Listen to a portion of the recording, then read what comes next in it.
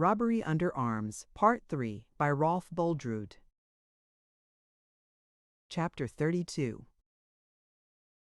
I'd settled in my mind that it couldn't be anyone else, when he sat up, yawned, and looked round as if he had not been away from the old place a week. "Ha! Richard, here we are again. Feeds the boar in the old Frank. The governor told me you and Jim had made back. Dreadful bore, isn't it? Just when we'd all rubbed off the rust of our bush life and were getting civilized. I feel very seriously ill-treated, I assure you. I have a great mind to apply to the government for compensation. That's the worst of these new inspectors. They are so infernally zealous. You were too many for them, it seems. I half thought you might have been nailed. How the deuce did you get the office in time? The faithful Warrigal, as usual, gave me timely warning and brought a horse, of course. He will appear on the Judgment Day leading Rainbow, I firmly believe. Why he should be so confoundedly anxious about my welfare, I can't.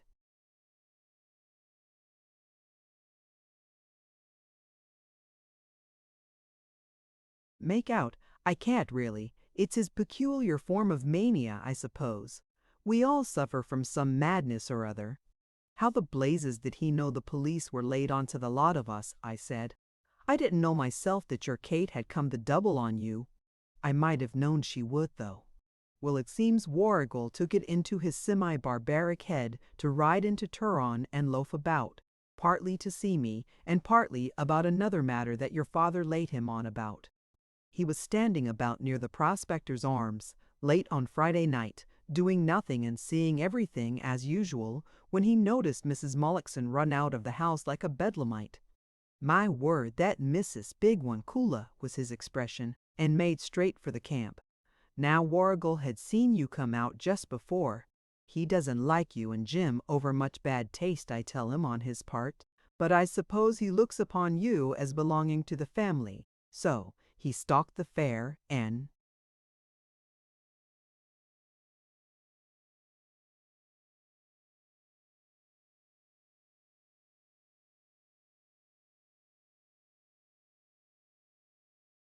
Furious Kate, that was how it was then.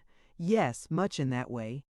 I must say, Dick, that if you are so extremely fond of well studying the female character, you should carry on the pursuit more discreetly. Just see what this miscalculation has cost your friends.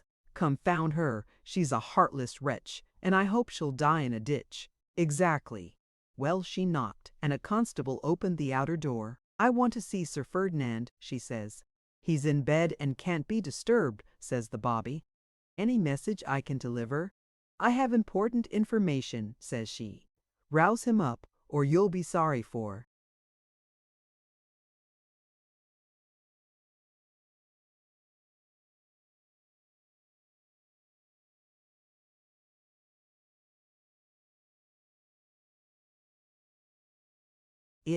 Won't it do tomorrow morning?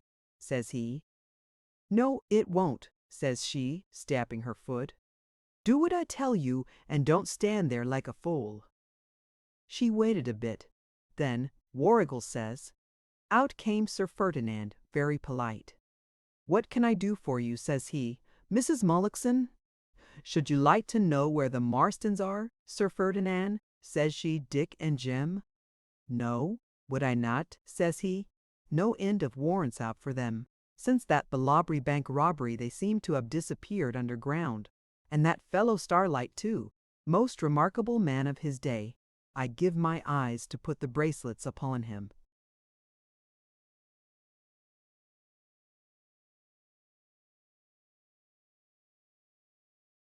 She whispered something into his ear. Gah, turn out, he roars out first, then dropping his voice, says out, my dear Mrs. Mullockson, you should hear Warrigal imitate him. You have made my fortune officially, I mean, of course. I shall never forget your kindness, thanks 1,000 times. Don't thank me, she says, and she burst out crying and goes slowly back to the hotel. Warrigal had heard quite enough. He rips over to Daly's mob, borrows a horse, saddle, and bridle, and leads him straight down to our camp. He roused me up about 1 o'clock. and I could hardly make any explanation to my mates. Such stunning good fellows they were, too. I wonder whether I shall ever associate with gentlemen again. The chances are against it.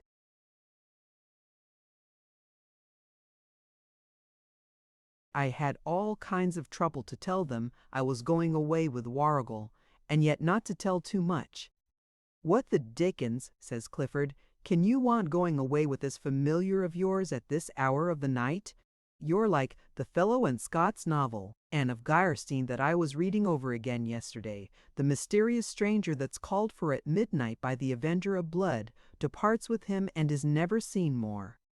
"In case you never see me afterwards," I said, "we'd better say goodbye. We'd been good mates and true friends, haven't we?" "Never better," he said. "I don't know what we shall do without you. But of course you're not going very far?" "Goodbye in case," I said. "Anyhow, I'll write you a line," and as I shook hands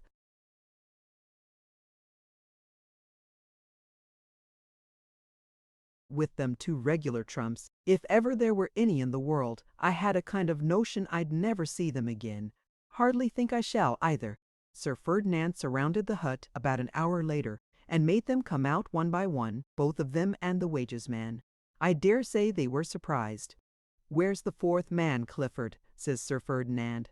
"Just ask him to come out, will you?" "What, Frank Houghton?" says he. I heard most of this from that young devil, Billy the boy. He saw Sir Ferdinand ride up, so he hid close by, just for the fun of hearing how he got on. He'd seen Warrigal and me right away. Frank Devil, bangs out Sir Ferdinand, who'd begun to get his monkey up. How should I know his infernal purser's name? No man, it seems to me, has his right name on this confounded goldfield.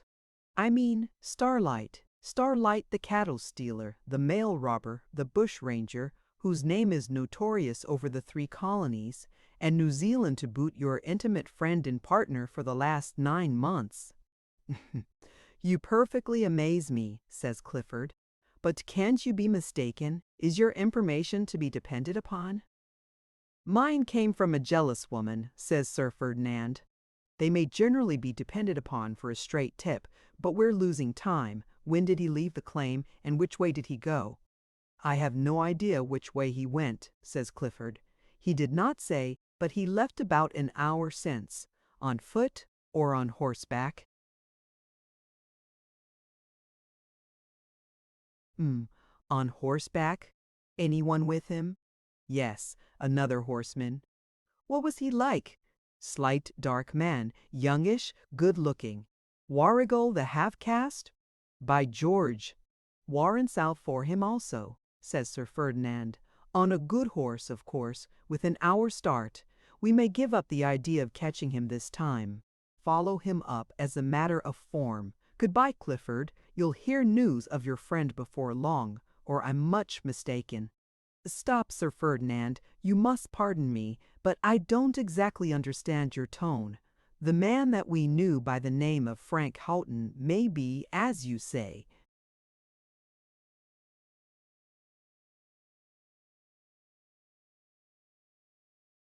an escaped criminal. All I know is that he lived with us since we came here, and that no fellow could have behaved more truly like a man and a gentleman. As far as we are concerned, I have a material guarantee that he has been scrupulously honest." "Do you mean to hint for one moment that we were aware of his previous history, or in any way mixed up with his acts? If I do, what then?" says Sir Ferdinand, laughing. "The affair is in no way ludicrous," says Clifford, very stiff and dignified. "I hold myself to have received an insult, and must ask you to refer me to a friend." "Do you know that I could arrest you in Hastings now and lock you up on suspicion of being concerned with him in the Ballabri Bank robbery?" says Sir Ferdinand in a stern voice. "Don't look so indignant. I only say I could. I am not going to do so, of course. As to fighting you, my dear fellow, I am perfectly at your service at all times and seasons whenever I resign my appointment as Inspector of Police for the colony of New South Wales. The civil service regulations do not permit of dueling at present, and I found it so deuced hard to work up to the billet that I am not going to imperil my continuance therein. After all, I had no intention of hurting your feelings, and apologize if I did. As for that rascal Starlight, he would deceive the very devil himself. And so Sir Ferdinand rode off. How did you come? By Jonathan's. We called nowhere. Warrigal, as usual, made a short cut of his own across the bush scrubs, gullies, mountains, all manner of desert paths. We made the hollow yesterday afternoon and went to sleep in a nook known to us of old. We dropped in to breakfast here at daylight, and I felt sleepy enough for another snooze.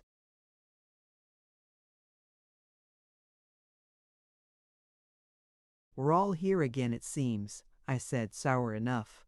I suppose we'll have to go on the old lay. They won't let us alone when we're doing fair work and behaving ourselves like men. They must take the consequences, D-Nem. Ha! Very true, says Starlight in his dreamy kind of way. Most true, Richard. Society should make a truce occasionally, or proclaim an amnesty with offenders of our stamp. It would pay better than driving us to desperation. How is Jim? He's worse off than either of us, poor fellow. Jim's very bad. He can't get over being away from Jeannie. I never saw him so down in the mouth this years. Poor old Jim. He's a deal too good for the place. Sad mistake, this getting married. People should either keep straight or have no relatives to bear the brunt of their villainies. But, soft, as they say in the play, where am I? I thought I was a virtuous miner again. Here we are at this devil-discovered, demon-haunted.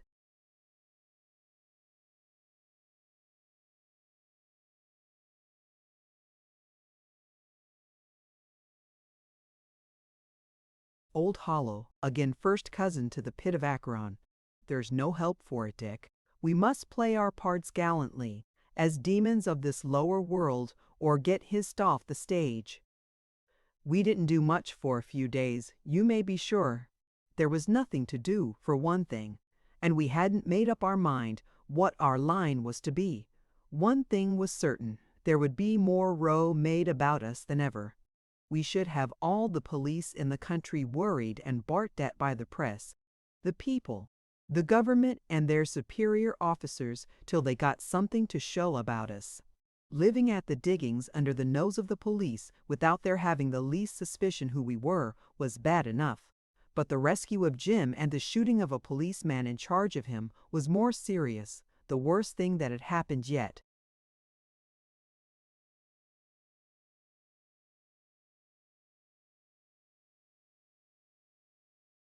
There would be the devil to pay if they couldn't find a track of us. No doubt money would be spent like water in bribing anyone who might give information about us.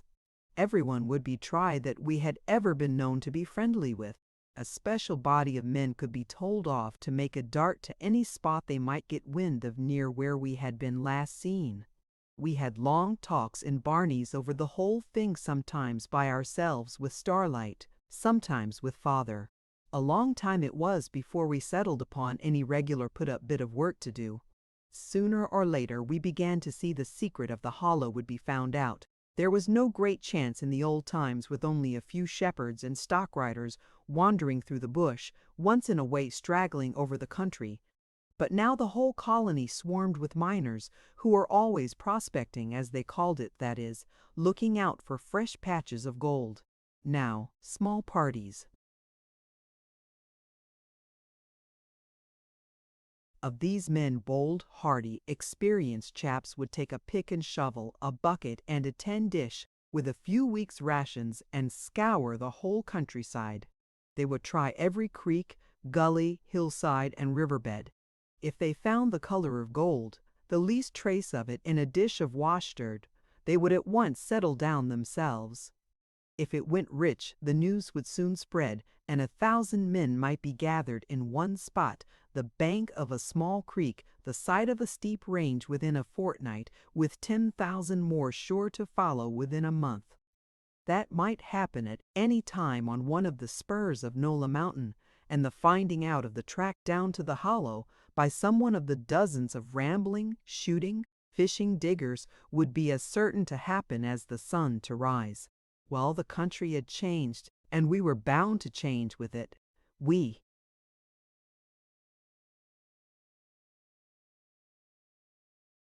Couldn't stop boxed up in the hollow day after day and month after month, shooting and horse breaking, doing nothing and earning nothing. If we went outside, there were 10 times more men looking out for us than ever, 10 times more chance of our being tracked or run down than ever, that we knew from the newspapers. How did we see them? Oh, the old way. We sent out our scout, Warrigal, and he got our letters and papers too, from a sure hand. As Starlight said, the old people in the English wars used to say, the papers were something to see. First he brought us in a handbill that was posted in Bargo, like this, 5 £1 reward. The above reward will be paid to anyone giving information as to the whereabouts of Richard Marston, James Marston, and a man whose name is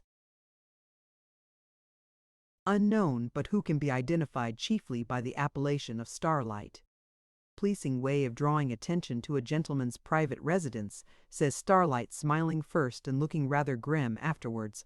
Never mind, boys, they'll increase that reward yet, by Jove. It will have to be 1,000 apiece if they don't look a little sharper. We laughed, and Dad growled out, "Don't seem to have the pluck, any on ye, to tackle a big touch again. I expect they'll send a summons for us next, and get old Bill Barkis, the bailiff at Bargo, to serve it." "Come, come, Governor," says Starlight. "None of that. We've got quite enough devil in us yet, without your stirring him up. You must give us time, you know. Let's see what this paper says. Turon Star.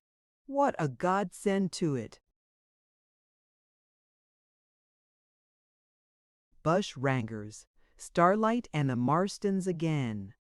The announcement will strike our readers, if not with the most profound astonishment, certainly with considerable surprise, that these celebrated desperadoes, for whose apprehension such large sums have been offered, for whom the police in all the colonies have made such unremitting search, should have been discovered in our midst. Yet such is the case. On this very morning, from information received, our respected and efficient Inspector of Police, Sir Ferdinand Morringer, proceeded soon after midnight to the camp of Messrs. Clifford and Hastings. He had every reason to believe that he would have had no difficulty in arresting the famous Starlight, who, under the cognomen of the Honourable Frank Houghton, has been for months a partner in this claim. The shareholders were popularly known as the Three Honourables, it being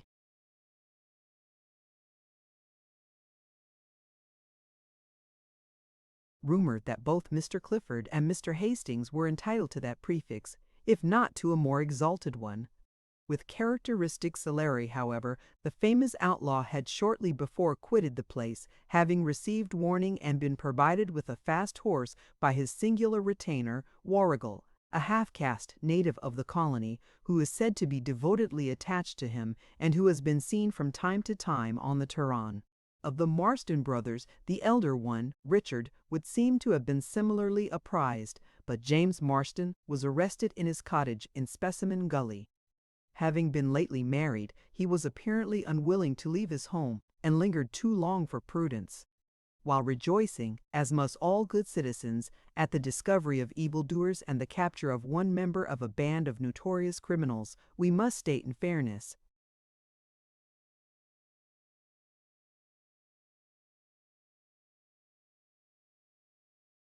and candor that their conduct has been, while on the field as minors, free from reproach in every way. For James Marston, who was married but a short while since to a Melbourne young lady of high personal attractions and the most winning amiability, great sympathy has been expressed by all classes. So much for the Star.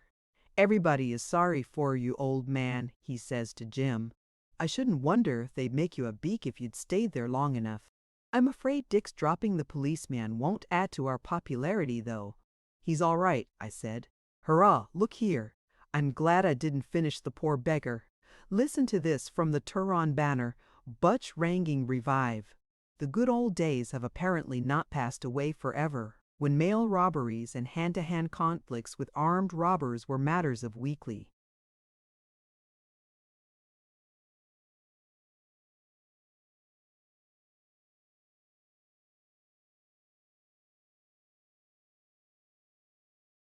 occurrence. The comparative lull observable in such exciting occurrences of late has been proved to be but the ominous hush of the elements that precedes the tempest. Within the last few days, the mining community has been startled by the discovery of the notorious gang of bushrangers, Starlight and the Marstons, domiciled in the very heart of the diggings, attired as ordinary miners and for their own purposes, possibly leading the laborious lives proper to the avocation. They have been fairly successful, and as miners, it is said, have shown themselves to be manly and fair-dealing men. We are not among those who care to judge their fellow men harshly. It may be that they had resolved to forsake the criminal practices which had rendered them so unhappily celebrated. James Marston had recently married a young person of most respectable family and prepossessing appearance. As far as may be inferred from this step, and his subsequent conduct, he had cut loose from his former habitudes. He, with his brother Richard Marston, worked an adjoining claim to the Arizona Sluicing Company, with the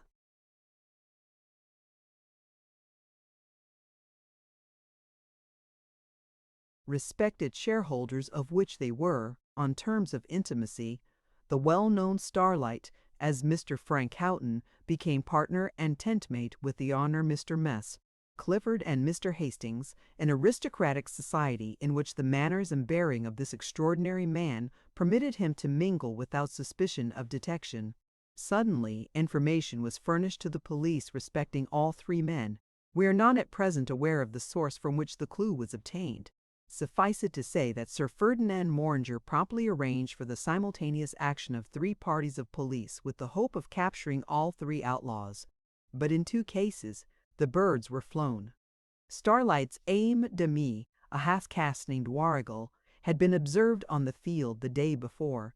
By him he was doubtless furnished with a warning, and the horse upon which he left his abode shortly before the arrival of Sir Ferdinand.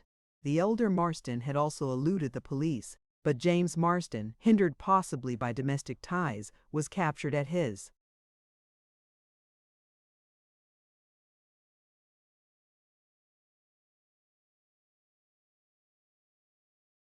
cottage at Specimen Gully. For him sympathy has been universally expressed.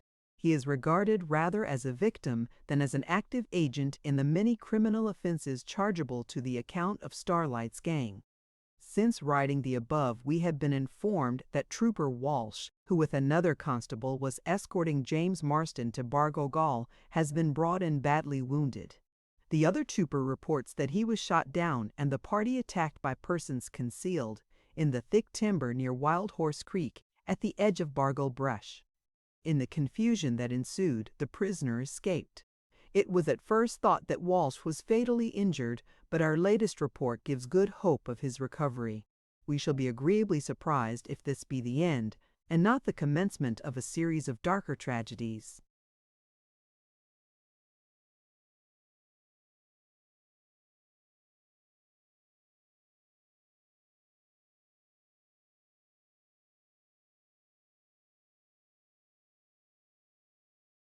Chapter 33. A month's loafing in the hollow. Nothing doing and nothing to think of except what was miserable enough, God knows. Then things began to shape themselves, in a manner of speaking. We didn't talk much together, but each man could see plain enough what the others was thinking of. Dak growled out a word now and then, and Warrigal would look at us from time to time with a flash in his hawk's eyes that we'd seen once or twice before and knew the meaning of. As for Jim, we were bound to do something or other, if it was only to keep him from going melancholy mad. I never seen any man changed more from what he used to be than Jim did. He that was the most careless, happy-go-lucky chap that ever stepped, always in a good temper and full of his larks. At the end of the hottest day in summer on the plains, with no water handy, or the middle of the coldest winter night in an iron bark forest, and we sitting on our horses waiting for daylight, with the rain pouring down our backs, not game to light a fire, and our hands that cold we could hardly hold the reins, it was all one to Jim, always jolly.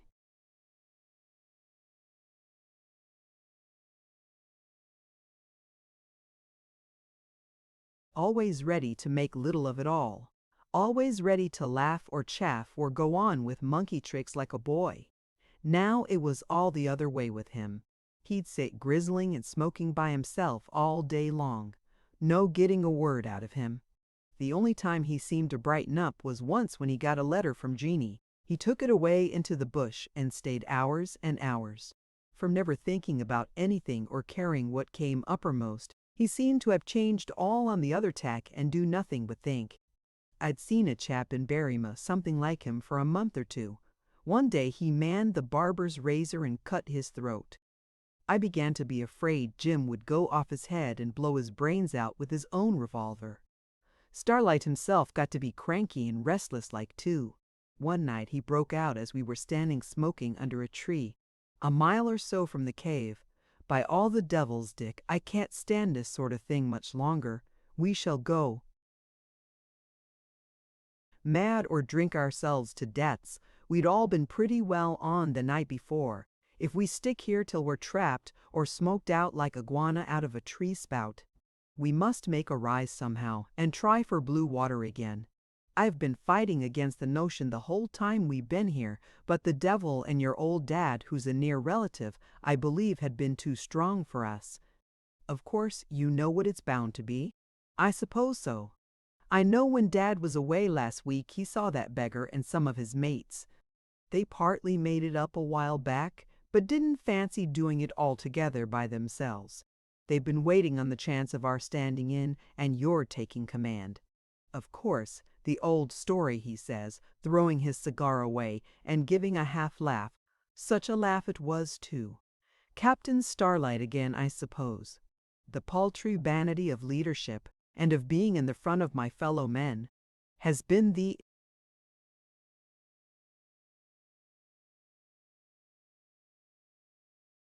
ruin of me ever since I could recollect. If my people had let me go into the army, as I begged and prayed of them to do, it might have been all the other way. I recollect that day and hour when my old governor refused my boyish petition, laughed at me, sneered at me. I took the wrong road then. I swear to you, Dick, I never had thought of evil till that cursed day which made me reckless and indifferent to everything. And this is the end, a wasted life, a felon's doom. Quite melodramatic, isn't it, Richard? Well, we'll play out the last act with spirit. Enter first robber, and so on. Good night." He walked away. I never heard him say so much about himself before. It set me thinking of what luck and chance there seemed to be in this world. How men were not let do what they knew was best for 'em often and often, but something seemed to drive 'em farther and farther along the wrong road, like a lot of stray wild cattle that wants to make back to their own run, and a dog here, a fence the other way.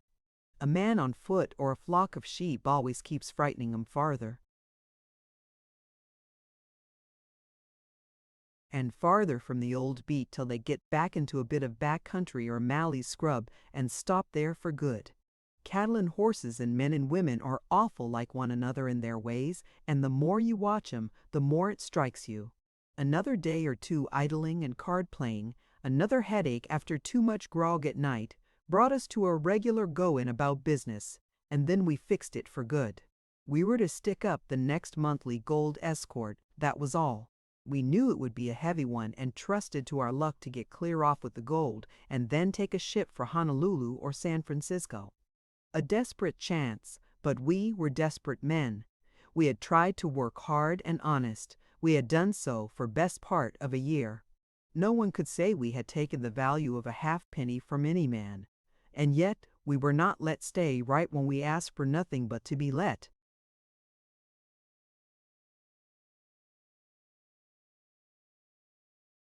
Alone and live out the rest of our lives like men. They wouldn't have us that way, and now they must take us across the grain and see what they would gain by that. So it happened. We went out one day with Warrigal to show us the way, and after riding for hours and hours, we came to a thick scrub. We rode through it till we came to an old cattle track.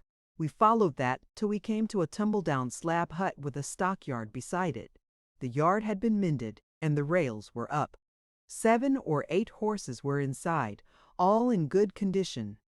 as many men were sitting or standing about smoking outside the old hut. When we rode up, they all came forward, and we had it out. We knew who was coming and were ready for him.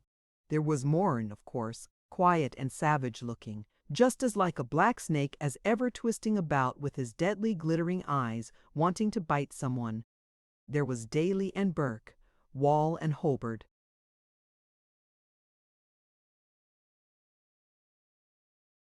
and 2 or 3 more. I won't say who they were now, and if you please, who should come out of the hut last but Master Billy the boy, as impudent as you like, with a pipe in his mouth and a revolver in his belt, trying to copy Morin and Daly. I felt sorry when I see him, and thought what he'd gradually come to bit by bit, and where he'd most likely end, all along of the first money he had from father for telegraphing. But after all, I've a notion that men and women grow up as they are intended to from the beginning, all the same as a tree from seed. You may twist it this road or that, make it a bit bigger or smaller according to the soil or the way it's pruned and cut down when it's young, but you won't alter the nature of that tree or the fruit that it bears. You won't turn a 5-corner into a quince or a gabung into an orange, twist and twine and dig and water as you like. So whichever way Billy the boy had been broken and named, he'd have bolted and run off the course. Take a pet dingo now. He might look very tame, and follow them that feed him, and stand the chain, but as soon as anything passed close that he could kill, he'd have his teeth into it and be lapping its blood before you could say knife, and the older he got the worse he'd be. Well, Dick, says this young limb of Satan, so you've took to the Queen's highway again, as the chap says in the play. I thought you and Jim was a-going to join the Methodies or the Sons of Temperance at Turin.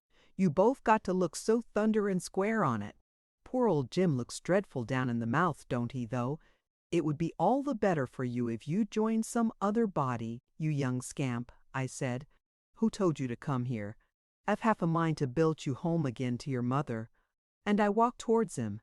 No, you won't, Dick Marston. Don't you make any mistake, says the young bull pup, looking nasty.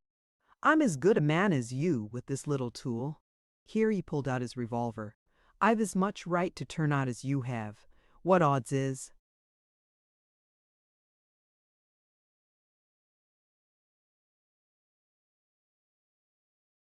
It to you what I do? I looked rather foolish at this, and Moran and Burke began to laugh. You'd better set up a night school, Dick, says Burke, and get Billy and some of the other flash kiddies to come. They might turn over a new leaf in time. If you'll stand up, or Moran there, that's grinning behind you, I'll make some of you laugh on the wrong side, I said.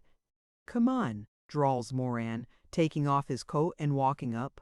I'd like to have a smack at you before you go into the church.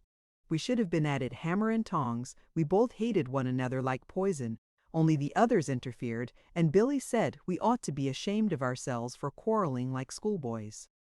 We were nice sort of chaps to stick up a gold escort. That made a laugh, and we knocked off.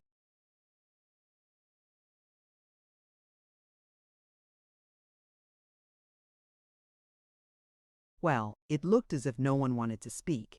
Ben Holbert, a very quiet chap, says, I believe Ben Marston's the oldest man here. Let's hear what he's got to say. Father gets up at once and looks steady at the rest of 'em, takes his pipe out of his mouth and shakes the baxi out. Then he says, all on ye knows, without my telling what we've come here about and what there's hangin' to it. It's good enough if it's done to rights, but make no mistake, boys. It's a battle as must be fought game, and right back to the ropes or not at all. If there's a bird here that won't stand the steel, he'd better be put in a bag and took home again. Never mind about the steel, Daddy, says one of the new men. We're all good for a flutter when the wager's good.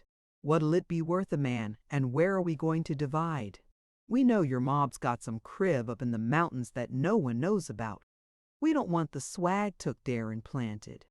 It mightn't be.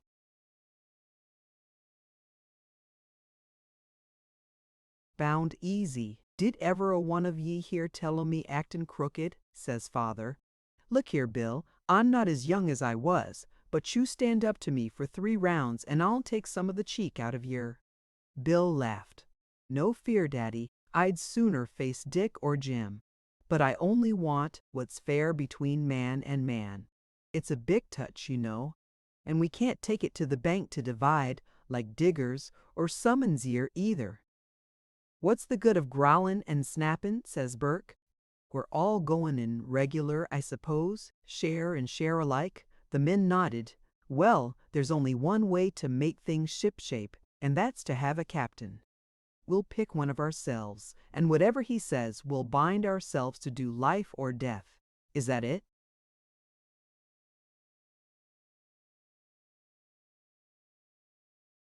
Boys? Yes, that's the only way, came from all hands.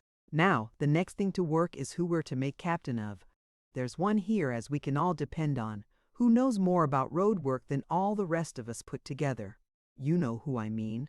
But I don't want you to choose him or any man because I tell you. I propose Starlight for captain if he'll take it, and them that don't believe me, let 'em find a better man if they can. I vote for Dan Moran, says another man, a youngish farmer-looking chap. He's a bushman like ourselves, and not a half-bred swell that's just as likely to clear out when we want him most as do anything else. You go back to the springs and feed them pigs, Johnny, says father, walking towards the young chap. That's about what you're bred for. Nobody'll take.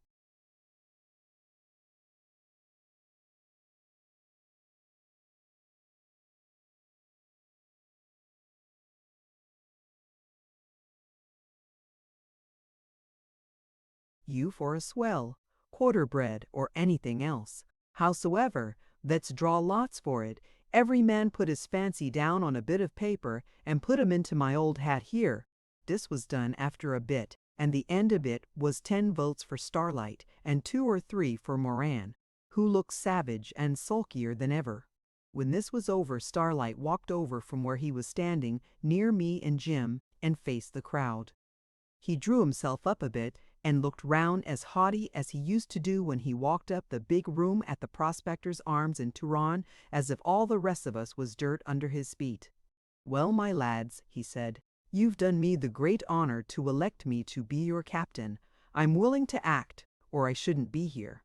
If you're fools enough to risk your lives and liberties for 1,000 ounces of gold a man, I'm fool enough to show you the way.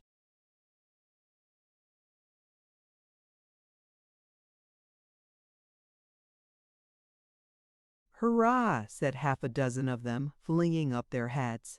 We're on, Captain. Starlight forever. You ride ahead and we'll back up. That will do, he says, holding up his hand as if to stop a lot of dogs barking.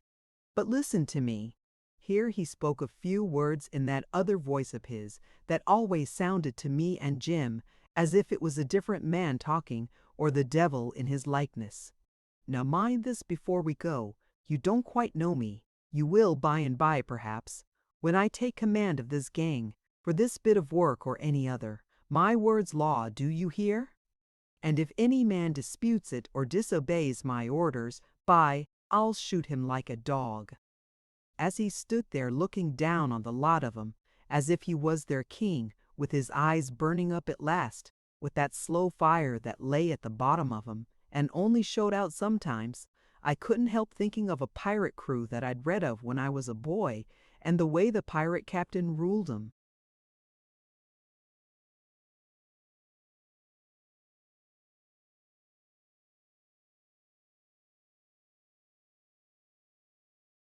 Chapter 34. We were desperate, fidgety, and anxious till the day came. While we were getting ready, 2 or 3 things went wrong, of course. Jim got a letter from Jeanie, all the way from Melbourne, where she'd gone. It seems she'd got her money from the bank, Jim's share of the gold, all right. She was a saving, careful little woman, and she told him she'd enough to keep them both well for 4 or 5 years anyhow. What she wanted him to do was to promise that he'd never be mixed up in any more dishonest work and to come away down to her at once.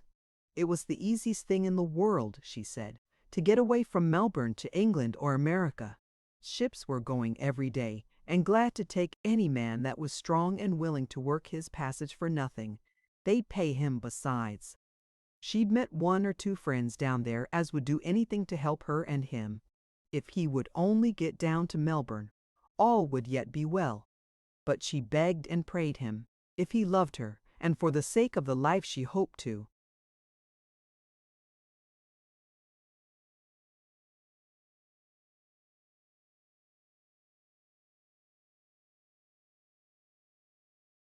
live with him yet, to come away from his companions and take his own genie's advice and try and do nothing wrong for the future. If Jim had got his letter before we made up matters, just at the last he'd have chucked up the sponge and cleared out for good and all. He as good as said so, but he was one of them kind of men that once he'd made a start never turned back. There'd been some chaff, to make things worse, between Moran and Daly and some of the other fellows about being game and whatnot, especially after what father said at the hut, so he wouldn't draw out of it now. I could see it fretted him worse than anything since we came back, but he filled himself up with the idea that we'd be sure to get the gold all right and clear out different ways to the coast, and then we'd have something worthwhile leaving off with. Another thing, we'd been all used to having what money we wanted lately, and we none of us fancied living like poor men again in America or anywhere else. We hadn't had hardly a scrap from Eileen since we'd come back this last time. It wasn't much odds. She was regular broken-hearted, you could see it in every line. She had been foolish enough to hope for better things, she said. Now she expected nothing more in this world, and was contented to wear out her miserable life the best way she could.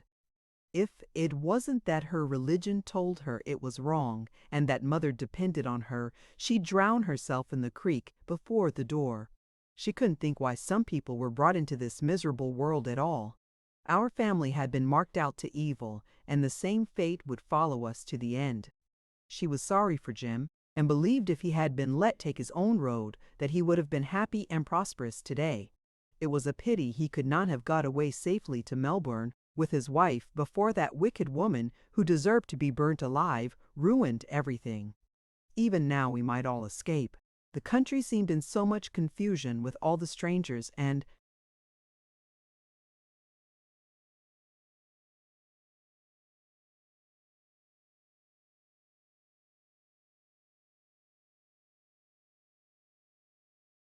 bad people's bad people. Well, everyone thinks their own crow, the blackest, that the goldfields had brought into it, that it wouldn't be hard to get away in a ship somehow. If nothing else bad turned up, perhaps it might come to pass yet. This was the only writing we'd had from poor Eileen. It began all misery and bitterness, but got a little better at the end. If she and Gracie could have got hold of Kate Morrison, there wouldn't have been much left of her in a quarter of an hour. I could see that. Inside was a little bit of paper with one line. For my sake, that was all. I knew the writing. There was no more. I could see what Gracie meant, and wished over and over again that I had the chance of going straight, as I'd wished 1,000 times before. But it was too late. Too late. When the coach is running downhill and the brakes off, it's no use trying to turn. We had all our plan laid out and settled to the smallest thing. We were to meet near Eugora Rocks a good hour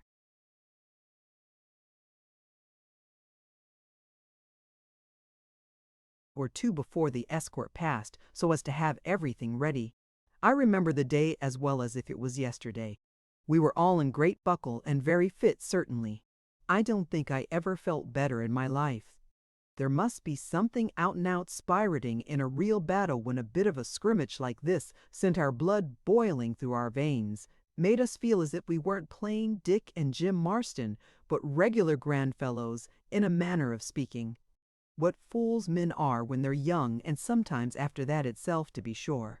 We started at daylight, and only stopped once on the road for a bite for ourselves, and to water the horses, so that we were in good time. We brought a little corn with us, just to give the horses something. They'd be tied up for hours and hours when we got to the place pitched on. They were all there before us. They hadn't as good horses by a long chalk as we had, and two of their packers were poor enough. Jim and I were riding ahead with Starlight a little on the right of us. When the fellows saw Rainbow, they all came crowding round him as if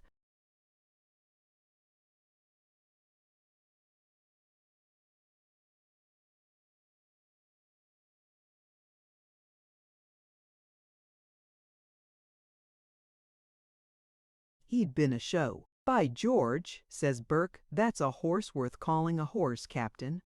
I often heard tell of him, but never set eyes on him before. I've two minds to shake him and leave you my horse and a share of the gold to boot. I never saw his equal in my life, and I've seen some plums too." "Honor among well bushrangers, eh, Burke?" says Starlight cheerily. "He's the right sort, isn't he? We shall want good goers tonight. Are we all here now? We better get to business." Yes, they were all there. A lot of well-built, upstanding chaps, young and strong, and fit to do anything that a man could do in the way of work or play. It was a shame to see them there, and us too, for the matter of that. But there was no getaway now. There will be fools and rogues to the end of the world, I expect. Even Moran looked a bit brighter than he did last time. He was one of those chaps that a bit of real danger smartens up. As for Burke, Daly, and Holbert, they were like a lot of schoolboys, so full of their fun and larks. Starlight just spoke a word to them all. He didn't talk much, but looked hard and stern about the face, as a captain ought to do. He rode up to the gap and saw where the trees had been cut down to block up the road. It would be hard work getting the coach through there now for a bit to come. After that, our horses and the two packers were left behind with Warrigal and father. Close enough for hearing, but well out of the way for seeing. It was behind a thick belt of timber. They tied up some to trees and short-hobbled others, keeping them all so as to be ready at a moment's notice. Our men hid themselves behind rocks and stumps on the high side of the road so as they could see well, and had all the shadow on their side. Wall and Holbert and their lot had their mob of horses, packers, and all planted away, and two young fellows belonging to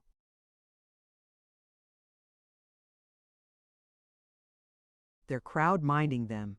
We'd been ready a good bit when a colt comes tearing up full bat. We were watching to see how he shaped, and whether he looked likely to lay on the police, when I saw it was Billy the Boy. "Now I call this something like," says he, pulling up short, "army in readiness, the enemy not far off. My word, it is a fine thing to turn out, ain't it, Dick? Do you chaps feel shaky at all? Ain't your galley the least little bit?" "They're a-comin'." "How long will they be?" Starlight said. "Just remember that you're not skylarking at a pound yard, my boy." "All right, Captain," he answered, quiet enough. "I started on ahead the moment I saw 'em leave the camp. They're safe to be here in 10 minutes now. You can see 'em when they come into the flat. I'll clear out to the back for a bit. I want 'em to."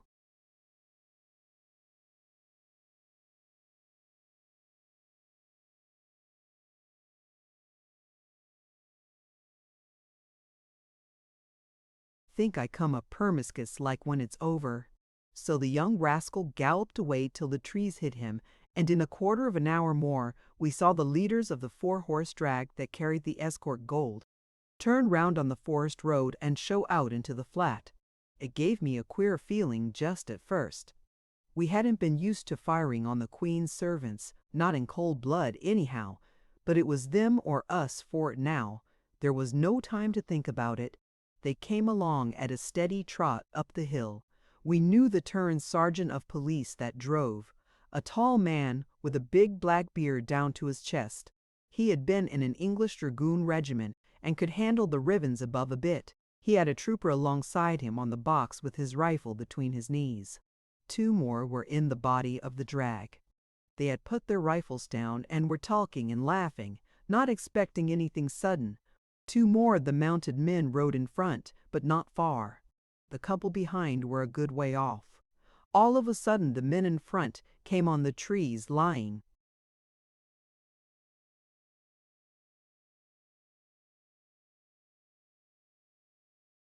across the road. They pulled up short and one of them jumped down and looked to see if anything could be done to move them. The other man held his horse. The coach drove up close so that they were bunched up pretty well together. "Who the devil has been doing that?" sung out the sergeant. "Just as if the road isn't bad enough without these infernal lazy scoundrels of bullock drivers cutting down trees to make us go round. It's a beastly track here at the best of times." "I believe them trees have been fallen on purpose," says the trooper that was down. "There's been men and horses too about here today. By the tracks, they're up to no good. Fire!" The order was given in Starlight's clear, bold voice. Just like a horn, it sounded. You might have heard it twice as far off. A dozen shots followed the next second, making as much row as 50 because of the way the sound echoed among the rocks. I never saw a bigger surprise in my life, and wasn't likely to do, as this was my first regular battle. We had plenty of time to take aim, and just at first it looked as if the whole blessed lot of the police was killed and wounded. The sergeant threw up his arms and fell off the box like a log, just under the horse's feet. One of the troopers on ahead dropped, he that was holding the horses, and both horses started off at full gallop. The two men in the body of the drag were both hit one badly. So when the two troopers came up full gallop from the back, they found us cutting the traces of the team that was all plunging like mad and letting the horses go. We opened fire at them directly they showed themselves. Of course they couldn't do much in the face of a dozen men, all well armed and behind good cover. They kept it up for a bit till one of their horses was hit, and then made tracks for a turn to report that the escort had been stuck up by 20 or 30 men at Ugor Rocks. The others had come up with the pack horses by this time, along with Master Billy the Boy firing his revolver and shouting enough for half a dozen, so we looked a bit crowd that all the men were shot dead, wounded, or taken prisoners, and that a strong force had better be dispatched at once to recapture the gold. A good deal of this was true, though not all. The only man killed was the sergeant. He was shot clean through the heart and never stirred again. Of the 5 other men, 3 were badly wounded and 2 slightly. We attended to them as well as we could, and tied the others so that they would not be able to give any bother for an hour or 2 at any rate.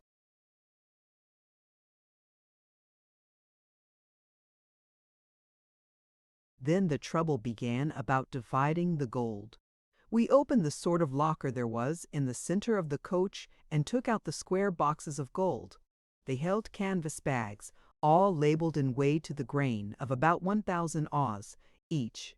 There were 14 boxes in all. Not a bad haul. Some of the others couldn't read or write, and they wouldn't trust us, so they brought their friend with them, who was an educated man sure enough. We were a bit stunned to see him, holding the sort of position he did at the turn. But there he was, and he did his work well enough. He brought a pair of scales with him, and weighed the lot, and portioned it all out amongst us, just the same as Mr. Scott the banker used to do for us at the turn when we brought in our month's washing up. We had 5,000 Oz. Starlight had an extra share on account of being captain, and the rest had somewhere about 8,000 Oz, or 9,000 Oz, or 9,000 Oz among them. It wasn't so bad.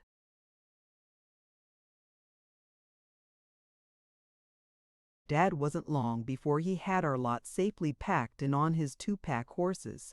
Warrigal and he cleared out at a trot and went out of sight in a jiffy. It was every man for himself now. We waited a bit to help them with their swag. It was awful heavy. We told them that their pack horses would never carry it if there was anything of a close run for it. "Suppose you think you've got the only good horse in the country, Dick Marston," says Daly. "We'll find a horse to run anything you've got, Baron Rainbow. I've got a little roan horse here as shall run ever a horse ye own, for 3 mile for 100 notes, with 12 stone up. What do you think of that now?" "Don't take your shirt off, Patsy," I said. "I know the roan's as good as ever was foaled, so he was. The police got him after Patsy was done for, and kept him till he died of old age, but he's in no condition. I'm talking of the pack horses." They're not up to much, as you'll find out. We didn't want to rush off at once, for fear the other fellows might say something afterwards if anything happened cross. So we saw them make a fair start for a spot on Weddin Mountain where they thought they were right. We didn't think we could be caught once we made tracks in earnest. After a couple or 3 hours riding, we should be pretty safe, and daylight would see us at the hollow. We stopped, besides, to do what we could for the wounded men.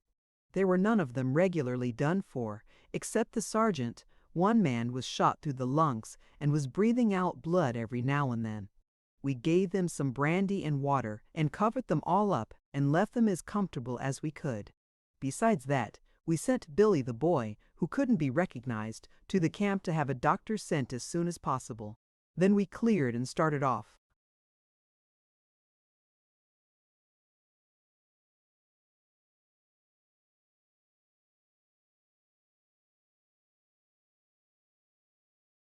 Not the way we had to go, but so as we could turn into it. We couldn't ride very slow after such a turn as that, so we made the pace pretty hot for the first 20 miles or so. By Jove, it was a great ride. The forest was middling open, and we went 3 parts speed when we could see before us. The horses seemed to go as if they knew there was something up. I can see Rainbow now, swinging along with that beautiful bounding style of going he had, snorting now and then, and sending out his legs as if 100 miles, more or less, was nothing. His head up, his eyes shining like a star, his nostrils open, and every now and then, if anything got up, he'd give a snort as if he'd just come up out of the bush. They'd had a long-ish day and a fast ride before they got to Eugora, just enough to eat to keep them from starving, with a drink of water. Now they were going the same style back, and they'd never had the saddles off their backs.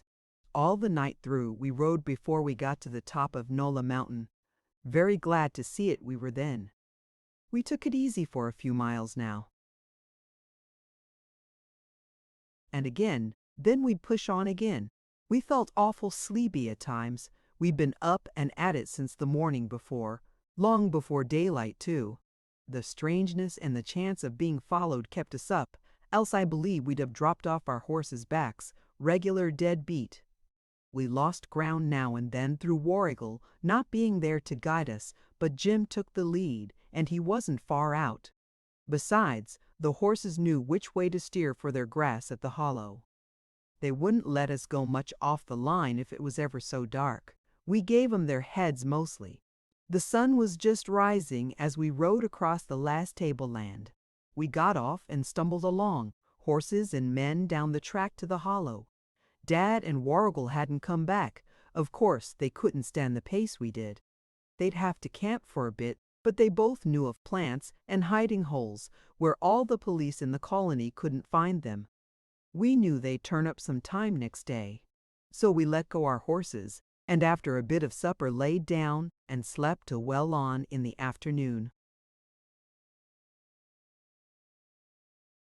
When I looked round, I saw the dog sleeping at Jim's feet. Old Crib. He never left father very far, so of course the old man must be home, or pretty close up. I was that dead beat and tired out that I turned over and went to sleep for another couple of hours. When I next woke up, I was right and felt rested, so I put on my things, had a good wash, and went out to speak to father. He was sitting by the fire outside smoking, just as if he'd never been away.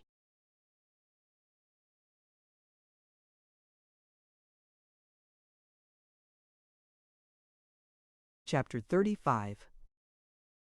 We done that job to rights, if we never done another, lad? Says father, reaching out for a coal to put in his pipe. Seems like it, I said. There'll be a deuce of a bobbery about it. We shan't be able to move for a bit, let alone clear out.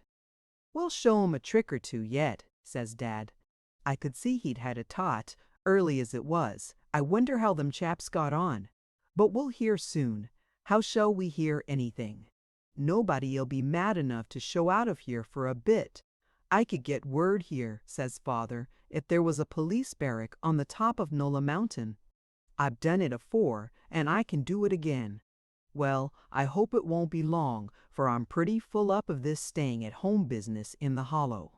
It's well enough for a bit, but it's awful slow when you've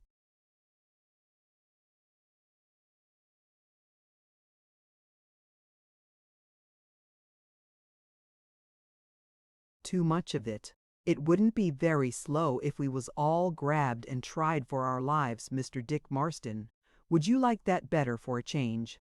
Says the old man, showing his teeth like a dog that's making up his mind to have ye, and don't see where he's to get first bite. You leave the thing to them as knows more than you do, or you'll find yourself took in, and that precious sharp. You'll find your pals Burke and Moran, and their lot will have their turn first, I said, and with that I walked off, for I saw the old man had been drinking a bit after his night's work, and that always started his temper the wrong way. There was no doing anything with him then, as I knew by long experience. I was going to ask him where he'd put the gold, but thought it best to leave that for some other time. By and by, when we all turned out and had some breakfast, we took a bit of a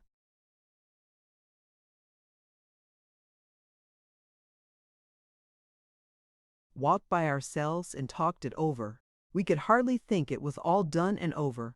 The gold escort stuck up. 14,000 ounces of gold taken. Sergeant Hawkins shot dead. The robbers safe off with their booty.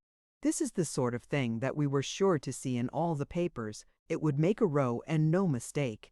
It was the first time such a thing had been thought of, much less carried out to rights, as Father said, in any of the colonies. We had the 5,000 ounces of gold safe enough, too. That was something. Whether we should be let enjoy it, or what chance we had of getting right away out of the country, was quite another matter. We were all sorry for Sergeant Hawkins, and would have been better pleased if he'd been only wounded like the others. But these sorts of things couldn't be helped. It was the fortune of war, his luck this time, ours next. We knew what we had to expect. Nothing would make much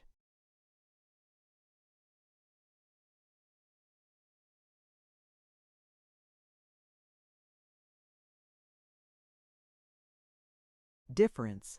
As well be hung for a sheep as a lamb. We were up to our necks in it now, and must fight our way out the best way we could. Bar any man betraying the secret of the hollow, we might be safe for years to come, as long as we were not shot or taken in fair fight. And who was to let out the secret? No one but ourselves had the least notion of the track, or where it led to, or of such a place as the hollow being in the colony. Only us 5 were in possession of the secret. We never let any of these other men come near, much less to it. We took good care never to meet them within 20 miles of it. Father was a man that, even when he was drunk, never let out what he didn't want other people to know. Jim and I and Starlight were not likely to blab, and Warrigal would have had his throat cut sooner than let on about anything that might be against Starlight, or that he told him not to do. We had good reason, then, to think ourselves safe as long as we had such a place to make for whenever we were in danger or had done a stroke. We had enough in gold and cash to keep us comfortable in any other country, provided we could only get there. That was the rub. When we got a glass or two in our heads, we thought it was easy enough to get across country, or to make away one by one at shearing time, disguised as swagsmen, to the coast.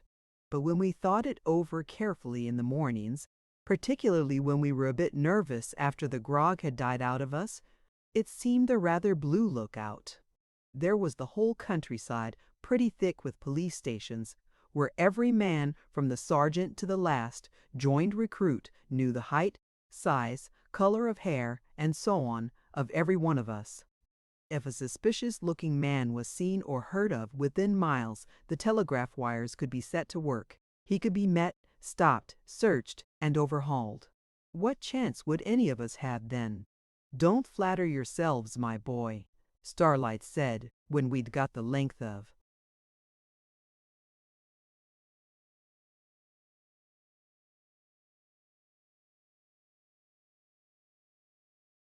thinking how it was to be done, that there's any little bit of a chance, for a year or two at any rate, of getting away. Not a kangaroo rat could hop across from one scrub to another if there was the least suspicion upon him without being blocked or run into. Jim, old man, I'm sorry for you, but my belief is we're quartered here for a year or two, certain, and the sooner we make up our minds to it, the better. Here, poor old Jim groaned. Don't you think, he said, quite timid-like, that about shearing time a man might take his chance, leading an old horse with a swag on, as if you wanted to get shearing in some of the big down-the-river sheds? Not a bit of it, says Starlight. You're such a good-looking, upstanding chap that you're safe to be pulled up and made answer for yourself before you'd get 50 miles. If you rode a good horse, they'd think you were too smart-looking for a regular shearer and nail you at once. But I'd take an old screw with a big leg, pleaded Jim. Haven't I often seen, eh?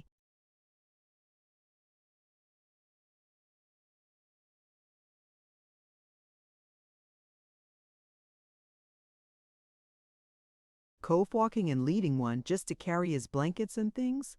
Then they'd know a chap like you, full of work and a native to boot, ought to have a better turnout if it wasn't a stall. So they'd have you for that. But there's Isaac Lawson in Campbelltown. You've seen them. Isaac's an inch taller than me and the same cut and make. Why shouldn't they shop them when they're going shearing? They're square enough and always was. And Campbelltown's a good deal like Dick, beard and all. Well, I'll bet you a new meerschaum that both men are arrested on suspicion before shearing. Of course they'll let them go again, but you mark my words, they'll be stopped as well as dozens of others. That will show how close the search will be. I don't care, says Jim in his old obstinate way, which he never put on except.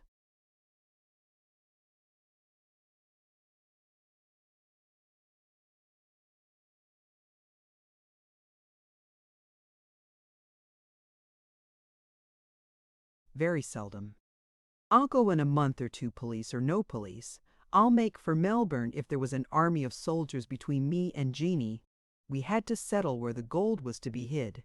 After a lot of talk, we agreed to keep one bag in a hole in the side of the wall of the cave and bury the others in the place where we'd found old Mr. Devereux's box.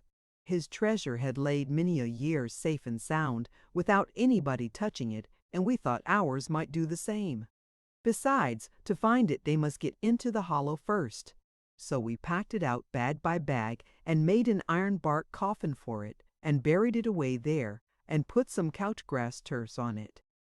We knew they'd soon grow up, and nobody could tell that it hadn't always been covered up the same as the rest of the old garden. It felt pretty hard lines to think we shouldn't be able to get away from this lonely place after the life we'd led the last year. But Starlight wasn't often wrong.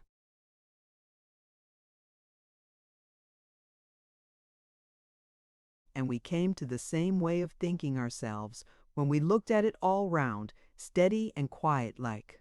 We'd been a week or 10 days all by ourselves, horse breaking, fishing and shooting a bit, thinking how strange it was that we should have more than 20,000 pounds in gold and money and not be able to do anything with it, when Dad, sudden-like, said he'd go out himself and get some of the newspapers, and perhaps a letter or two if any came. Starlight laughed at him a bit for being foolhardy, and said we should hear of his being caught and committed for trial. Why, they'll know the dog, says he, and make him give evidence in court. I've known that done before now. Inspector Merlin nailed a chap through his dog. Father grinned. I know that case of sheep-stealing one. They wanted to make out Brummy was the man, as owned the dorg. A remarkable dorg he was too, and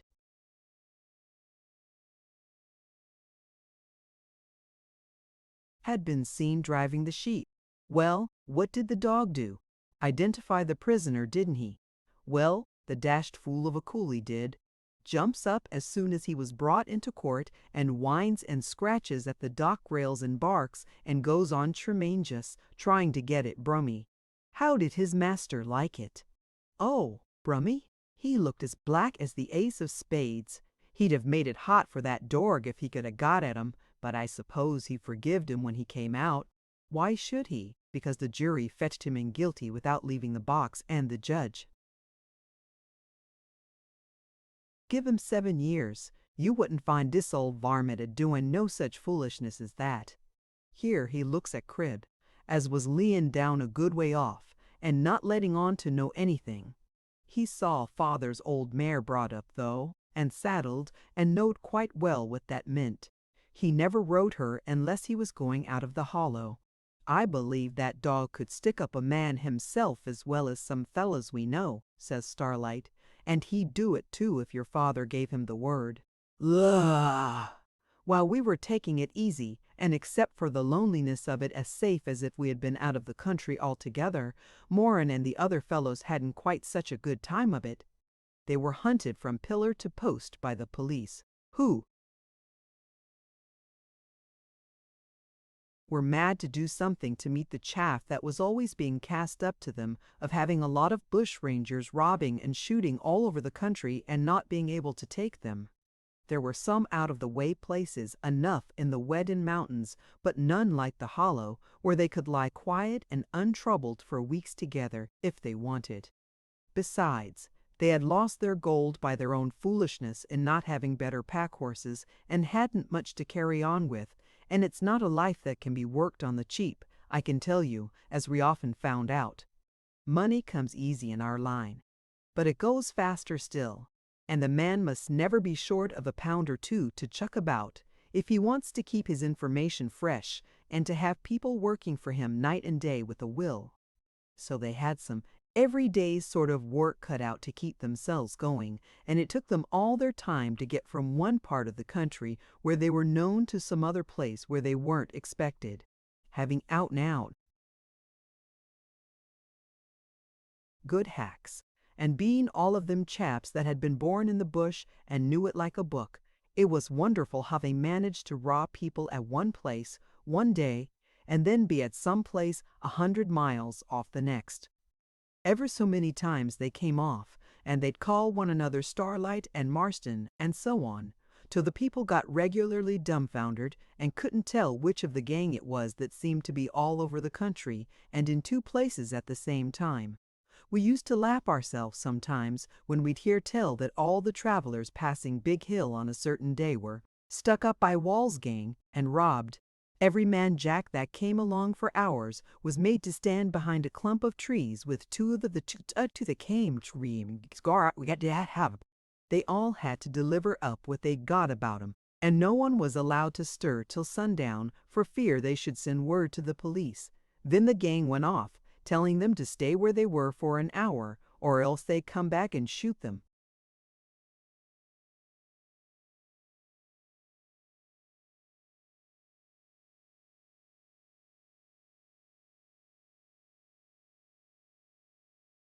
This would be on the western road, perhaps. Next day, a station on the southern road, 120 miles off, would be robbed by the same lot. Money and valuables taken away, and 3 or 4 of the best horses. Their own they'd leave behind in such a state that anyone could see how far and fast they'd been ridden. They often got stood to when they were hard up for a mount, and it was this way. The squatters weren't alike, by any manner of means, in their way of dealing with them. Many of them had lots of fine riding horses in their paddocks. These would be yarded some fine night, the best taken and ridden hard, perhaps returned next morning, perhaps in a day or two.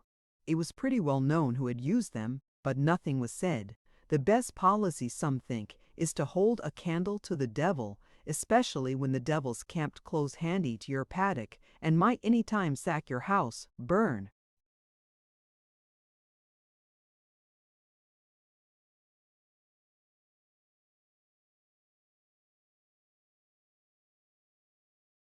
Down your woolshed in stacks, or even shoot at your worshipful self, if he didn't like the way you treated him and his imps.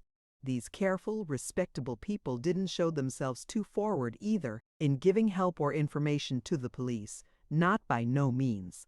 They never encouraged them to stay when they came about the place, and weren't that over-liberal in feeding their horses or giving them a hand in any way, that they'd come again in a hurry. If they were asked about the bushrangers or when they'd been last seen, they were very careful and said as little as possible. No one wonders at people like the Barneses, or little farmers, or the very small sort of settlers, people with one flock of sheep or a few cows, Doing this sort of thing, they have a lot to lose and nothing to get if they gain ill will. But regular country gentlemen, with big properties, lots of money, and all the rest of it, they're there to show a good example to the countryside, whether it paid for time or whether it didn't, and all us sort of chaps on the cross or not, like them all the better for it. When I say all of us, I don't mean Moran. A sulky, black-hearted, revengeful brute he always was. I don't think he'd any manly feeling about him. He was a half-bred gypsy, they told us, that knew where he was reared, and Starlight said gypsy blood was a queer cross. For devilry and hardness it couldn't be beat. He didn't wonder a bit at Moran's being the scoundrel he was. No doubt he had it in for more than one of the people who helped the police to Chevy Wall and his lot about. From what I knew of him, I was sure he'd do some mischief one of these days and make all the country 10 times as hot against us as they were now. He had no mercy about him. He'd rather shoot a man any day than not, and he'd burn a house down just for the pleasure of seeing how the owner looked when it was lighted.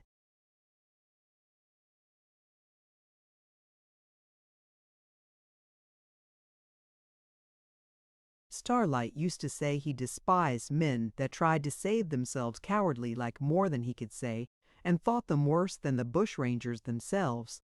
Some of them were big people, too, but other country gentlemen, like Mr. Falkland, were quite of a different pattern.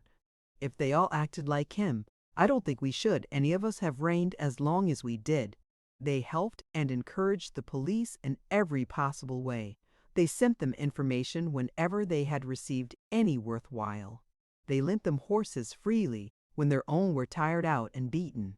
More than that, when bush rangers were supposed to be in the neighborhood, they went out with them themselves, lying out and watching through the long cold nights and taking their chance of a shot as well as those that were paid for it.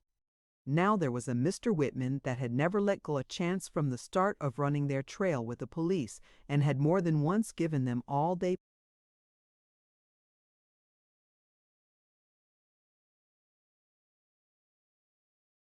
knew to get away.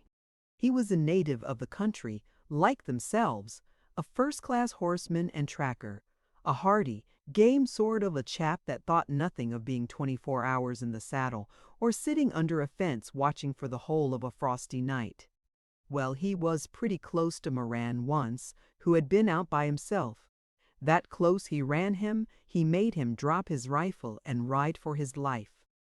Moran never forgave him for this, and one day when they had all been drinking pretty heavy, he managed to persuade Wall, Hobart, Burke, and Daly to come with him and stick up Whitman's house. I sent word to him I'd pay him out one of these fine days. He drawled out, and he'll find that Dan Moran can keep his word. He picked a time when he knew Whitman was away at another station. I always thought Moran was not so game as he gave himself out to be, and I think if he'd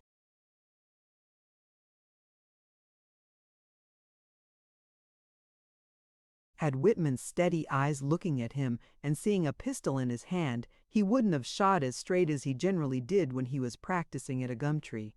Anyhow, they laid it out all right, as they thought, to take the place unawares. They'd been drinking at a flash kind of inn no great way off, and when they rode up to the house it seems they were all of 'em 3 sheets in the wind, and fit for any kind of villainy that came uppermost. As for Moran, he was a devil unchained. I know what he was. The people in the house that day trembled and shook when they heard the dogs bark and saw 5 strange horsemen ride through the back gate into the yard. They'd have trembled a deal more if they'd known what was coming.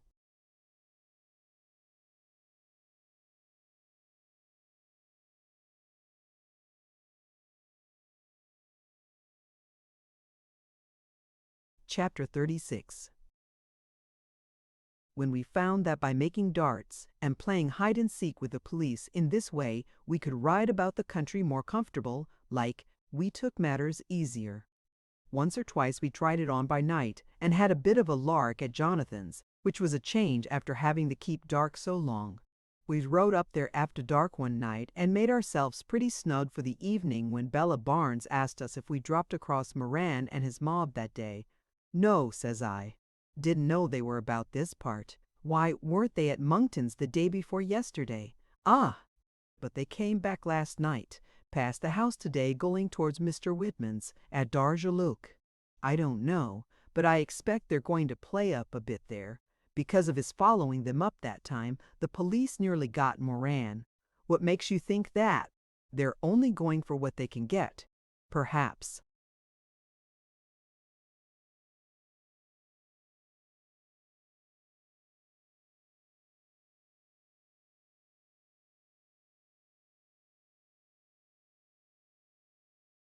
The riding horses and any loose cash that's knocking about. Billy the boy was here for a bit, says Maddie. I don't like that young brat. He'll turn out bad. You take my word for it. But he said Moran knew Mr. Whitman was away at the Castlereagh station and was going to make it a warning to them all. Well, it's too bad, said Bella. There's no one there but Mrs. Whitman and the young ladies. It's real cowardly, I call it, to frighten a parcel of women. But that Moran's a brute and hasn't the feelings of a man about him. We must ride over, boys, says Starlight, yawning and stretching himself. I was looking forward to a pleasant evening here, but it seems to me we ought to have a say in this matter. Whitman's gone a trifle fast and been hard on us. But he's a gentleman and goes straight for what he considers his duty. I don't blame him. If these fellows are half drunk, they'll burn the place down, I shouldn't wonder, and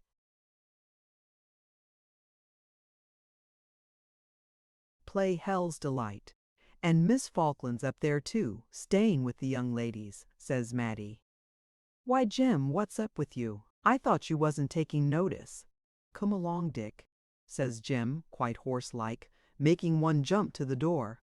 Dash it, man, what's the use of us wasting time jawing here? By, if there's a hair of her head touched, I'll break Moran's neck and shoot the lot of them down like crows. Goodbye, girls, I said. There's no time to lose. Starlight made a bow, polite to the last, and passed out. Jim was on his horse as we got to the stable door. Warrigal fetched Starlight's, and in half a minute Jim and he were off together along the road full split, and I had as much as I could do to catch them up within the next mile. It wasn't 20 miles to Whitman's.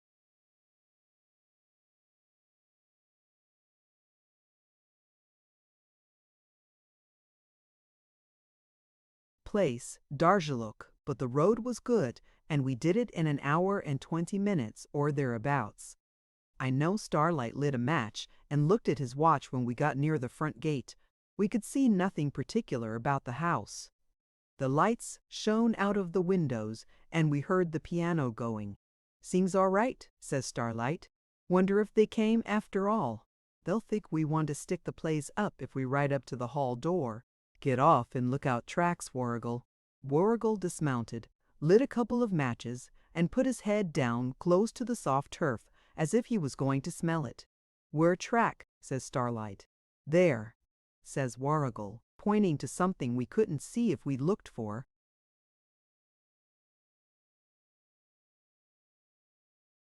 A month. Been gone that way. That one track Moran's horse. I know him. Turned foot in Leakit Cow. 4 more track follow-up. Why, they're in the house now, the infernal scoundrels, says Starlight. You stay here with the horses, Warrigal. We'll walk up. If you hear shooting, tie them to the fence and run in. We walked up very quiet to the house. We'd all been there before and knew where the front parlor was over the lawn and 2 flower beds, and then up to the big bow window. The others stood under an old white cedar tree that shadowed all round. I looked in, and, by George, my face burned, cold as it was. There was Moran lying back in an armchair with a glass of grog in his hand, taking it easy and making himself quite at home. Burke and Daly were sitting in 2 chairs near the table, looking a long way from comfortable, but they had a couple of bottles of brandy on the table and glasses and were filling up. So was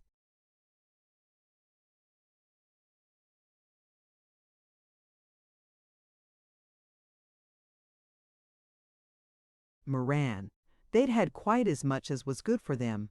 The eldest Miss Whitman was sitting at the piano, playing away tune after tune, while her eyes were wandering about and her lips trembling, and every now and then she'd flush up all over her face.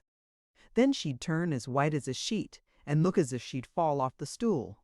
The youngest daughter was on her knees by her, on the other side, with her head in her lap. Every now and then I could hear a sob come from her, but stifled like as if she tried to choke it back as much as she could. Burke and Daly had their pistols on the table, among the bottles, though what they wanted 'em there for, I couldn't see, and Moran had stuck his on the back of the piano. That showed me he was close up drunk, for he was a man as never hardly let go of his revolver.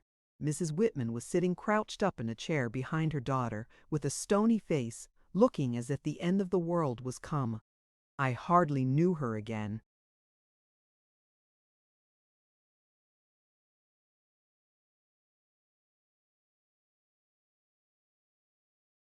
She was a very kind woman, too. Many a glass of grog she'd given me at shearing time. And medicine, too. Once I was sick there with influenza. But Miss Falkland, I couldn't keep my eyes off her.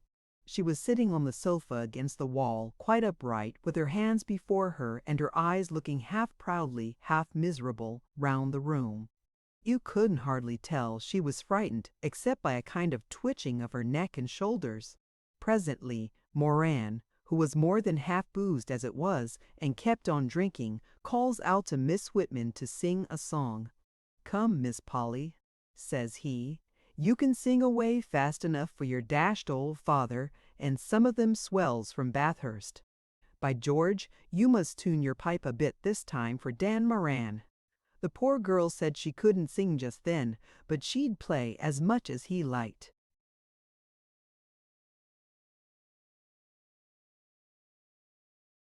"You'd better sing now," he drawls out, "unless you want me to come and make you.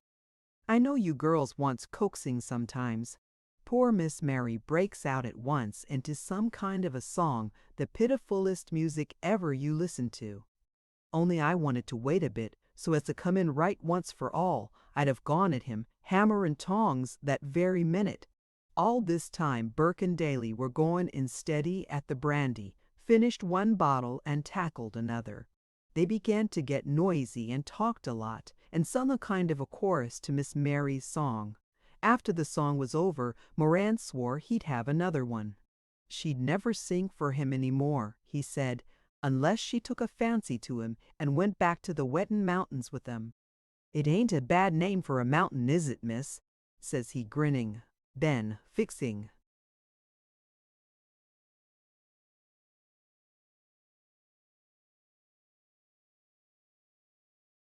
his black snake's eyes on her, he poured out about half a tumbler of brandy and drank it off.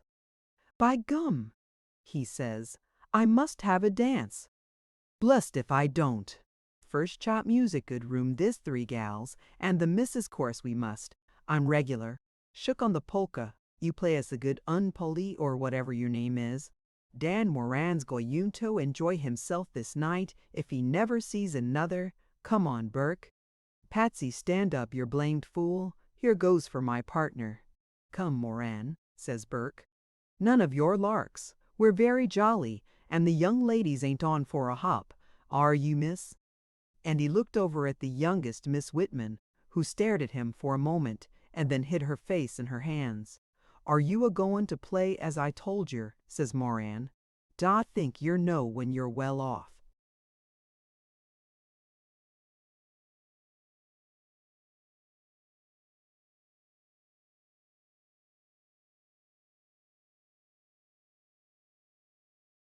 The tone of voice he said this in, and the look seemed to frighten the poor girl so that she started an old-style polka there and then, which made him bang his heels on the floor and spin round as if he'd been at a dance-house.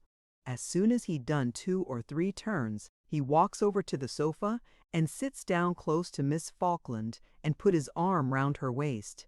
"Come, Fanny Falkland," says he, "or whatever they call yer, you're so dashed proud yer won't speak to a bush cove at all."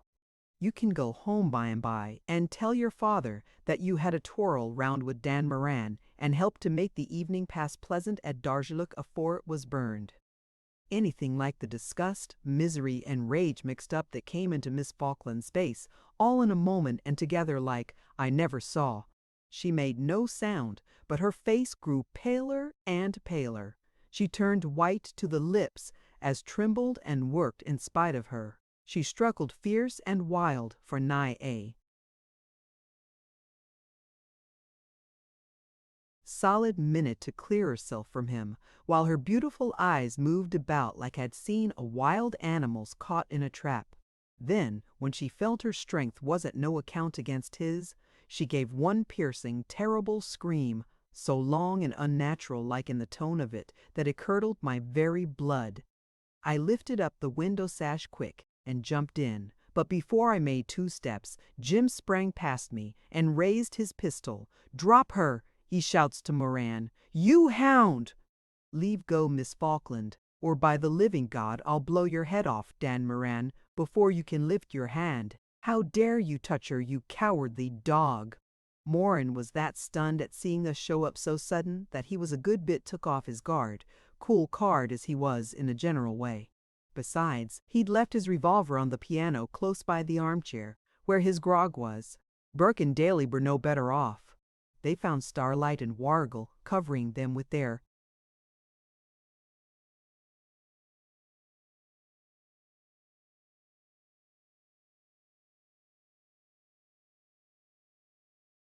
pistols, so that they'd have been shot down before they could so much as reach for their tools.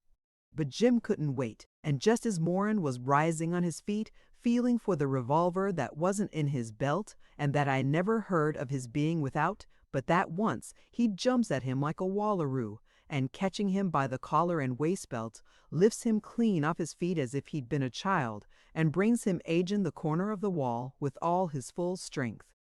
I thought his brains was knocked out, dashed if I didn't. I heard Moran's head sound against the stone wall with a dull sort of thud, and on the floor he drops like a dead man never made a kick. By George, we all thought he had killed him. "Stash that. Now," says Burke. "Don't touch him again, Jim Marston. He's got as much as they'll do him for a bit, and I don't say it don't serve him right. I don't hold with being rough to women. It ain't manly, and we've got wives and kids of our own." "Then why the devil didn't you stop it?" says Starlight. "You deserve the same sauce, you and Daly, for sitting there like a couple of children and letting that ruffian torment these helpless ladies. If you fellows go on sticking up on your own account, and I hear a whisper of your behaving yourselves like brutes, I'll turn policeman myself for the pleasure of running you in. Now, mind that, you and Daly too. Where's Wall and Hobart? They went to yard the horses." "That's fair game, and all in the day's work.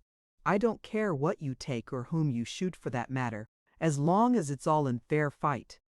But I'll have none of this sort of work if I'm to be captain, and you're all sworn to obey me, mind that. I'll have to shoot a man yet, I see, as I've done before now, before I can get attended to. That brute's coming to. Lift him up and clear out of this place as soon as you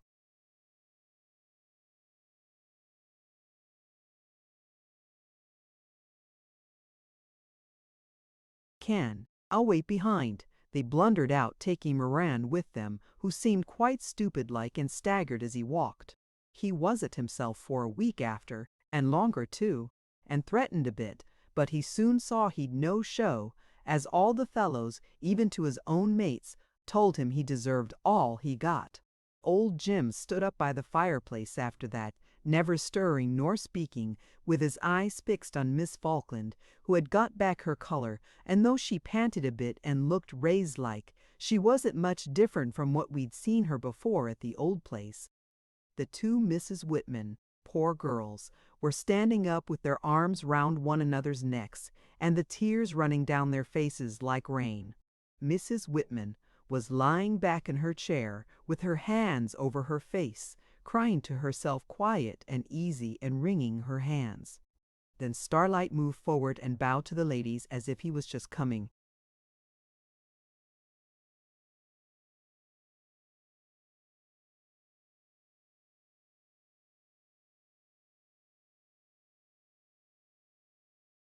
into a ballroom, like I saw him once at a swell ball they gave for the hospital at Turon. Permit me to apologize, Mrs. Whitman, and to you, my dear young ladies, for the rudeness of one of my men, whom I unhappily was not able to restrain. I have had the pleasure of meeting Mr. Whitman, and I hope you will express my regret that I was not in time to save you from the great annoyance to which you have been subjected. Oh, I shall be grateful all my life to you, and so, I'm sure, will Mr. Whitman when he returns. And oh, Sir Ferdinand, if you and these two good young men, who I suppose are policemen in plain clothes, had not come in, goodness only knows what would have become of us. I am afraid you are laboring under some mistake, my dear madam. I have not the honor to be Sir Ferdinand Morringer or any other baronet at present, but I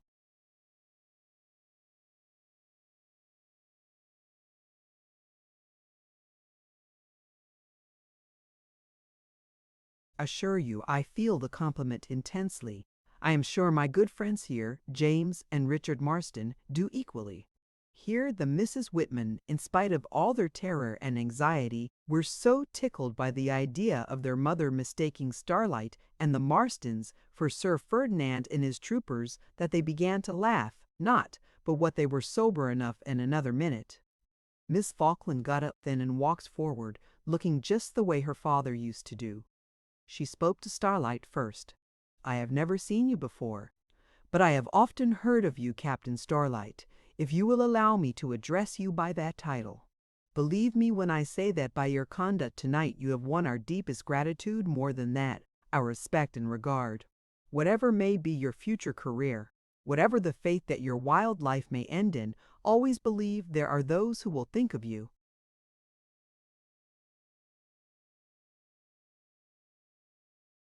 pray for you, rejoice in your escapes, and sorrow sincerely for your doom. I can answer for myself, and I am sure for my cousins also." Here the Mrs. Whitman said, "Yes, indeed, we will, to our life's end."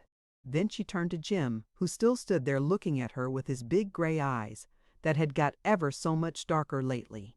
"You, poor old Jim," she said, and she took hold of his brown hand and held it in her own. "I am more sorry than I can tell to hear all I have done about you and Dick too. This is the second time you have saved me, and I am not the girl to forget it, if I could only show my gratitude. Is there any way? There's Jeanie, just them two words," he said. "Your wife? Oh yes, I heard about her. Looking at him so kind and gentle like. I saw it all in the papers. She's in Melbourne, isn't she? What is her address?" "Esplanade Hotel, St. Kilda," says Jim, taking a small bit of a letter out of his pocket. "Very well, Jim. I have a friend who lives near it.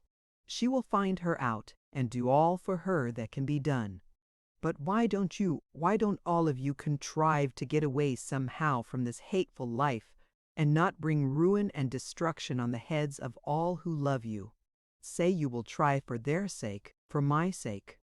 "It's too late, Miss Falkland," I said. "We're all thankful to you for the way you've spoken. Jim and I would be proud to shed our blood for you any time, or Mr. Falkland either.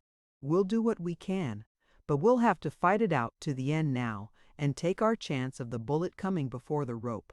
Good night, Miss Falkland, and good luck to you always."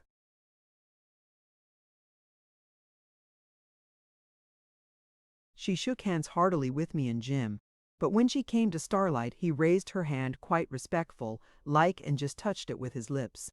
Then he bowed low to them all and walked slowly out. When we got to the public house, which wasn't far off, we found that Moran and the other two had stayed there a bit till Wall and Hulbert came. Then they had a drink all round and rode away. The publican said Moran was in an awful temper, and he was afraid he'd have shot somebody before the others got him started and clear of the place. "It's a mercy you went over, Captain," says he. "There'd have been the devil to pay else. He swore he burned the place down before he went from here." "He'll get caught one of these fine days," says Starlight. "There's more risk at one station than half a dozen road scrimmages, and that he'll find, clever as he thinks himself."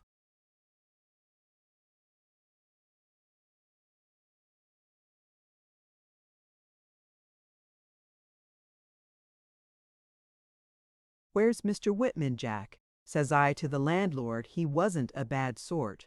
Old Jack Jones. What made him leave his place to the mercy of the world, in a manner of speaking? Well, it was this way. He heard that all the shepherds at the lower station had cut it to the diggings, you see, so he thought he'd make a dart up to the castlery and regulate the place a bit. He'll be back afore morning. How'd I know that? Well, he's riding that famous roan pony o' his, and he always comes back from the station in one day, though he takes 2 to go, 85 miles every yard of it. It's a big day, but that pony's a rumminin' and can jump his own hide easy. He'll be welcome home tonight. I dare say he will, and no wonder. The missus must have been awful frightened.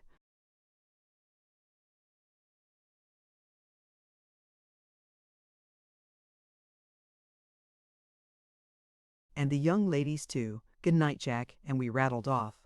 It wasn't so very late after all when we got back to Jonathan's. So, as the horses wanted a bit of a rest and a feed, we roused up the girls and had supper. A very jolly one it was, my word. They were full of curiosity, you bet, to know how we got on when they heard Moran was there and the others. So bit by bit they picked it out of us. When they heard it all, Maddie got up and threw her arms round Jim's neck. "I may kiss you now you're married," she says, "and I know there's only one woman in the world for you, but you deserve one from every woman in the country for smashing that wretch Moran. It's a pity you didn't break his neck. Never mind, old man. Miss Falkland won't forget you for that, you take my word. I'm proud of you, that I am."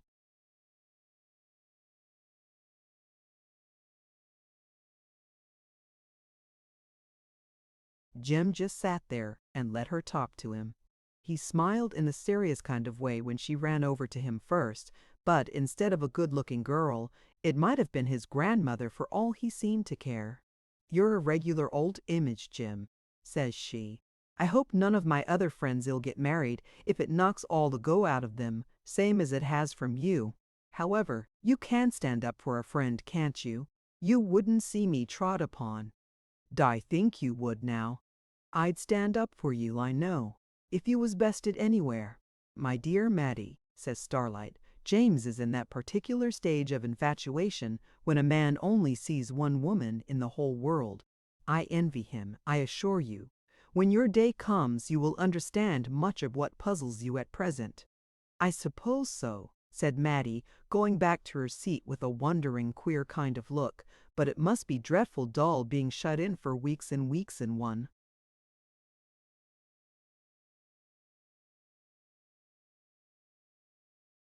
place perhaps, and with only one man. I have heard it asserted," he says, "that a slight flavor of monotony occasionally assails the honeymoon.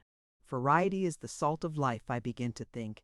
Some of these fine days, Maddie, we'll both get married and compare notes." "You'll have to look out then," says Bella. "All the girls about here are getting snapped up quick. There's such a lot of young bankers, government officers, and swells of all sorts about the diggings now. Not to reckon the Golden Holeman, that we girls have double the pull we had before the gold. Why, there was my old schoolmate, Clara Mason, was married last week to such a fine young chap, a surveyor. She'd only known him 6 weeks. "Well, I'll come and dance at your wedding if you'll send me an invite," says Starlight.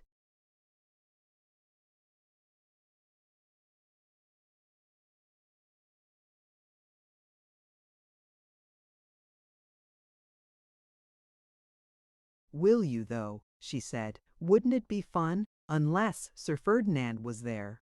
He's a great friend of mine, you know. I'll come if His Satanic Majesty himself was present. He occasionally does attend a wedding, I've heard. And bring you a present too, Bella. Mind, it's a bargain. There's my hand on it," says she. "I wonder how you'll manage it, but I'll leave that to you. It mightn't be so long either. And now it's time for us all to go to bed. Jem's asleep, I believe, this half hour."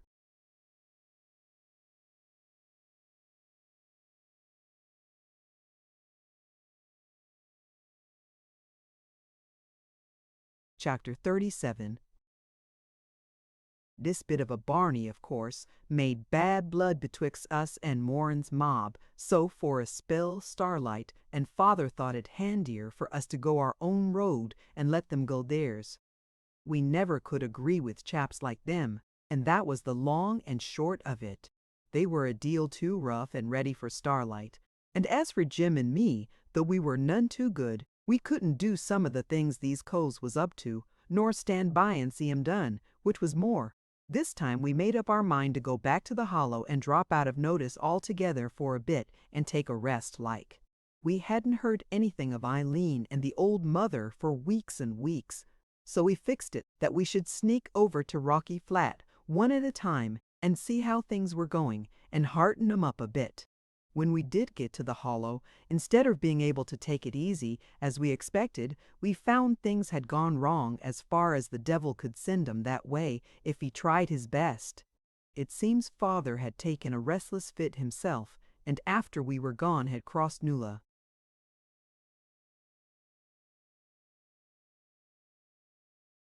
Mountain to some place above Rocky Flat, to where he could see what went on with a strong glass.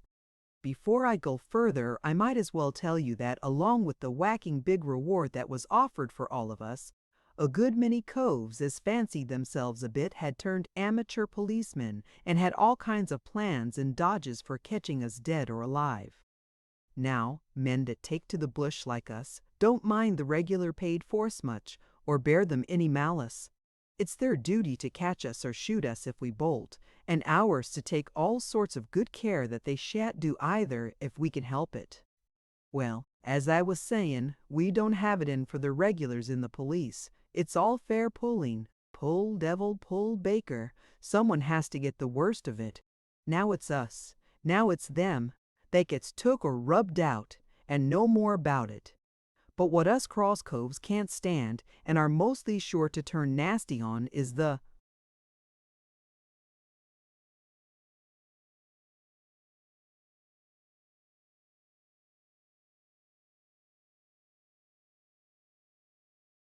notion of fellows going into the manhunting trade with us for game, either for the fun of it or for the reward.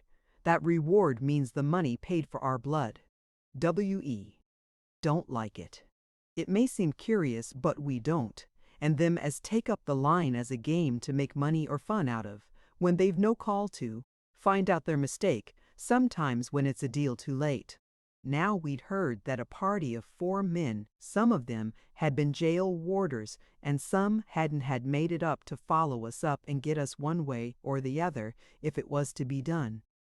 They weren't in the police, but they thought they knew quite as much as the police did, and, besides, the reward, £5,000, if they got our lot and any one of the others, was no foolish money. Well, nothing would knock it out of these chaps' heads but that we were safe to be grabbed in the long run trying to make into the old home. This was what made them gammon to be surveyors when they first came, as we heard about, and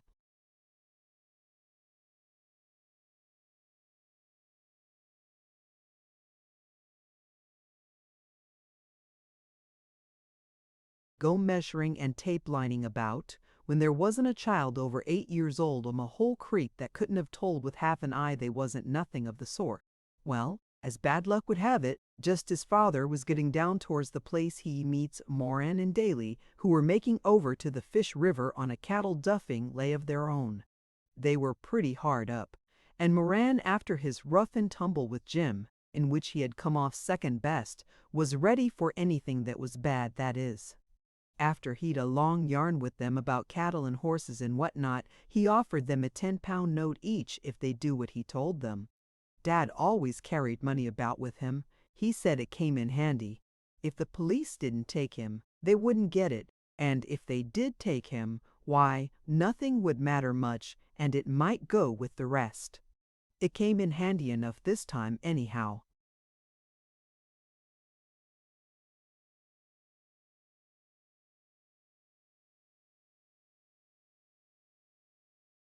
Though it helped what had been far better left undone.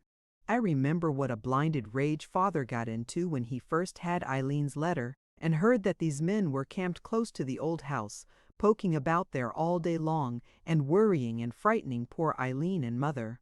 Well, it seems on this particular day they'd been into the little township, and I suppose got an extra glass of grog.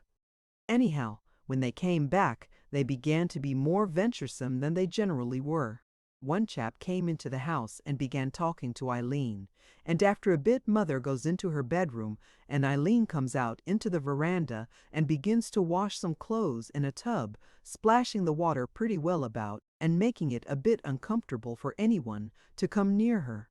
What must this fool do but begin to talk about what white arms she'd got? Not that they were like that much. She'd done too much hard work lately to have her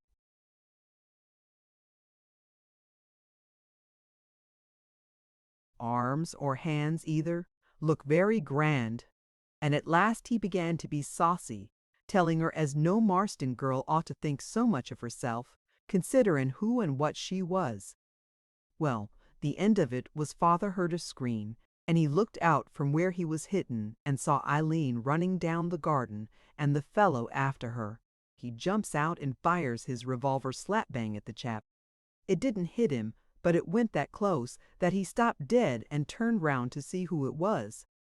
"Ben Marston, by all that's lucky, boys," says he as two of the other chaps came running down at the shot. "We've got the Yuled Sarpent out of his hole at last." With that they all fires at Father as quick as they could draw, and Eileen gives one scream and starts running along the track up the hill that leads to George Storefield's place. Father drops. One of the bullets had hit him, but not so bad as he couldn't run. So he ups again and starts running along the gully with the whole four of them shouting and swearing after him, making sure they got him to rights this time. 200 a man, boys, the big fellow in the lead says, and maybe we'll take Tay with the rest of 'em now. They didn't know the man they were after, or they'd have just as soon have gone to take tea, as they called it, with a tiger. Father put on one of his old poacher dodges that he had borrowed from the lapwing in his own country, that he used to tell us about when we were boys. Our wild duck'll do just the same, and made himself out a deal worse than he was. Father could run a bit too. He'd been fast for a mile when he was young, and though he was old now, he never carried no flesh to signify, and was as hard as nails. So what with knowing the ground and they being flat country men, he kept just out of pistol shot, and yet showed enough to keep 'em filled up with a vast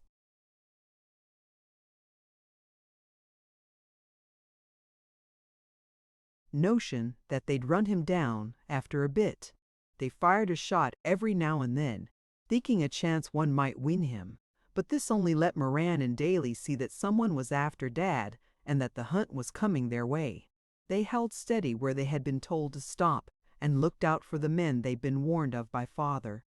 As he got near this place, he kept letting 'em get a bit nearer and nearer to him so as they'd follow him up just where he wanted. It gave them more chance of hitting him, but he didn't care about that. Now his blood was up, not he. All he wanted was to get them. Dad was the coolest old cove when shooting was going on ever I see. You'd think he minded bullets no more than bottle corks. Well, he goes stumbling and dragging himself like up the gully, and they, cocksure of getting him, closing up and shooting quicker and quicker, when just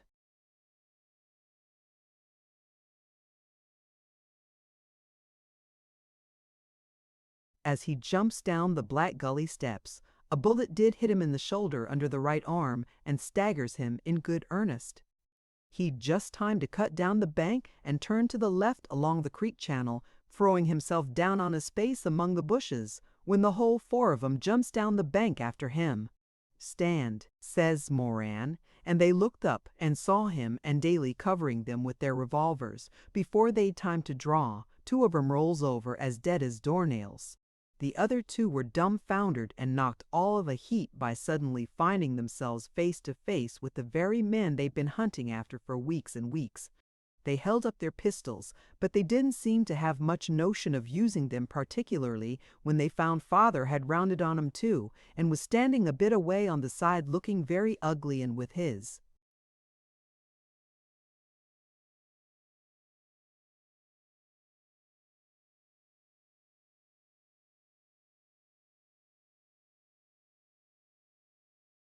revolver held straight at him. "Give in, put down your irons," says Moran, "or by, we'll drop you where you stand." "Come on," says one, and I think he intended to make a fight for it. He'd have been better off if he had. It couldn't have been worse for him, but the other one didn't see a chance, and so he says, "Give in, what's the good? There's 3-2. "All right," says the other chap, the big one, and they put down their pistols. It was curious now, as these two were both men that father and Moran had it down on. They'd better have fought it out, as long as they could stand up. There's no good get back of in that I ever seen. Men as does so always drop in for it.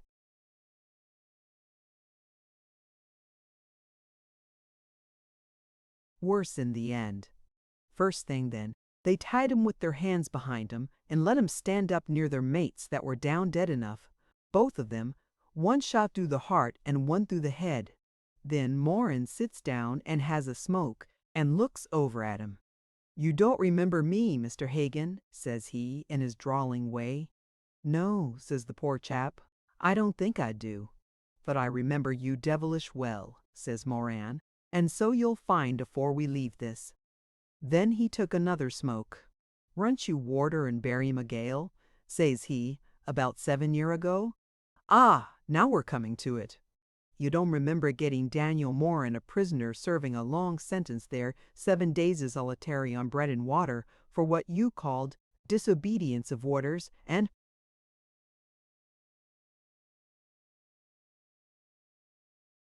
insolence. Yes, I do remember now.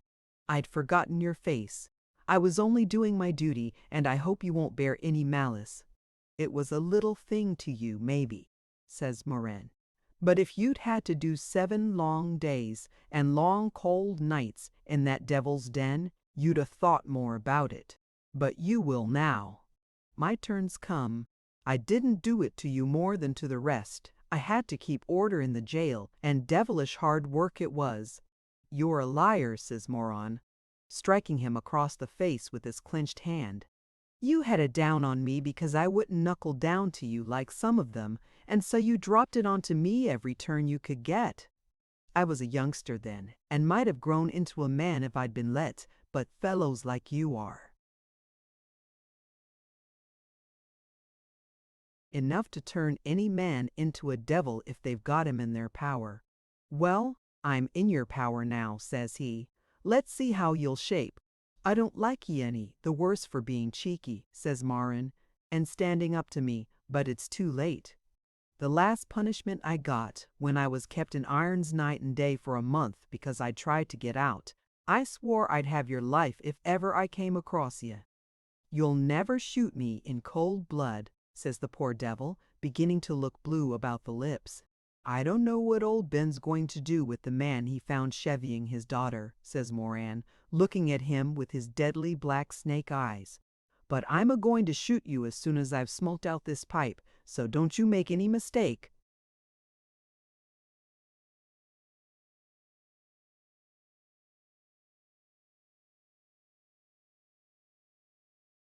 "I don't mind a shot or two," says Daly, "but I'm dashed if I can stand by and see men killed in cold blood. You cobes have your own reasons, I suppose, but I shall hook it over to the Fish River. You know where to find me." And he walked away to where the horses were and rode off. We got fresh horses and rode over quick to Rocky Flat. We took Warrigal with us and followed our old track across Nola Mountain till we got within a couple of miles of the place. Warrigal picked up the old mare's tracks, so we knew father had made over that way, and there was no call for us to lose time running his trail any longer. Better go straight on to the house and find out what had happened there. We sent Warrigal on ahead and waited with our horses in our hands till he come back to us. In about an hour he comes tearing back, with his eyes staring out of his head.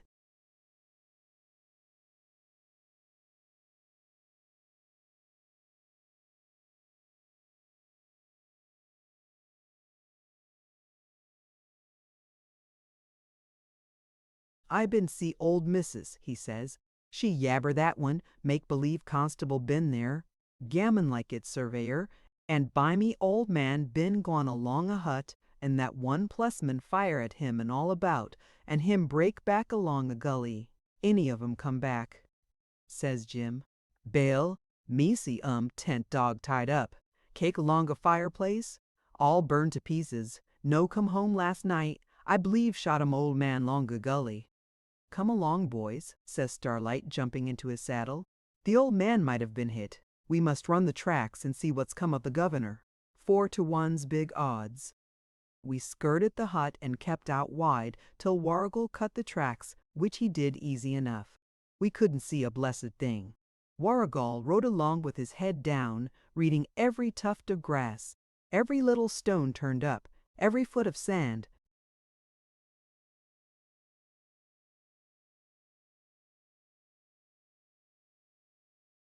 Like a book, your old theater run licket Black Gully, 2 fellow track here bullet longa, this one tree. Here he pointed to a scratch on the side of a box tree, in which the rough bark had been shivered. Bimeby 2 fellow more come. 'Nother one bullet. 'Nother one here, too. This one blood drop, long a white leaf. Here he picked up a dried gum leaf, which had on the upper side a dark red spot. Slightly irregular. We had it all now. We came to a place where 2 horses had been tied to a tree. They had been stamping and pawing as if they had been there a goodish while and had time to get pretty sick of it. That near side one Moran's horse, Pigeon Toes, me know 'em, says Warrigal. Offside one, Daly's roan horse, new shoes on. You see 'em here, rub himself longa.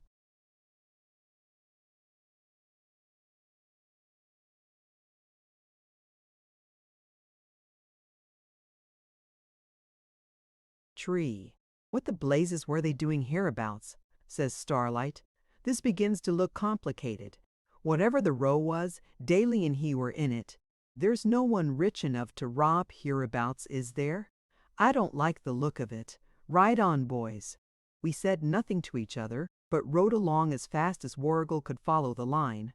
The sky, which was bright enough when we started, clouded over, and in less than 10 minutes the wind rose and rain began to pour down in buckets with no end of thunder and lightning.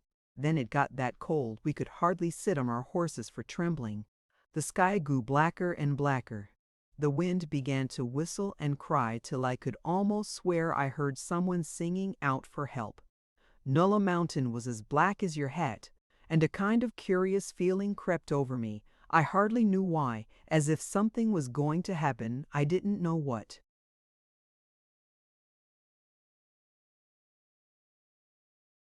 I fully expected to find Father dead, and though he wasn't altogether a good father to us, we both felt bad at the notion of his lying there, cold and stiff.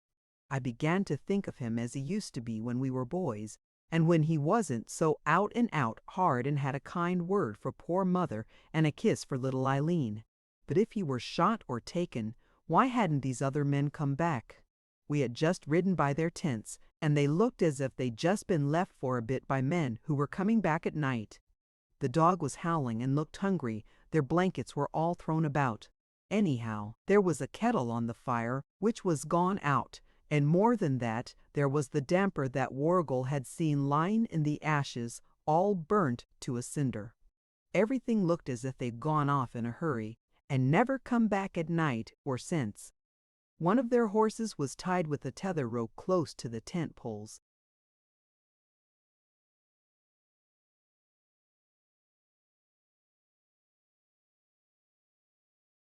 And he'd been walking round and trampling down the grass as if he'd been there all night.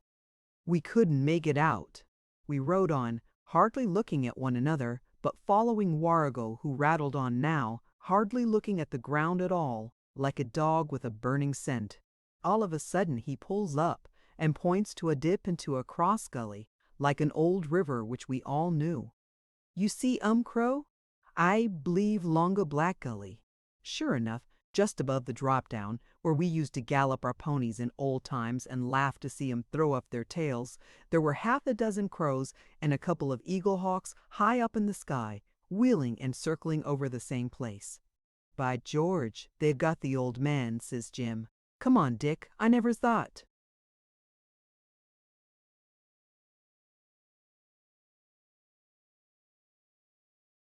Poor old Dad would be run down like this. Or he's got them, says Starlight, curling his lip in a way he had. I don't believe your old governor's dead till I see him. The devil himself couldn't grab him on his own ground.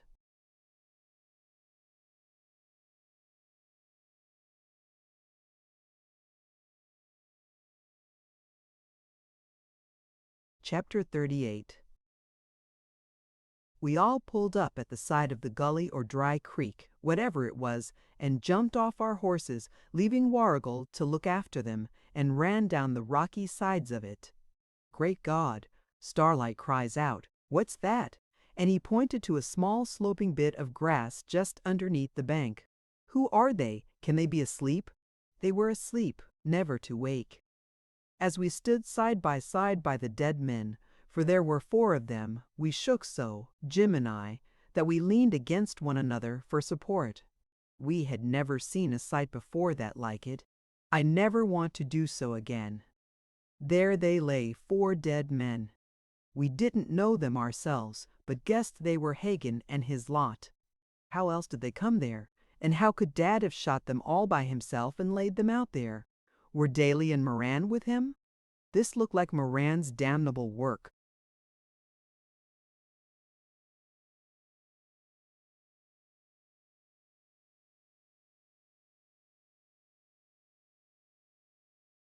We looked and looked. I rubbed my eyes. Could it be real? The sky was dark and the daylight going fast. The mountain hung over us, black and dreadful looking. The wind whimpered up and down the hillside with a sort of cry in it.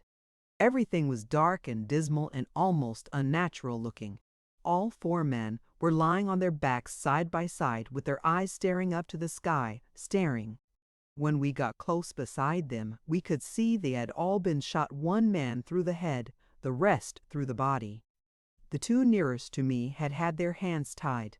The bit of rope was lying by one and his wrist was chafed. One had been so close to the man that shot him that the powder had burnt his shirt. It wasn't for anything they had either, for every man's notes, and one had 4 5s and some ones were pinned to them outside of their pockets, as if to show everyone that those who killed them wanted their blood and not their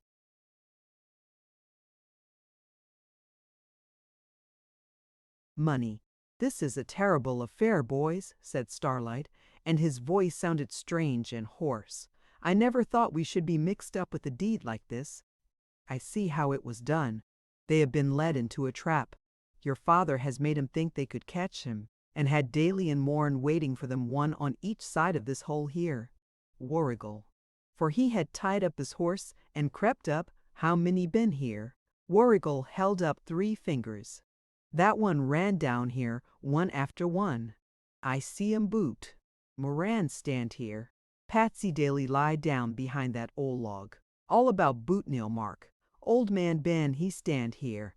Dog bite on this one." Here he stooped and touched the dead man's ankle. Sure enough, there was the mark of Crib's teeth, with the front one missing, that had been kicked down his throat by a wild mare. 2 fellow tumbled down fuss-like, then 2 fellow bimeby.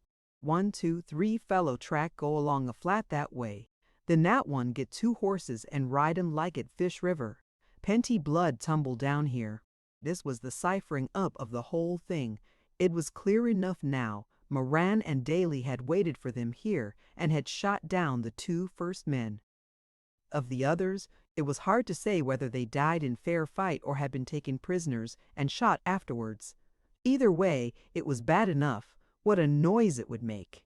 The idea of 4 men, well known to the government and engaged in hunting down outlaws on whose head a price was set, to be deliberately murdered in cold blood, as there was some ground for thinking to be the case. What would be the end of it all? We had done things that were bad enough, but a deliberate, cold-blooded, shameful piece of bloodshed like this had never been heard of in New South Wales before. There was nothing more to be done. We couldn't stay any longer looking at the dead men. It was no use burying them, even if we'd had the time. We hadn't done it, though we should be sure to be mixed up with it somehow. "We must be moving, lads," said Starlight. "As soon as this gets wind there'll be another rush out this way, and every policeman and newspaper reporter in the country will be up at Black Gully. When they're found, everybody will see that they've been killed for vengeance and not for plunder. But the sooner they're found, the better."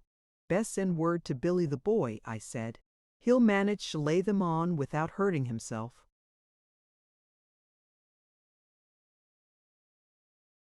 "All right. Warrigal knows a way of communicating with him. I'll send him off at once. And now the sooner we're at the hollow, the better for everybody." We rode all night. Anything was better than stopping still with such thoughts as we were likely to have for companions. About daylight we got to the hollow. Not far from the cave, we found Father's old mare with the saddle on and the reins trailing on the ground. There was a lot of blood on the saddle too, and the reins were smeared all about with it. Red they were to the buckles, so was her mane. We knew then something was wrong and that the old man was hard hit, or he'd never have let her go loose like that. When we got to the cave, the doll came out to meet us, and then walked back whining in a queer way towards the log at the mouth where we used to sit in the evenings. There was Father, sure enough, lying on his face in a pool of blood, and to all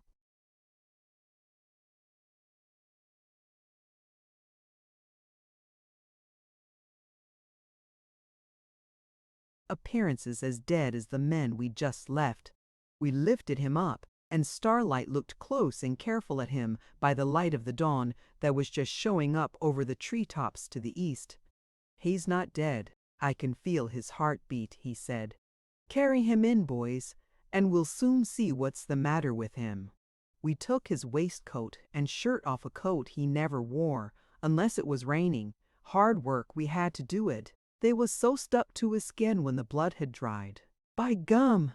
He's been hit bad enough," says Jim. "Look here, and here, poor old Dad." "There's not much poor about it, Jim," says Starlight. "Men that play at bowls must expect to get rubbers. They've come off second best in this row, and I wish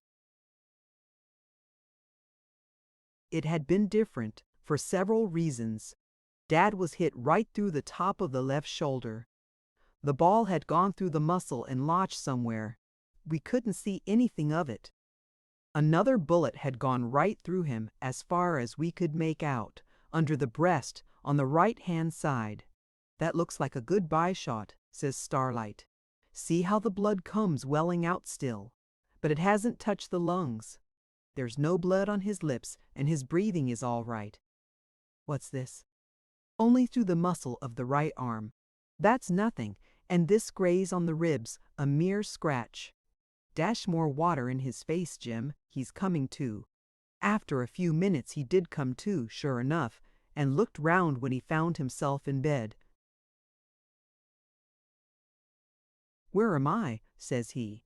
"You're at home," I said, "in the hollow." "Dashed if I ever thought I'd get here," he says. "I was that bad I nearly tumbled off the old mare miles away. She must have carried me in while I was unsensible. I don't remember nothing after we began to get down the track into the hollow." "Where is she?" "Oh, we found her near the cave with the saddle and bridle on." "That's all right. Bring me a taste of grog, will ye? I'm a'most dead with thirst. Where did I come from last, I wonder? Oh, I seem to know now. Settling accounts with that dog that insulted my gal. Moran got square with t'other. That'll learn 'em to leave old Ben Marston alone when he's not meddling with them." "Never mind talking about that now," I said. "You had a near shave of it, and it will take you all your time to pull through now." "I wasn't hit bad till just as I was going to drop down into Black Gully," he said.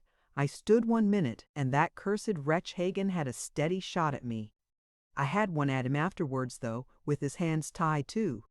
"God forgive you," says Jim, "for shooting men in cold blood.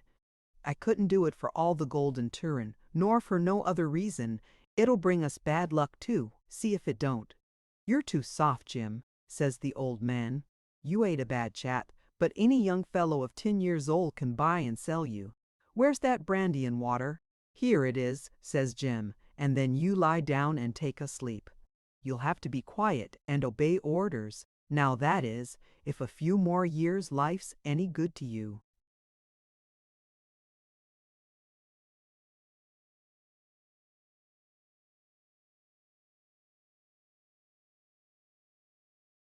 The brandy and water fetched him to pretty well, but after that he began to talk, and we couldn't stop him. Towards night he got worse and worse, and his head got hotter, and he kept on with all kinds of nonsense, screeching out that he was going to be hung, and they were waiting to take him away. But if he could get the old mare, he'd be all right. Besides a lot of mixed-up things about cattle and horses that we didn't know the right of. Starlight said he was delirious, and that if he hadn't someone to nurse him, he'd die as sure as fate. We couldn't be always staying with him, and didn't understand what was to be done much. We didn't like to let him lie there and die, so at long last we made up our minds to see if we could get Eileen over to nurse him for a few weeks. Well, we scribbled a bit of a letter and sent Warrigal off with it. Wasn't it dangerous for him? Not a bit of it. He could go anywhere all over the whole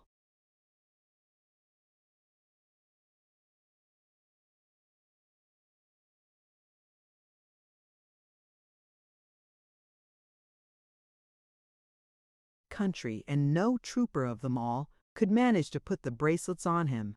The way he'd work it would be to leave his horse a good way the other side of George Storefield's, and to make up as a regular blackfellow. He could do that first rate, and talk their lingo too, just like one of themselves. Gin or blackfellow, it was all the same to Warrigal. He could make himself as black as soot, and go barefooted with a blanket or a possum rug round him and beg for sixpence, and nobody'd ever bowl him out. He took us in once at the diggings. Jim chucked him a shilling and told him to go away and not come bothering near us. So away Warrigal went, and we knew he'd get through somehow. He was one of those chaps that always does what they're told, and never comes back and says they can't do it, or they've lost their horse, or can't find the way, or they changed their mind, or something.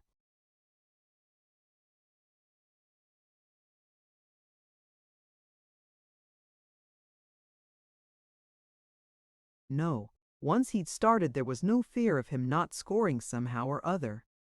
Whatever Starlight told him to do, day or night, foul weather or fair, afoot or on horseback, that thing was done if Warrigal was alive to do it.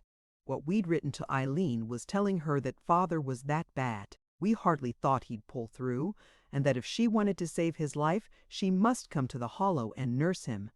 How to get her over was not the easiest thing in the world, but she could ride away on her old pony without anybody thinking, but she was going to fetch up the cows and then cut straight up the gully to the old yard in the scrub on Nola Mountain. One of us would meet her there with a fresh horse and bring her safe into the Hollow. If all went well, she would be there in the afternoon on a certain day. Anyhow, we'd be there to meet her, come or no come. She wouldn't fail us, we were dead sure. She had suffered a lot by him and us.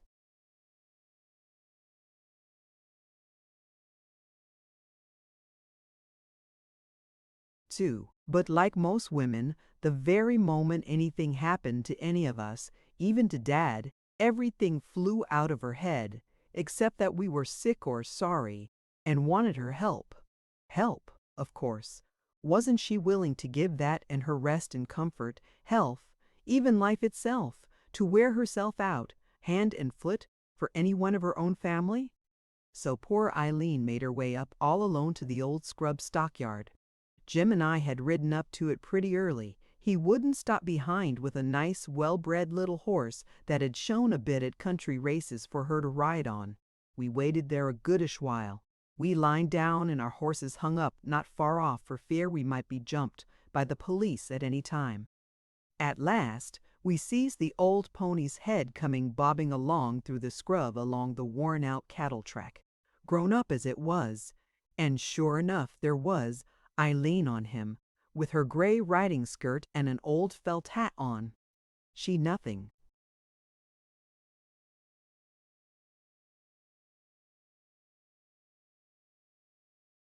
with her. She was afraid to bring a ha'porth of clothes or anything, for fear they should any of 'em tumble that she was going a long way and, perhaps, follow her up. So she had to hand that over to Wargle and trust to him to bring it on some way or other. We saw her before she saw us, and Jim gave a whistle just as he used to do when he was coming home late at night. She knew it at once, and a smile for a minute came over her pale face, such a sad sort of one it was too, as if she was wondering at herself that she could feel that pleased at anything. Whatever thoughts was in her mind, she roused up the old pony and came towards us quick as soon as she catches sight of us. In 2 seconds, Jim had lifted her down in his strong arms and was holding her off the ground and hugging her as if she'd been a child. How the tears ran down her cheeks, though all the time she was kissing him with her arms round his neck. And me too, when I came up, just as if we were boys and girls again.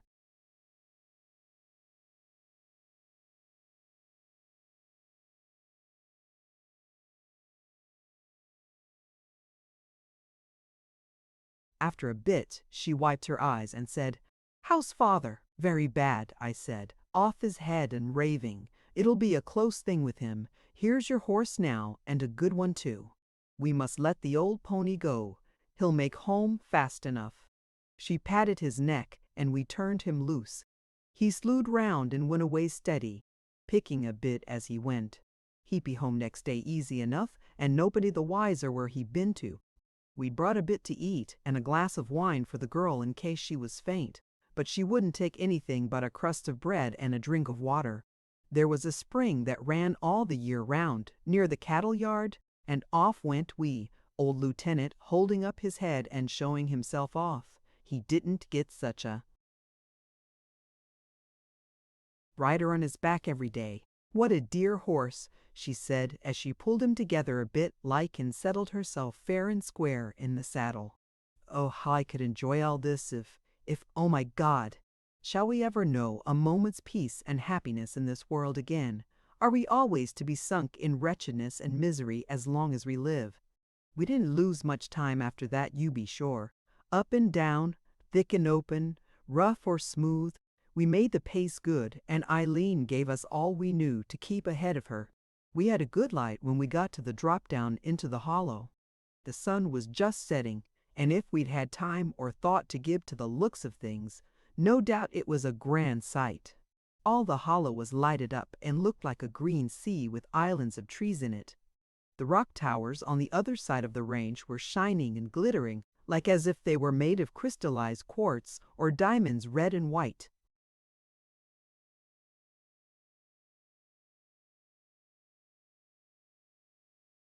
There was a sort of mist creeping up the valley at the lower end under the mountain that began to soften the fire colors and mix them up like even the mountain, that mostly looked black and dreary, frowning at our ways, was of purple and gold with pale shadows of green and gray. Eileen pulled up as we did and jumped off our horses. "So this is the hollow," she said, half talking to herself, "that I've heard and thought so much about. What a lovely, lovely place. Surely it ought to have a different effect on the people that live there." "Better come off, Ailey, and lead your horse down here," says Jim, "unless you want to ride down like Starlight did, the first time we saw him." "Starlight, is he here?" she said in a surprised sort of way. "I never thought of that." "Of course he is. Where else should he be?" "Why don't you lead on, Dick? Won't you get off?" "It's not altogether safe," I said, "though Lieutenant's all right on his old pins." "Safe," she said with a bitter sort of laugh. "What does it matter if a Marston girl does break her neck, or her heart either?" She never said another word, but sat upright with a set face on her, as the old horse picked his way down after hours, and except when he put his foot on a rolling stone, never made a slip or a stumble all the way down, though it was like going down the side of a house. When we got to the valley we put on a spurt to the cave, and found Warrigal sitting on the log in front of us. He got home first, of course, and there was Eileen's bundle, a biggish one too alongside of him. We could hear father raving.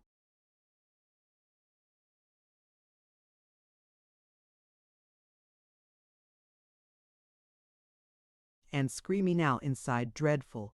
Starlight wasn't nigh hand anywhere. He had walked off when Morrigal came home and left him to watch the old man. He been like that all the time, Warrigal. No, Captain say big one sleep. Him give him medicine like, then wake up and go on like it that. I believe him bad along a cobra. Eileen had jumped off her horse and gone into the old man the moment we came up, and she heard his voice. All that long night we could hear him talking to himself, groaning, cursing, shouting, arguing. It was wonderful how a man who talked so little as father could have had so many thoughts in his mind. But then they all are boxed up together in every man's heart. At a time like this, they come racing and tumbling out like a flock of sheep out of the yard when the hurdle's down. What a dashed!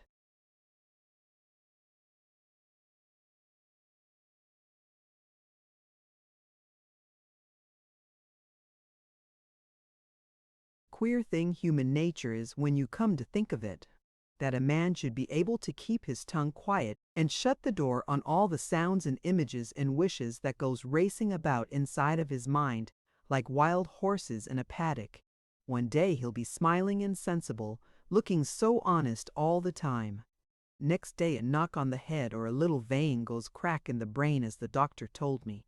Then the rails are down and everything comes out with a rush into the light of day, right and wrong, foul and fair, station brands and clearskins, it don't make no difference. Father was always one of the closest men that ever lived.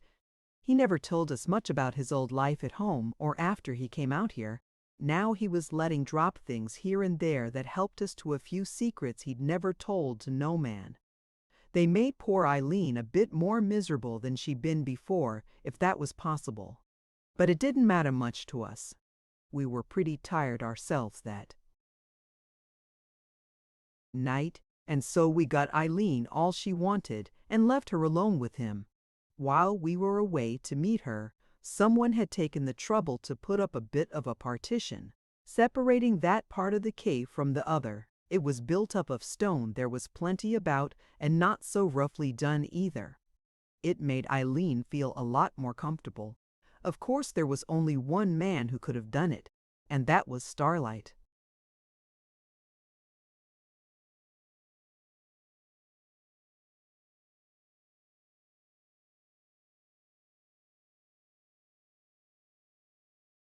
Chapter 39. Towards morning father went into a heavy sleep. He didn't wake till the afternoon. Poor Eileen was able to get a doze and change her dress. After breakfast, while we were having a bit of a chat, in walks Starlight. He bowed to Eileen quite respectful, as he always did to a woman, and then shook hands with her. "Welcome to the Hollow, Miss Marston," he said. "I can't say how charmed I am in one sense, though I regret the necessity which brought you here. I'm glad to come, and only for poor father's being so bad I could delight in the life here. How do you find your father? He is asleep now, and perhaps the rest will do him good. He may awake free from beaver," says Starlight. "I took the risk of giving him opiate before you came, and I think the result has been favorable." "Oh, I hope he will be better when he wakes," says Eileen, "and that I shall not have to watch through another dreadful night of raving. I can hardly bear it. You must make your brothers take their share. It's not fair to you." "Thank you, but I feel as if I couldn't leave him to anybody but myself. He seems so weak now. A little neglect might kill him. Pardon me, Miss Marston, you overrate the danger. Depend upon it, your respected parent will be quite a different man in a week, though it may be a month or more before he is fully recovered. You don't know what a constitution he has. You have given me fresh hope," she said.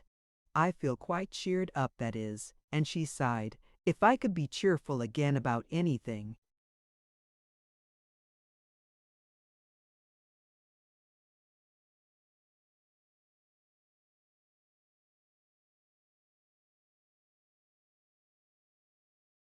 Here she walked into the cave and sat down by father to watch till he awoke, and we all went out about our daily work, whatever it was. Nothing very wonderful, I dare say, but it kept us from thinking. Starlight was right. As luck would have it, Father woke up a deal better than when he laid down. The fever had gone away, his head was right again, and he began to ask for something to eat, leastways to drink, first. But Eileen wouldn't give him any of that, and very little to eat.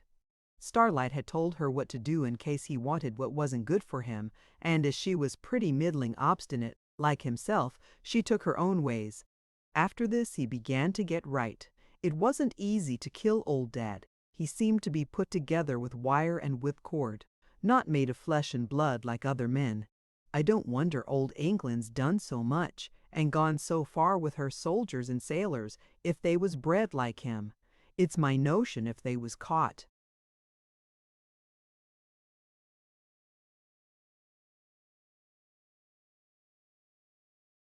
Young, kept well under command, and led by men they respected, a regiment or a man-of-war's crew like him would knock smoke out of any other 1,000 men the world could put up. More's the pity, there ain't some better way of keeping 'em straight than there is. He was weak for a bit, very weak. He'd lost a deal of blood, and, try how he would, he couldn't stand up long at a time, and had to give in and lie down in spite of himself. It fretted him a deal, of course. He'd never been on his back before, and he couldn't put up with it. Then his temper began to show again, and Eileen had a deal to bear and put up with.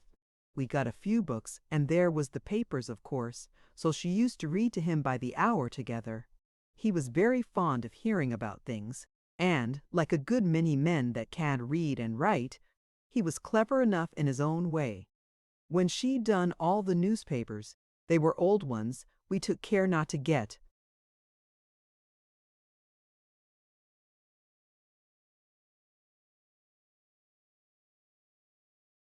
any fresh ones, for fear she'd see about Hagen and the others she used to read about battles and sea fights to him. He cared about them more than anything, and one night, after her reading to him about the Battle of Trafalgar, he turned round to her and says, "I ought to have been in that packet, Illy, my girl. I was near going for a sailor once, on board a man-o'-war too. I tried twice to get away to sea. That was before I'd snared my first hare, and something stopped me both times. Once I was fetched back and flogged and pretty nigh starved. I never did no good afterwards. But it's came across me many and many a time that I'd been a different sort o' chap if I'd had my will then. I was a laze, fond o' work, and there couldn't be too much fightin' for me, so a man-o'-war in those days would have been just the thing to straighten me. That was the best chance I ever had. Well, I don't say as I haven't had others plenty in this country, and good ones too, but it was too late I'd got set. When a man's young, that's the time he can be turned right way or wrong. It's none so easy afterwards."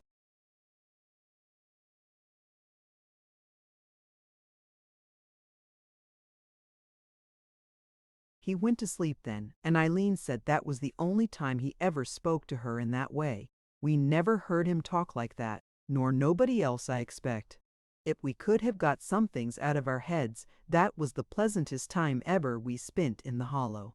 After Father could be left by himself for a few hours, we got out the horses, and used to take Eileen out for long rides all over the place, from one end to the other. It did her good, and we went to every hole and corner in it. She was never tired of looking at the great rock towers, as we used to call 'em, where the sandstone walls hung over, just like the pictures of castles. Till, Starlight said, in the evenings, you could fancy you saw flags waving and sentinels walking up and down on them. One afternoon we went out to the place where the old hermit had lived and died. We walked over his old garden and talked about the box we dug up and all the rest of it. Starlight came with us, and he persuaded Eileen to ride.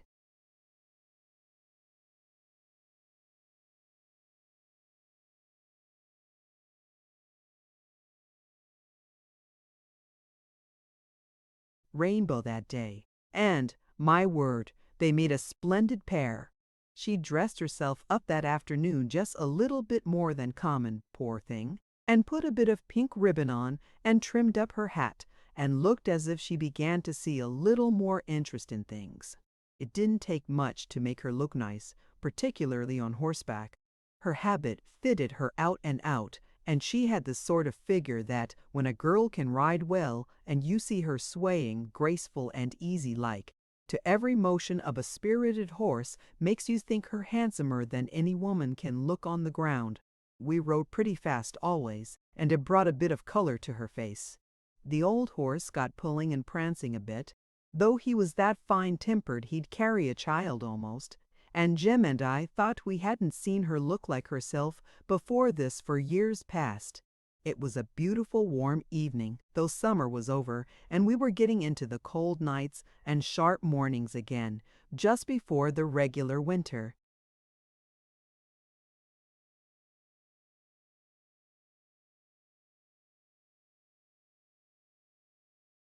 Weather. There was going to be a change, and there were a few clouds coming up from the northwest. But for all that, it had been quite like a spring day. The turf on all the flats in the hollow was splendid and sound. The grass had never been cut up with too heavy stalking, which ruins half the country, I believe, and there was a good thick undergrowth underneath. We had 2 or 3 little creeks to cross, and they were pretty full, except at the crossing places, and rippled over the stones and sparkled in the sun like the brooks we'd heard tell of in the old country. Everything was so quiet and bright and happy-looking that we could hardly fancy we were the men we were, and that all this wild work had been going on outside of the valley that looked so peaceful and innocent. There was Starlight riding alongside of Eileen on his second-best horse, and he was no commoner either, though he didn't come up to Rainbow, nor no other horse I ever saw, talking away in his pleasant, easy-going way. You'd think he hadn't got a thing to trouble him in the world. She, for a wonder, was smiling.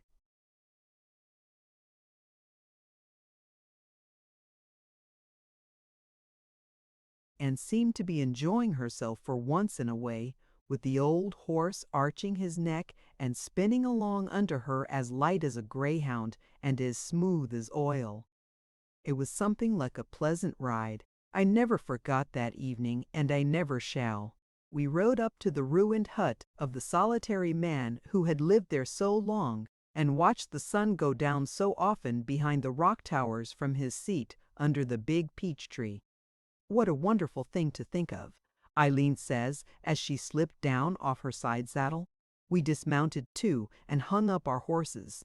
Only to think that he was living here before we were born, or father came to Rocky Flat. Oh, if we could have come here when we were little, how we should.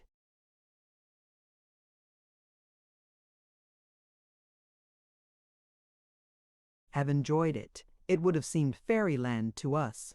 It always astonishes me, said Starlight, how any human being can consent to live, year after year, the same life in the same place. I should go mad half a dozen times over. Change and adventure are the very breath of my nostrils. He had the memory of his dead wife to keep him, said Eileen. Her spirit soothed the restless heart that would have wandered far into the wilds again. It may be so, said Starlight dreamily. I have known no such influences. An outlaw I, by force laws, almost since the days of my boyhood. I shall be so till the day of my death, he added. If I were a man I should go everywhere, said Eileen, her eyes sparkling and her face regular lighted up. I have never been anywhere or seen anything, hardly so much as a church, a soldier, a shop window, or the sea, begging his pardon for.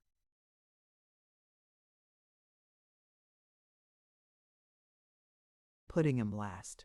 But oh, what a splendid thing to be rich. No, not that altogether, but to be able to go wherever you liked and have enough not to be troubled about money. To be free and have a mind at ease. It doesn't seem so much, said Starlight, talking almost to himself. And yet how we fools and madmen shut ourselves out of it forever, forever, forever, sometimes by a single act of folly, hardly crime. That comes after. The sun is going down behind the great rock tower, Eileen says, as if she hadn't heard him. Perhaps she didn't. When people have a lot on their minds, they're half their time thinking their own thoughts. How all the lovely colors are fading away.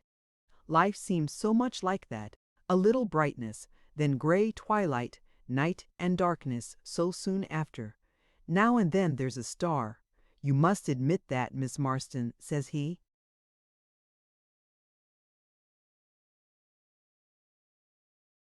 Cheerful and pleasant again. He was never down for long at a time. And there's that much abused luminary, the moon. You'll see her before we get home. We're her sworn votaries and worshippers, you know. We had to ride a bit to get home with any kind of light, for we didn't want father to be growling or kicking up a row with Warrigal that we left to look after him. But a few miles didn't matter much on such a road, and with horses in such buckle as ours. The stars came out after a while, and the sky was that clear, without a cloud in it, that it was a better light to ride by than the moon throws.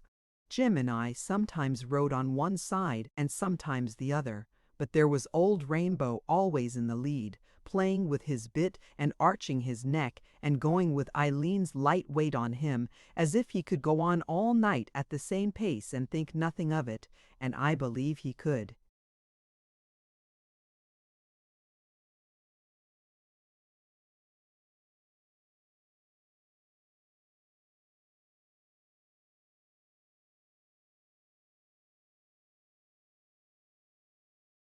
When we got home, Dad was grumpy and wondered what we wanted riding the horses about when there was nothing to do and nothing to see. But Warrigal had made him a pot of tea, and he was able to smoke now, so he wasn't so bad after all. We made ourselves pretty comfortable. Eileen said she'd got a good appetite for a wonder, and we sat chatting round the fire and talking away quite like old days, till the moon was pretty high. Father didn't get well all at once.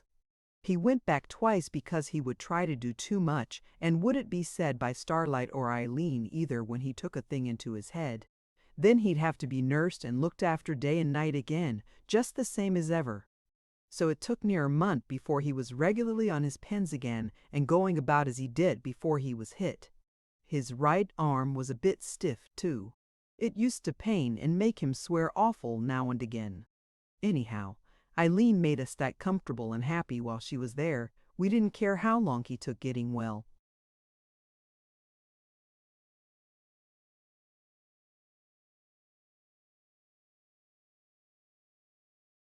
Those were out and out, the pleasantest days we ever spent in the Hollow, the best time almost Jim and I had had since we were boys. Nearly every day we rode out in the afternoon, and there wasn't a hole or corner, a spring or a creek inside the walls of the old hollow that we didn't show Eileen. She was that sort of girl. She took an interest in everything. She began to know all the horses and cattle as well as we did ourselves. Rainbow was regular given up to her, and the old horse after a bit knew her as well as his master. I never seen a decent horse that didn't like to have a woman on his back. That is, if she was young and lissom and could ride a bit. They seemed to know in a sort of way. I've seen horses that were no chop for a man to ride, and that wouldn't be particular about bucking you off if the least thing started them, but went as quiet as mice with a girl on their backs. So Eileen used to make Rainbow walk and amble his best, so that all the rest of us, when she did it for fun, had to jog. Then she'd jump him over logs, or the little trickling deep creeks that ran down to the main water. Or she'd pretend to have a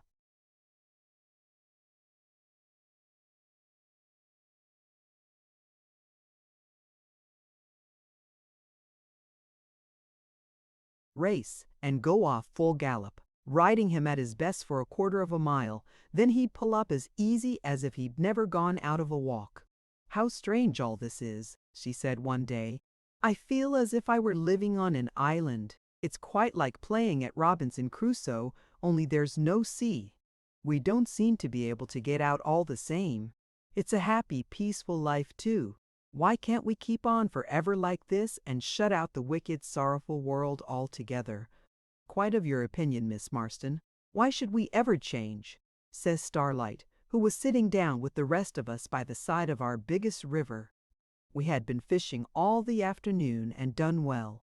"Let us go home no more. I am quite contented. But what about poor Jim? He looks sadder every day. He is fretting for his wife, poor fellow, and I don't wonder. You are one of those natures that never change, Jim. And if you don't get away soon, or see some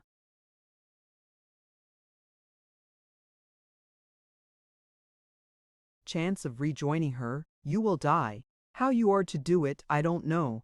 I am bound to make a try next month, says Jim. If I don't do something towards it, I shall go mad. You could not do a wiser thing, says Starlight, in one way, or more foolish thing in another. Meantime, why should we not make the best of the pleasant surroundings with which nature provides us here? Green turf, sparkling water, good sport, and how bright a day! Could we be more favored by fortune, slippery dame that she is? It is an Australian Decameron without the naughty stories. Do you know, sometimes I really think I am enjoying myself, said Eileen half to herself, and then I feel that it must be a dream. Such dreadful things are waiting for me for us all. Then she shuddered and trembled.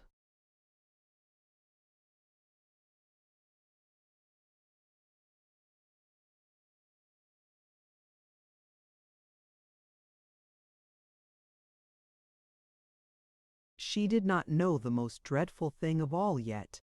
We had carefully kept it from her. We chanced its not reaching her ears until after she had got home safe and had time to grieve over it all by herself. We had a kind of feeling somehow that us four might never meet again in the same way, or be able to enjoy one another's company for a month, without fear of interruption, again, as long as we lived. So we all made up our minds, in spite of the shadow of evil that would crawl up now and then, to enjoy each other's company while it lasted and make the best of it. Starlight for all that seemed altered like, and every now and then he'd go off with Warrigal and stay away from daylight to dark. When he did come, he'd sit for hours with his hands before him and never say a word to anyone. I saw Eileen watch him when he looked like that, not that she ever said anything, but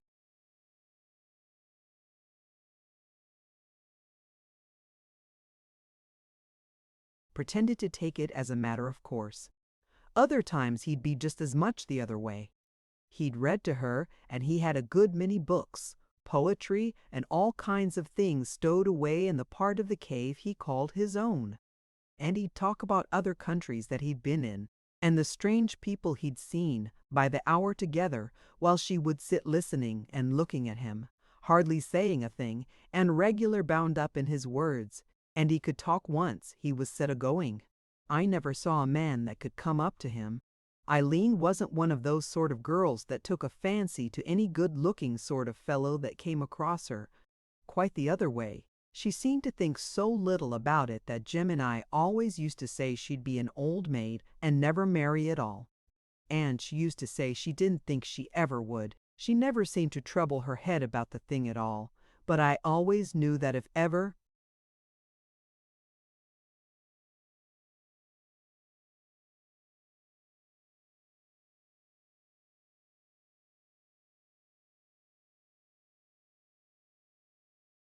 she did set her fancy upon a man, and take a liking to him, it would not be for a year or two, but forever. Though she'd mother's good heart and softness about her, she'd a dash of dad's obstinacy in her blood, and once she made up her mind about anything she wasn't easy turned. Jim and I could see clear enough that she was taking to Starlight, but then so many women had done that, had fallen in love with him, and had to fall out again as far as we could see. He used to treat them all alike, very kind and respectful, but like a lot of children. What was the use of a wife to him? No, he said once or twice, I can bear my fate, because my blood does not run in the veins of a living soul in Australia.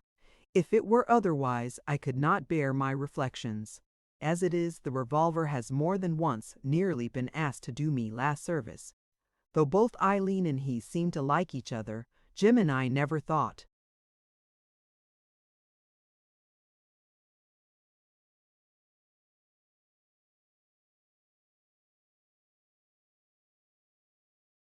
There was anything in it, and let them talk and ride and walk together just as they pleased. Eileen always had a good word for Starlight, and seemed to pity him so for having to lead such a life, and because he said he had no hope of ever getting free from it. Then, of course, there was a mystery about him. Nobody knew who he'd been, or almost where he had come from. Next to nothing about him had ever come out. He was an Englishman, that was certain, but he must have come young to the colony. No one could look at him for a moment and see his pale, proud face, his dark eyes half scornful, half gloomy, except when he was set up a bit, and then you didn't like to look at them at all without seeing that he was a gentleman to the tips of his delicate-looking fingers, no matter what he'd done or where he'd been. He was rather over the middle size. Because he was slight-made, he always looked rather tall than not. He was tremendous strong, too, though he didn't look that, and as active as a cat, though he moved as if walking was too much.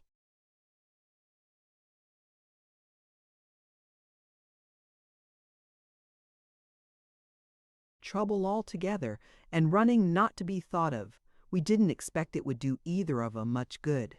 How could it, even if they did fall in love with one another and make it up to get married?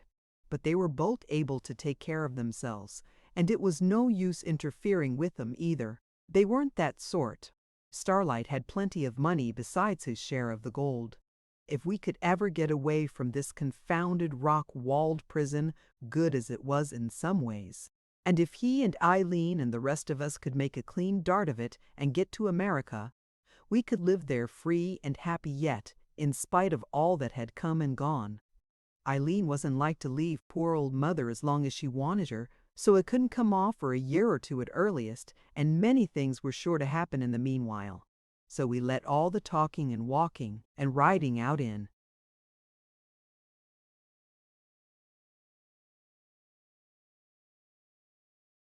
The evening go on as much as they pleased and never said anything or seemed to take any notice at all about it.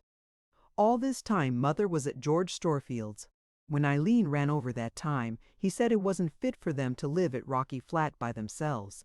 So he went over that very day like a good fellow, as he was, and brought over the old woman, and made them both stay at his house, safe and comfortable. When Eileen said she had to go away to nurse Dad, he said he would take care of Mother till she came back, and so she'd been there all the time. She knew Mrs. Storefield, George's mother, well in the old times, so they used to sit by the kitchen fire when they wanted to be extra comfortable, and knit stockings and talk over the good old times to their heart's content. If it hadn't been for old Mrs. Storefield, I don't expect Mother would have contented herself there. The cottage was got so grand, Eileen told us, and Gracie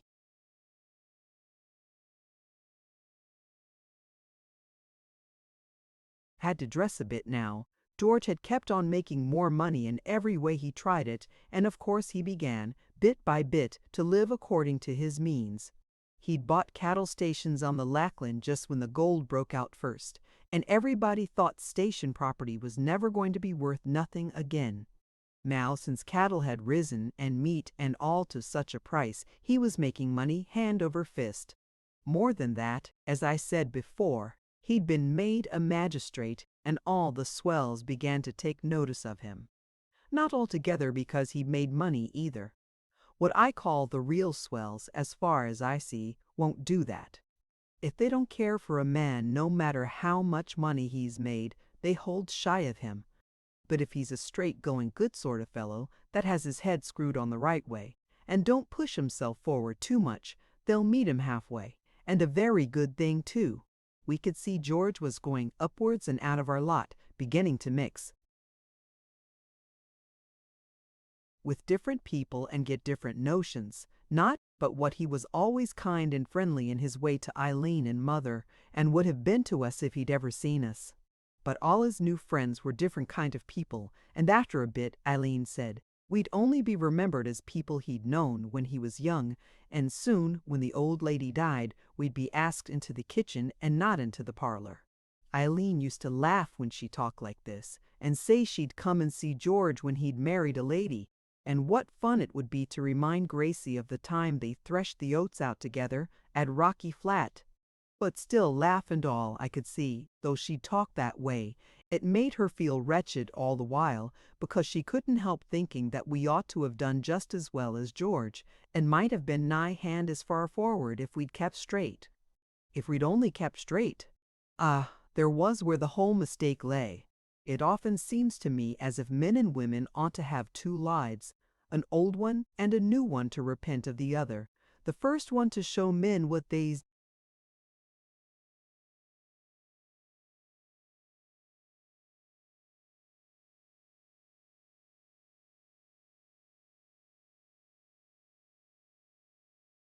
ought to keep clear of in the second.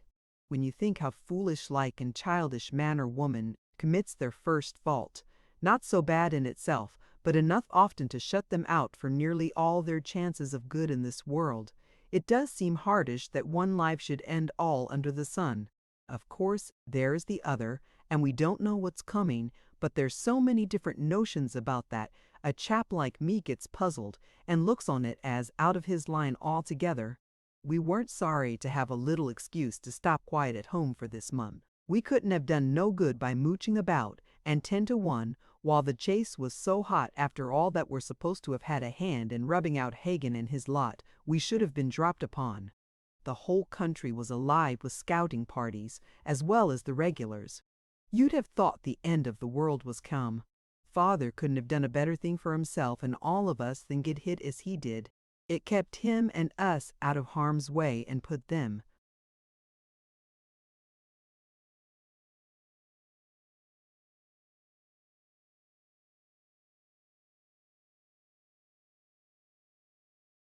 Off the scent while they hunted Moran and Burke and the rest of their lot for their lives. They could hardly get a bit of damper out of a shepherd's hut without it being known to the police, and many a time they got off by the skin of their teeth.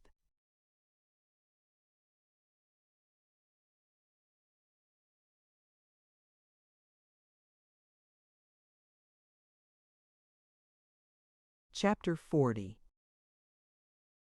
At last Father got well, and said he didn't see what good Eileen could do stopping any longer in the hollow, unless she meant to follow up bushranging for a living.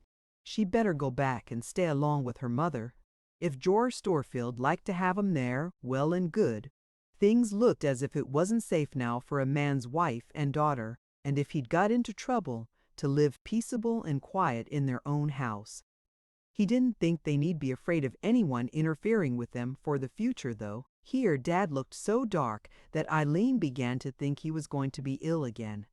We'd all start and go a bit of the way with her next day, to the old stockyard or a bit farther. She could ride from there and take the horse back with her and keep him if she liked. "You've been a good gal to me," he says to her. "You always was one, and your mother's been a good woman and a good wife. Tell her I said so. I'd no call to have done the things I have, or left home because it wasn't tidy and clean, and a welcome always when I came back. It's been rough on her, and on you too, my."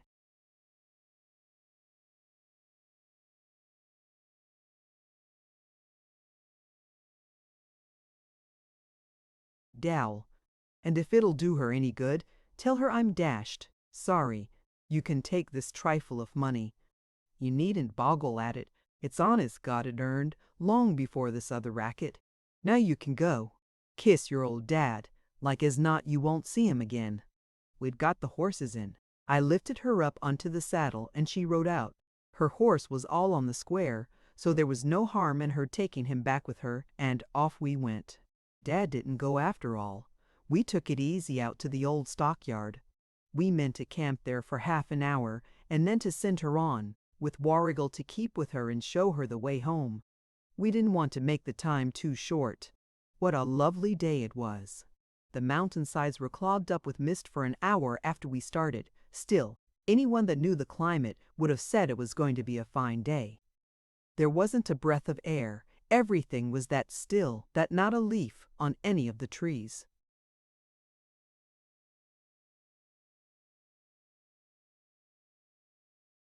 So much as stirred. When we came to the pass out of the valley, we none of us got off. It was better going up than coming down, and it would have tired Eileen out at the start to walk up. So the horses had to do their climbing. It didn't matter much to them, we were all used to it, horses and riders.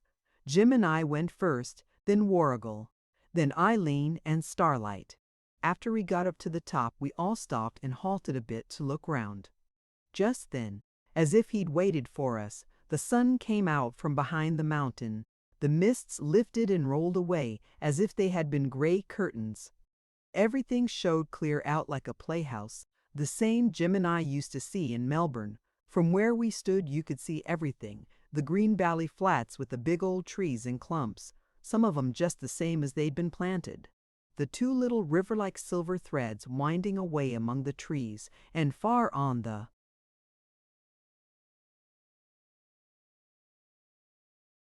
opposite side the tall gray rock towers shining among the forest edges of the high green wall. Somehow the sun wasn't risen enough to light up the mountain. It looked as black and dismal as if it was nightfall coming on. "Goodbye, old hollow," Eileen called out, waving her hand. "Everything looks bright and beautiful except the mountain. How gloomy it appears, as if it held some dreadful secret, doesn't it? Ah, what a pleasant time it has been for me. Am I the same Eileen Marston that went in there a few weeks since? And now I suppose there will be more misery and anxiety waiting for all of us when I get back. Well, come what will, I have had a little happiness on this earth. In heaven there must be rest." We all rode on, but none of us seemed to care to say much. Every step we went seemed to be taking us away from the place where we'd all been so happy together. The next change was sure to be for the worse. What it would be, or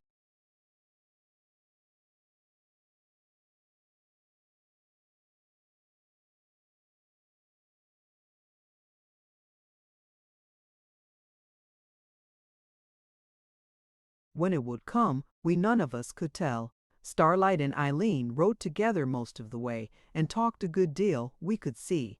Before we got to the stockyard, she rode over to Jim and cheered him up as much as she could about Jeanie. She said she'd write to her and tell her all about him and how happy we'd all been together lately. And tell her that Jim would find some way to get down to her this spring if he could manage it any road. "If I'm above ground, tell her I'll be with her," says poor old Jim, "before Christmas. If she don't see me then, I'll be dead, and she may put on black and make sure she's a widow." "Oh, come, you mustn't talk like that, Jim, and look to the bright side a bit. There's a good chance yet. Now the country's so full of diggers and foreigners, you try your luck, and you'll see your wife yet."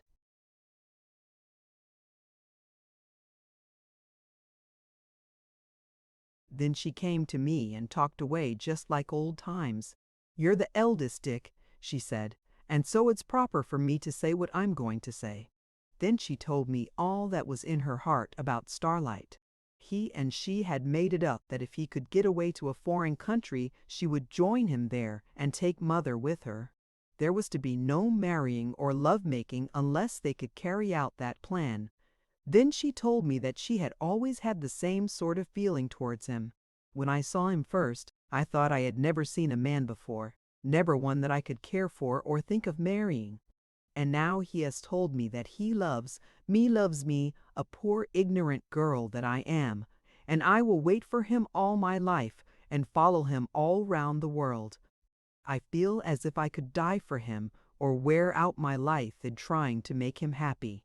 And yet, she said, and all her face grew sad and put on the old look that I knew so well, so hopeless, so full of quiet bearing of pain. I have a kind of feeling at my heart that it will never be. Something will happen to me, or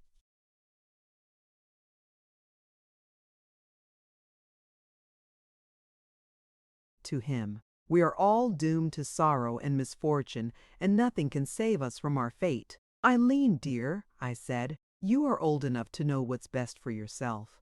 I didn't think Starlight was on for marrying any woman, but he's far and away the best man we've ever known, so you can please yourself. But you know what the chances are. If he gets clear off, or any of us, after what's been done, you're right, but it's 100 to 1 against it." "I'll take the odds," says she, holding up her head. "I'm willing to put my life and happiness What little there's left of it, on the wager. Things can't well be worse. I don't know, I said. I ought to tell you, I must tell you something before we part, though I'd a deal rather not. But you'll bear it better now than in a surprise. Not more blood, more wickedness, she said in a half-whisper, and then she looks up stern and angry like.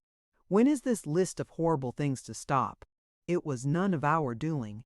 Moran and Daly were in it, and none of you? Swear that, she said, so quick and pitiful like. None of us, I said again, nor yet Warrigal. Then who did it? Tell me all. I'm not a child. I will know. You remember the man that was rude to you at Rocky Flat, and father and he fired at one another? Of course I do, cowardly wretch that he was. Then Moran was waiting for them up the gully. I wondered that they did not come back next day. They never came back, I said.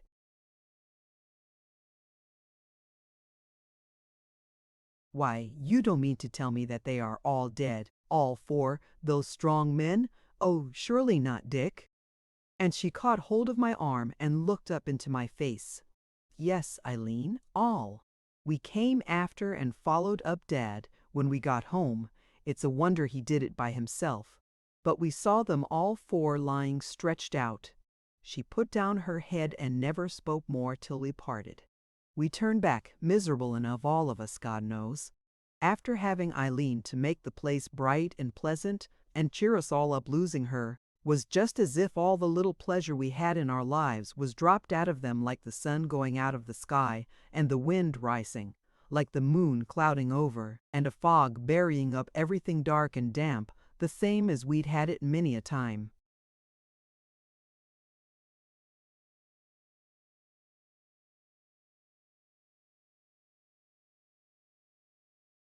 Cattle driving by night. We hardly spoke a word to one another all the way home, and no wonder.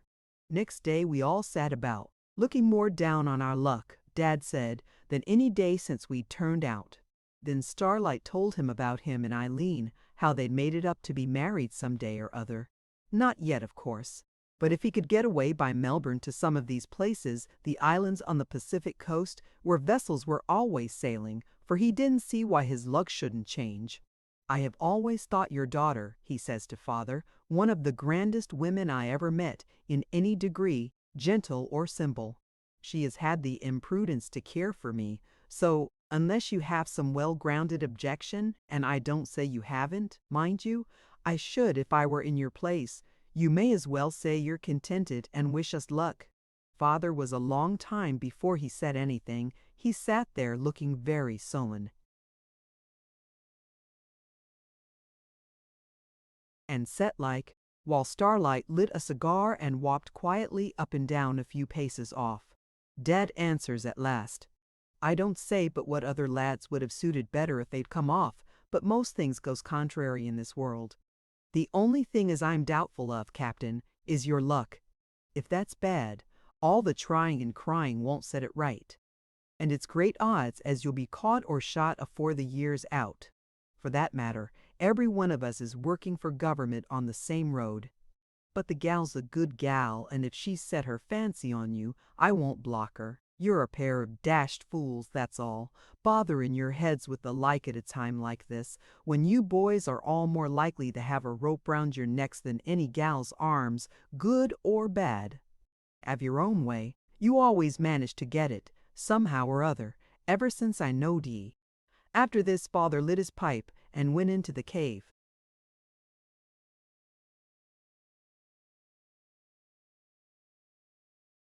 By and by he comes out again and catches the old mare. I ain't been out of this blessed hole, he says, for a month of Sundays. I'm dead tired of seeing nothing and doing nothing. I'll crawl over to old Davy's for our letters and papers. We ain't heard nothing for a year, seems to me. Dad was strong enough to get about in the saddle again, and we weren't sorry to get shut of him for a bit. He was that cranky at times, there was no living with him. As for ourselves, we were regular wild for some sort of getaway for a bit of a change, so we hadn't talked it over very long before we made up our minds to take a run over to Jonathan Barnes's and have a bit of fun, just to take the taste out of our mouths of Eileen's going away.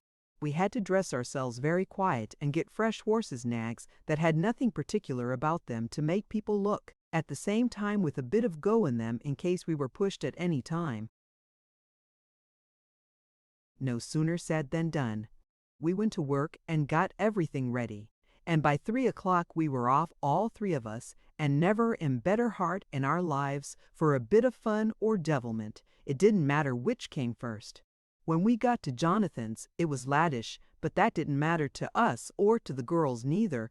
They were always ready for a bit of fun, night or day. However, just at first they pretended to be rather high and mighty about this business of Hagen's. "Oh, it's you, is it?" says Bella, after we walked in. "I don't know as it's safe for us to be knowing such dangerous characters. There's a new law against harboring, father says." He's pretty frightened, I can tell you, and for 2 pence we'd be told to shut the door in your faces. "You can do that if you like now," says I. "We shan't want telling twice, I dare say. But what makes you so stiff tonight?"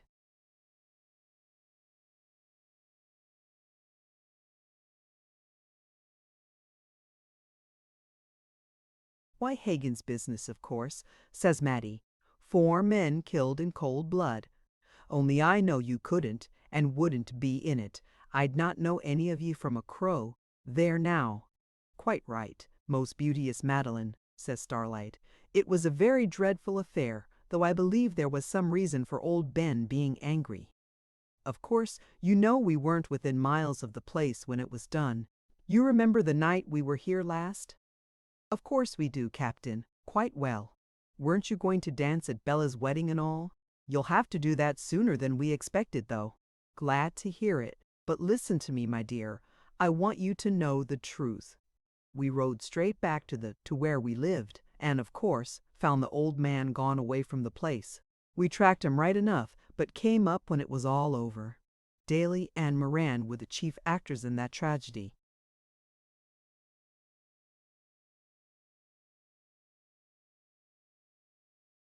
"Oh, we said it was Moran's work from the first, didn't we, Bill? It's just the line he's cut out for. I always think he ought to have a bowl and dagger. He looks like the villain on the stage. On or off the stage, he can support the principal part in that line most naturally," says Starlight. "But I prophesy he will be cut off in the midst of his glorious career. He's beastly cunning, but he'll be trapped yet." "It's a pity Jim can't stay a few days with us," says Mattie. "I believe we'd find a way of passing him on to Victoria. I've known more than 1 or 2 or half a dozen either that has been put through the same way."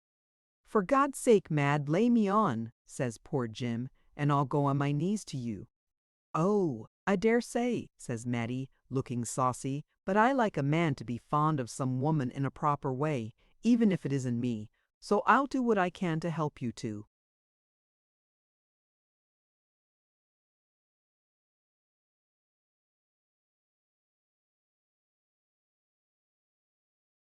"You wife and pickaninny. We must get you into the police force, Mattie," says Starlight, "or make you a sort of inspector, unattached, if you're so clever at managing these little affairs. But what's the idea?" "Well," says she, settling herself in a chair, spreading out her dress, and looking very knowing, "there's an old gentleman being driven all the way overland in a sort of light Yankee trap, and the young fellow that's driving has to find horses and feed 'em, and get so much for the trip." "Who is it?" says I. "Oh, you know him," says Mattie, looking down. "He's a great friend of mine, a steady-going, good-conducted chap, and he's a little you understand well. Shook on me. I could persuade him a bit, that is."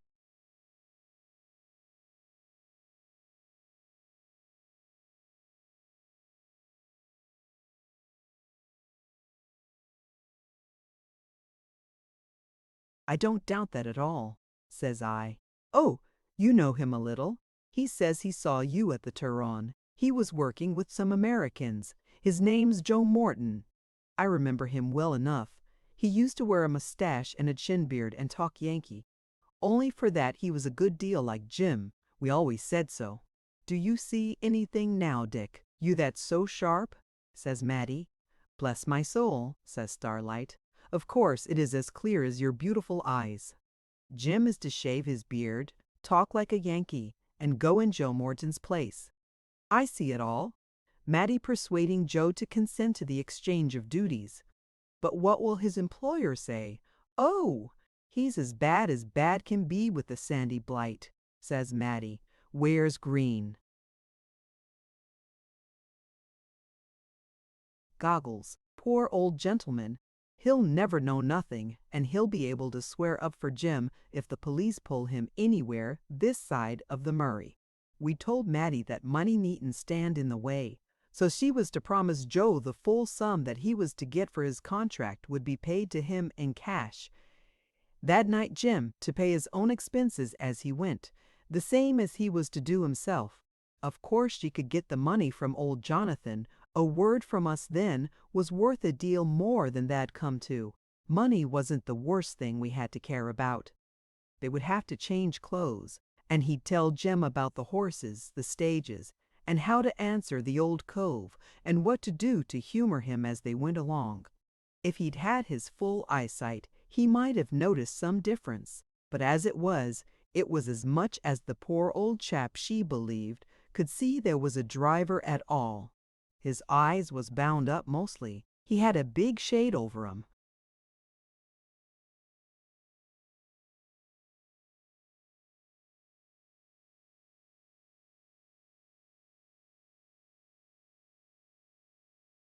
And was half the night swabbing and poulticing and putting lotion into 'em. He'd got sandy blight that bad it would take months to get right. Once you get a touch like that, it's a terror, I can tell you. I've had it that bad myself. I had to be led about, after a lot of talking, that Jim was to try his luck as the Reverend Mr. Watson's coachman. He was mad to get away somehow, and such another chance might never turn up in a month of Sundays. He would have plenty of time to shave his beard and make himself look as like as ever he could to Joe Morton. Maddie said she'd see after that, and it would be as good as a play. Lucky for old Jim, we'd all taken a fancy at the Turon for once in a way to talk like Arizona Bill and his mates, just for the fun of the thing. There were so many Americans there at first, and they were such swells, with their silk sashes, bowie knives, and broad-leafed, full-share hats, that lots of the young native fellows took a pride in copying them, and could walk and talk and guess and calculate wonderful well.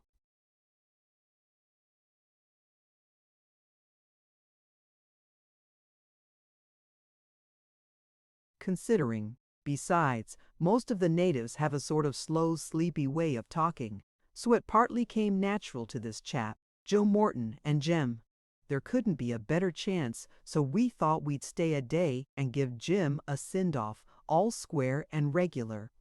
It wasn't no ways too safe, but we wanted a bit of a jollification, and we thought we'd chance it. That night we had a regular good ball. The girls got some of the young fellows from round about to come over, and a couple or two other girls, and we had no end of fun. There was plenty of champagne, and even Jim picked up a bit, and what with being grateful to Maddie for giving him this lift and better in spirits on the chance of seeing Jeannie again, he was more like his own self. Maddie said he looked so handsome she had half a mind to throw over Joe Morton after all. Joe came rather laddish, and the old gentleman had a cup of tea and went to bed at once, leaving word for Joe that he wanted to start almost before daylight, or as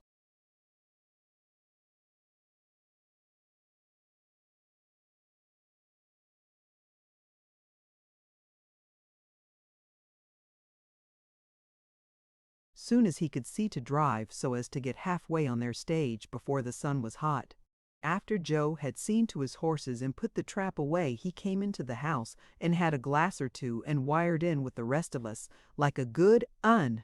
After a bit we see Maddie corner him off and have a long talk, very serious too. After that they went for a walk in the garden and was away a good while. When she came back, she looked over at Jim and nodded as much as to say, "It's all right." and I saw poor old Jim's face brighten up as if a light had passed over it. By and by she came over and told us all about it.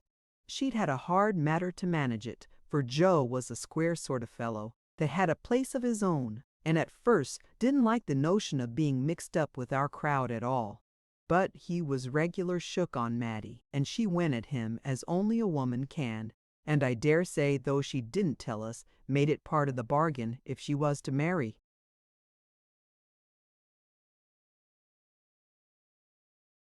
him to help Jim in this particular way. He was to be well paid for this journey by old Mr. Watson, and he wanted a bit of money before harvest, or he wouldn't have taken the job at all. The end of it was that Jim and Joe sat up ever so late, pretty well on to daylight, smoking and yarning, and Joe practicing Jim in all the things he was to do and say, giving him a kind of chart of the stages, and telling him the sort of answers he was to give to the old chap. It was just before daylight when they knocked off, and then Joe goes and peels off his duds and hands 'em over to Jim, rough great coat and all up to his chin and down to his toes. Joe takes Jim's togs. They fitted him all to pieces, and Jim hands him over his horse, saddle, revolver, and spurs, and tells him the old horse is a real plum, and he hopes he'll be good to him. Then Jim shakes hands with us all round, blessed if the girls wasn't up too, and had some coffee smoking hot for us. We can sleep.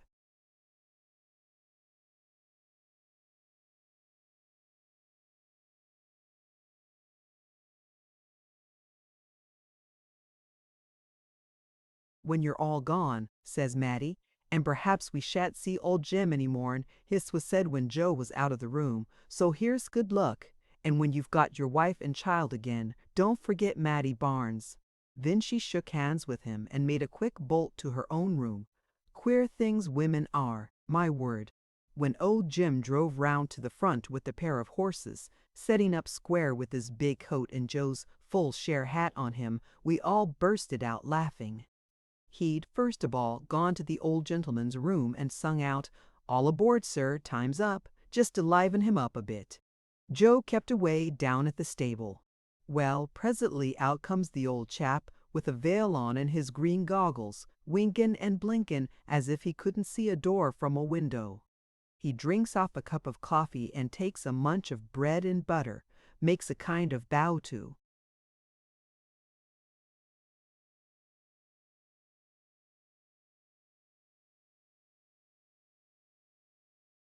Bella, and shuffles into his carriage.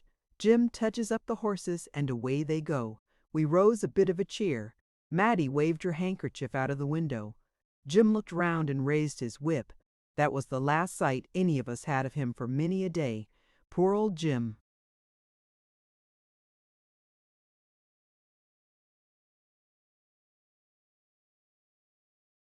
Chapter 41. We hadn't been long at home, just enough to get tired of doing nothing, when we got a letter from Bella Barnes, telling us that she was going to get married the day after the Turon races, and reminding Starlight that he had promised to come to her wedding. If he didn't think it was too risky, she hoped he'd come. There was going to be a race ball, and it was sure to be good fun. There would be a good wind-up, and Mattie was coming out a great swell. Sir Ferdinand would be there, but there'd be such a crowd, anybody would pass muster, and so on. Yours sincerely, Isabella Barnes. P.S. There was a big handicap with 500 added. Hadn't we a good horse enough? Well done, Bella, says Starlight. I vote we go, Dick. I never went to a hop with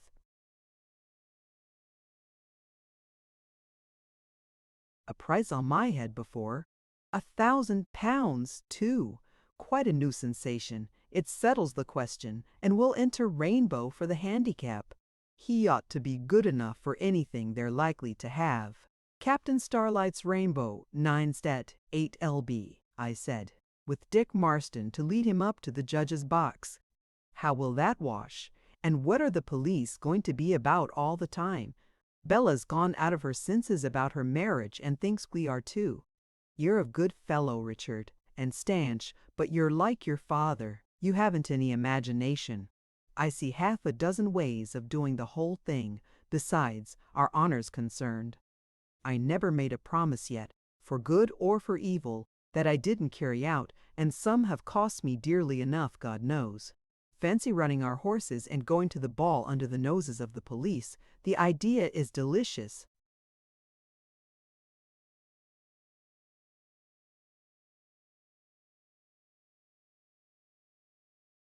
I dare say you're about tired of your life, I said. I'm pretty sure I am, but why we should ride straight into the lion's mouth to please a silly girl, I can't see. I haven't overmuch sense, I know, or I shouldn't be here, but I'm not such a dashed fool as all that comes to.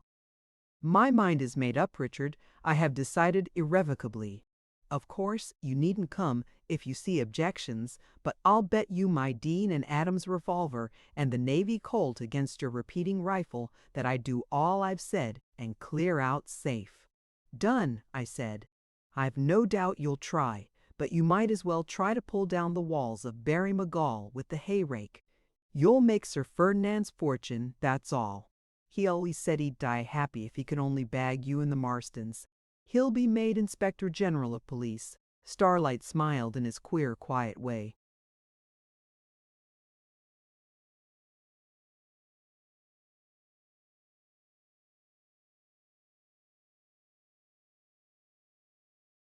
If he doesn't rise to the top of the tree until he takes me alive, I mean he'll die a sub-inspector. But we better sleep on it. This is an enterprise of great pith and moment and requires no end of thought. We must get your sister to come over. That will crown all. Good night, I said, rather hasty. We better turn the hollow into Tarban Creek and advertise for boarders. Next morning I expected he'd think better of it. We'd had a glass or two of grog, but no, he was more set on it than ever, and full of dodges to work it to rights. He certainly was wonderful clever in all sorts of ways, when there was any devilment to be carried out. Half as much in the straight way would have made a man of him. But that's the way of the world all over. He ain't the only one. As for father, he was like me, and looked on the notion as rank foolishness. He swore straight on in for about 20 minutes, and then said he expected.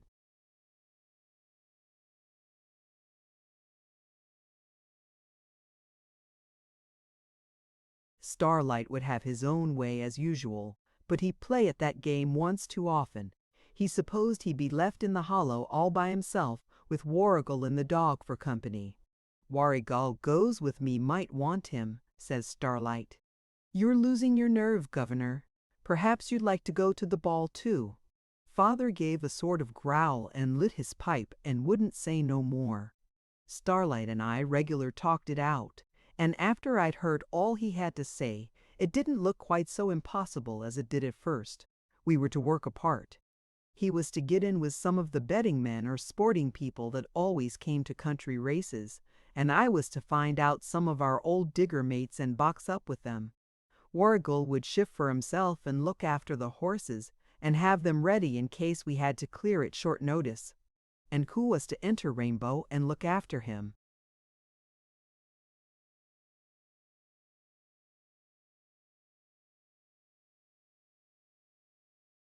Couldn't we get old Jacob Benton?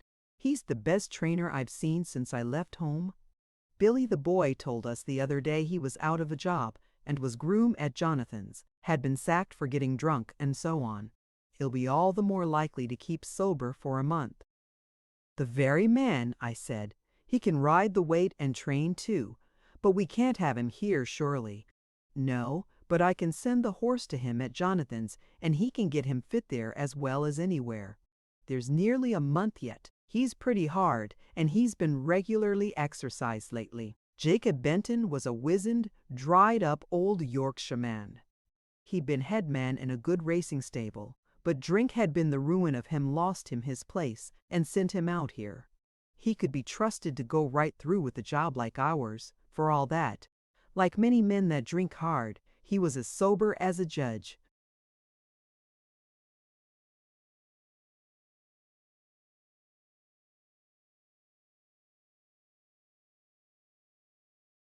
Between one burst and another, and once he took over a horse in training, he touched nothing but water till the race was run and the horse back in his box. Then he most times went in an awful perisher, took a month to it, and was never sober day or night the whole time.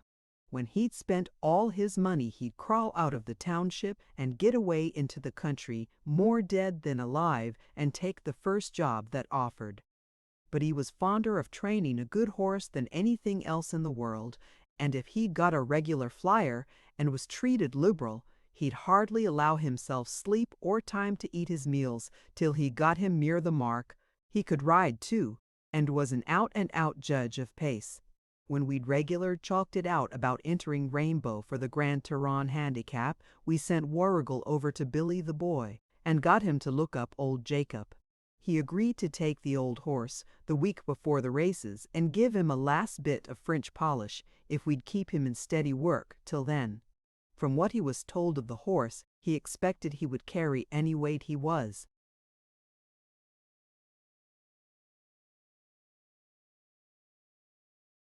Handicapped for, and pull it off easy. He was to enter him in his own name the proper time before the races. If he won, he was to have 10% on winnings. If he lost, a 10-pound note would do him. He could ride the weight with some lead in his saddle, and he'd never wet his lips with grog till the race was over. So that part of the work was chalked out. The real risky business was to come. I never expected we should get through all straight. But the more I hung back, the more shook on it Starlight seemed to be. He was like a boy home from school sometimes, mad for any kind of fun with a spice of devilment in it. About a week before the races we all cleared out, leaving Father at home, and pretty sulky too. Warrigal led Rainbow. He was to take him to Jonathan Barnes's and meet old Jacob there. He was to keep him until it was time to go to Turin. We didn't show there ourselves this time. We were afraid of drawing suspicion on the place.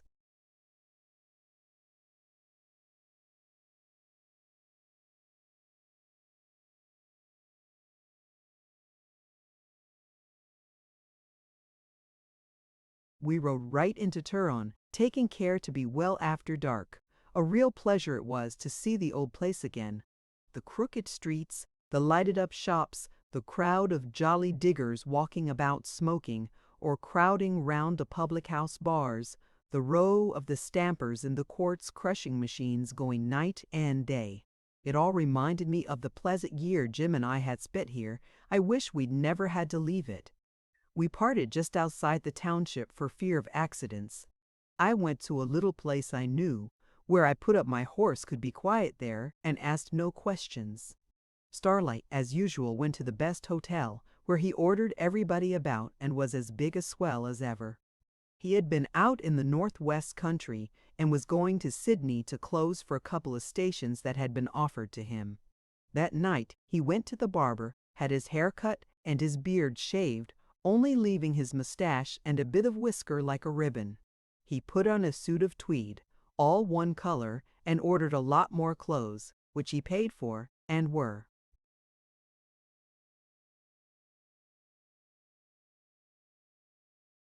To be left at the hotel till he returned from Sydney. Next day he starts for Sydney. What he was going to do there he didn't say, and I didn't ask him. He'd be back the day before the races and in good time for all the fun and Bella's wedding into the bargain.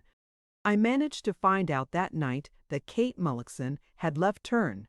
She and her husband had sold their place and gone to another diggings just opened. I was glad enough of this, for I knew that her eyes were sharp enough to spy me out whatever disguise I had on, and even if she didn't, I should always have expected to find her eyes fixed upon me. I breathed freer after I heard this bit of news. The gold was better even than when we were there. A lot of men who were poor enough when we were there had made fortunes. The field never looked better, and the hard-driving, well-paid, jolly mining life was going on just the same as ever.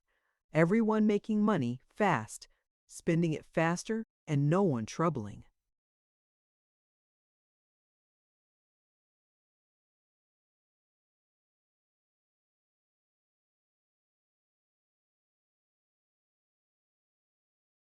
themselves about anything except how much the wash dirt went to the load and whether the sinking was through the false bottom or not.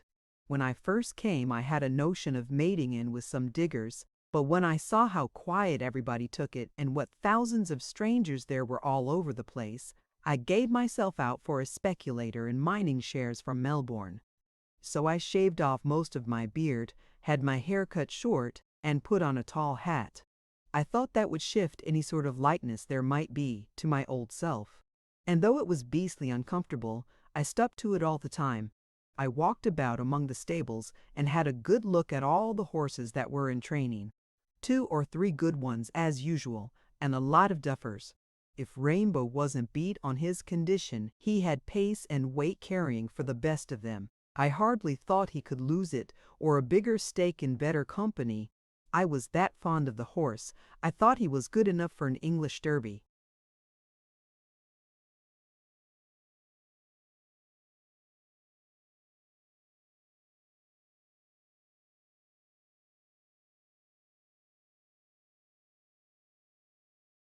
Well, I kept dark, you be sure, and mooned about buying a share at a low price now and then, just to let him see I had money and meant something. My name was Mr. Bromford, and I lived at Petersham near Sydney.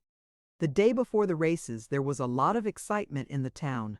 Strangers kept pouring in from everywhere round about, and all the hotels were crammed full. Just as I was wondering whether Starlight was going to turn up till next day, I saw a four-in-hand drag rattle down the street to the principal inn, and a crowd gather round it as 3 gentlemen got out and went into the inn. "You'll see after all our luggage, will you, ostler?" says one of them to the groom. "And whatever you do, don't forget my umbrella." Some of the diggers laughed. "Know those coves?" I said to a man that stopped at the same house as I did. "Don't you know? Them's the 2 Mr. Dawsons, of Wideview, great sporting men, natives, and ever so rich. They've some horses to run tomorrow. That's a new chum from England that's come up with them. I hardly knew him at first. His own mother wouldn't, I believe. He'd altered himself that wonderful as I could hardly even now think it was Starlight. And yet he wasn't a bit like the young Englishman he gammoned to be last year, or the Hannen Frank Houghton either. He had an eyeglass this time, and was a swell from top to toe. How and when he picked up with the Mr. Dawsons, I couldn't tell, but he'd got a knack of making people like him, especially when they didn't know him. Not that it was worse when they did. It wasn't for that, he was always the same. The whitest man I ever knew, or ever shall, that I say and stick to, but of course people can't be expected to associate with men that have done time. Well, next day was the races. I never saw such a turn out in the colony before. Every digger on the field had dropped work for the day. All the farmers,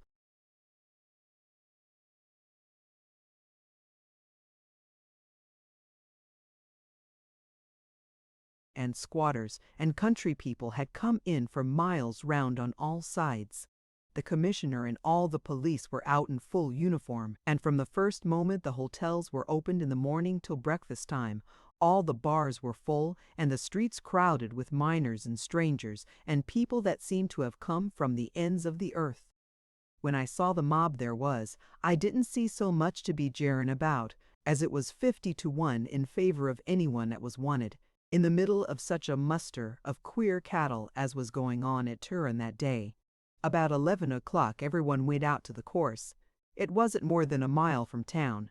The first race wasn't to be run till 12, but long before that time the road was covered with horsemen, traps of every kind and sort, every horse and mare in the whole district. Most of the miners went in 4 horse coaches and buses that were plying all.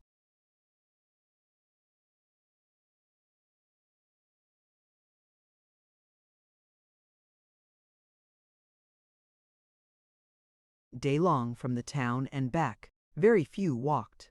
The country people mostly drove in spring carts or rode on horseback. Any young fellows that had a good horse liked to show him off, of course. The girls in habits of their own make, perhaps, and now and then a top hat, though they looked very well too.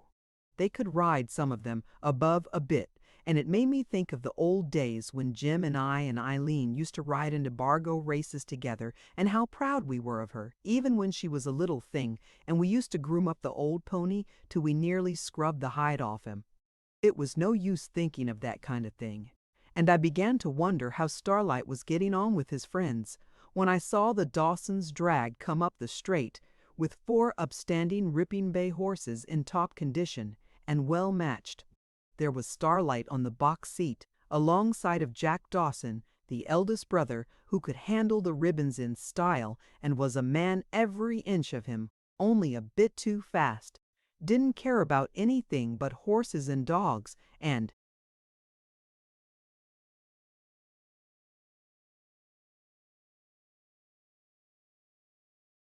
lived every day of his life. The other brother was standing up behind, leaning over and talking to Starlight, who was in great form, as he used to say himself, and looked as if he'd just come out of a bandbox. He had on a silk coat buttoned round him, a white top hat with a blue silk veil. His eyeglass was stuck in his eye all the time, and he had kid gloves on that fitted his hands like wax. I really couldn't hardly take my oath. He was the same man, and no wonder nobody else couldn't. I was wondering why Sir Ferdinand wasn't swelling about, bowing to all the ladies, and making that thoroughbred of his dance and arch his neck, when I heard someone say that he'd got news that Moran and the rest of 'em had stuck up a place about 40 miles off, towards Forbes, and Sir Ferdinand had sworn at his luck for having to miss the races, but started off just as he was, and taken all the troopers but 2 with him. Who brought the news? Oh, a youngster called William Jones said he lived out there. A black boy came with him that couldn't hardly speak English. He went with him to show the way. Well, but how did they know it was true, says I. It might have been only a stall. Oh, the young fellow brought a letter from the overseer, saying they might hold out for a few hours if the police came along quick. It's a good thing they started at once, says I. Them boys are very useful sometimes, and black fellows too. I went off then, and had a laugh to myself. I was pretty middling certain it was Billy the boy and Warrigal. Starlight had wrote the note before we started, only I didn't think they'd be game to deliver it themselves. Now the police was away. All but a couple of young fellows I went and had a look to make sure that didn't know any of us by sight. I thought we might enjoy ourselves for once in a way, without watching everyone that came nigh us. And we did enjoy ourselves. I did, I know. Though you'd think, as we carried our lives in our hands, in a manner of speaking, the fun couldn't have been much. But it's a queer world. Men like us, that don't know what's to happen to them from one day to another, if they can only see their way for a week ahead, often have more real pleasure in the bit of time they have to themselves than many a man has in a year that has no call to care about time or money, or be afraid of anybody. As for Starlight, if he'd been going to be hung next week, it would have been all one to him. He'd have put off thinking about it until about an hour before, and then would have made all his arrangements and done the whole business quietly and respectably, without humbug, but without any flashness either. You couldn't put him wrong, or make him do or say anything that was out of place. However, this time nobody was going to be hung or took or anything else. We'd as good as got a free pardon for the time being. Now the police was away. No one else would have meddled with us if we'd had our names printed on our hats. So we made the most of it, I expect. Starlight carried on all sorts of high ropes. He was introduced to all the nobs, and I saw him in the grandstand and the saddling paddock, taking the odds in 10s and 50s from the ringman. He brought a stiffish roll of notes with him and backing the Dawson stable right out. It turned out afterwards that he'd met them at an inn on the mountains and helped them to doctor one of their leaders that had been griped. So they took a fancy to him, and, being free-hearted sort of fellows, asked him to keep them company in the drag, and let one of the grooms ride his horse. Once he started, he kept them alive, you may be sure, and by the time they got to Turon they were ready to go round the world with him, and swore they'd never met such a man in their lives. Very likely they hadn't either. he was introduced to the judge and the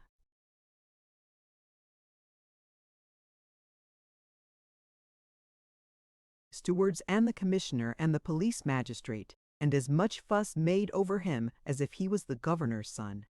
It was as good as a play. I got up as near as I dared once or twice, and I couldn't hardly keep from bursting out laughing when I saw how grave he talked and drawled and put up his eyeglass, and every now and then made 'em all laugh, or said something reminded him of India, where he'd last come from. Well, that was a regular fizzer of a spree, if we never had another. The racing was very fair, and, as luck would have it, the Dawson horses won all the big money, and as they started at longish odds, they must have made a pot of money, and Starlight too, as he gone in a docker for their stable. This made them better friends than ever, and it was Dawson here and Lasses there, all over the course.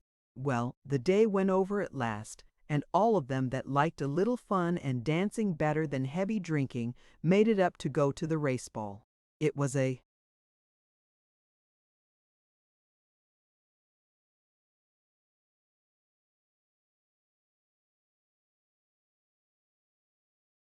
subscription affair, guinea tickets, just to keep out the regular roughs, and the proceeds to go to the Turin Jockey Club Fund. All the swells had to go, of course, and though they knew it would be a crush and pretty mixed, as I heard Starlight say, the room was large, the band was good, and they expected to get a fair share of dancing after an hour or so. Starlight and the Dawsons dined at the camp, and were made a good deal of their health, drunk and what not, and Starlight told us afterwards he returned, thanks for the strangers and visitors, said he'd been told Australia was a rough place, but he never expected to find so much genuine kindness and hospitality, and, he might add, so much refinement and gentlemanly feeling. Speaking for himself, he had never expected, considering his being a total stranger, to be welcomed so cordially and entertained so handsomely. More person may speak. He would repeat the events of this particular day would never be effaced from his memory. Tremendous cheering. After dinner, and when the champagne had gone round pretty reasonable, the commissioner proposed they should all adjourn to the ball, when, if Mr. Lascelles cared about dancing, he ventured to think a partner or two could be found for him. So they all got up and went away down to the hall of the Mechanics' Institute, a tremendous big room that had been built to use as a theater and to give lectures and concerts in. These sort of things are very popular at diggings. Miners like to be amused and have plenty of money to spend when times are good. There was hardly a week passed without some kind of show being on when we went there. I walked down quietly an hour or so before most of the people, so as to be in the way to see if Eileen came. We'd asked her to come on the chance of meeting us.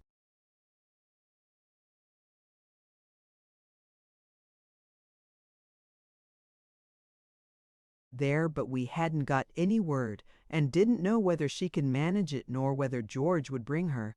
I had a sort of half-and-half notion that perhaps Gracie might come, but I didn't like to think of it for fear of being disappointed, and tried to make believe I didn't expect her. I gave in my ticket and walked in about 8 o'clock and sat down pretty close to the door so that I could see the people as they came in. I didn't feel much up to dancing myself, but I'd have ridden 1,000 miles to have had the chance of seeing those two girls that night. I waited and waited while one after another came in, till the big hall was pretty near filled, and at 9 o'clock or so the music struck up and the first dance began. That left the seats pretty bare, and between listening to the music and looking at the people, and thinking I was back again at the old claim, and passing half an hour at a dance house, I didn't mind the door so much till I heard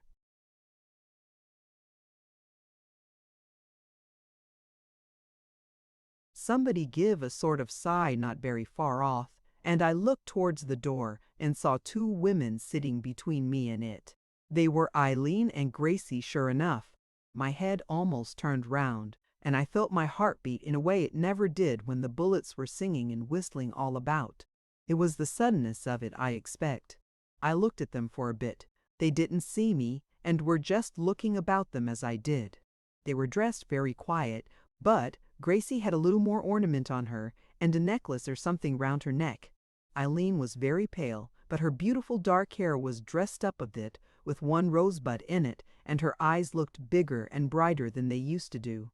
She looked sad enough, but every now and then Gracie said something that made her smile a bit, and then I thought she was the handsomest girl in the room. Gracie had just the same steady, serious, kind face as ever. She'd hardly changed a bit, and seemed pleased, just like a child at the play, with all that was going on round about.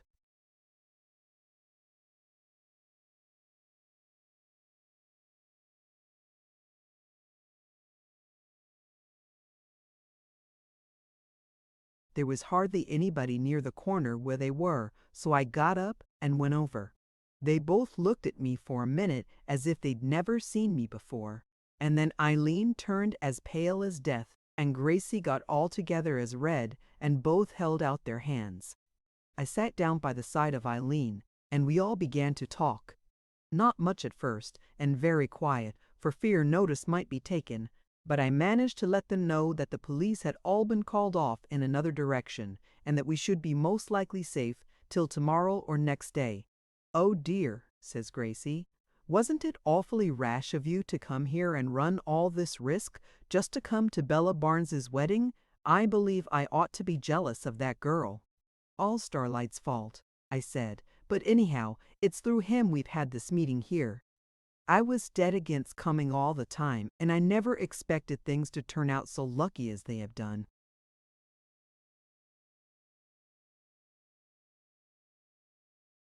"Will he be here tonight?" Eileen says, very soft and timid-like. I almost wished I'd stayed away, but Gracie here would come. Young Cyrus Williams brought us. He wanted to show his wife the races and take her to the ball. There they are, dancing together. George is away at the races.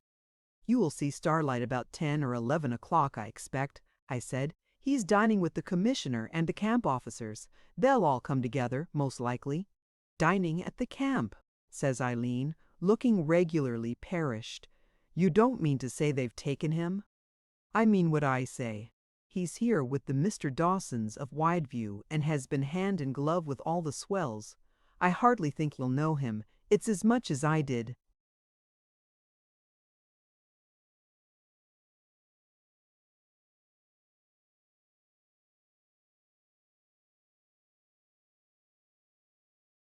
Poor Eileen gave another sigh. "Do you think he'll know me?" she says. Oh, what a foolish girl I was to think for a moment that he could care about a girl like me. "Oh, I wish I had never come." "Nonsense," says Gracie, who looked a deal brighter on it. "Why, if he's the man you say he is, this will only bring him out a bit. What do you think, Di? I mean, Mr. Jones?" "That's right, Miss Dorfield," says I. "Keep to the company manners tonight. We don't know who may be listening, but I'm not much afraid of being bowled out this particular night. Somehow I feel ready to chance everything for an hour's happiness, like this." Gracie said nothing, but looked down, and Eileen kept turning towards the door, as if she half hoped and was half afraid of seeing him come in. By and by, we heard someone say, "Here comes the commissioner. All the camp will be here now," and there was a bit of a move to look at them as they came in.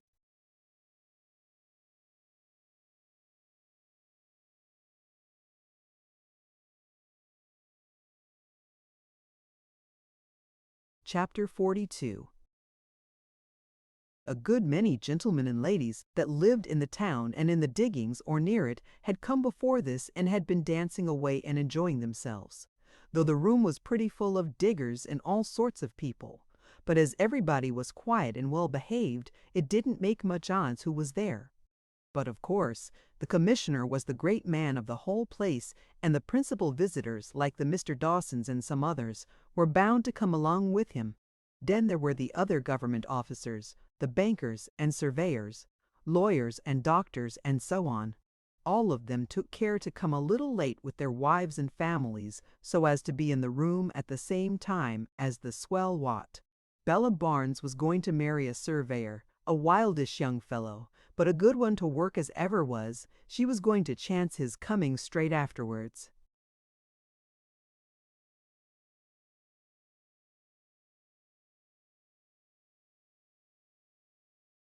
He was a likely man to rise in his office, and she thought she'd find a way to keep him out of debt and drinking and gambling too.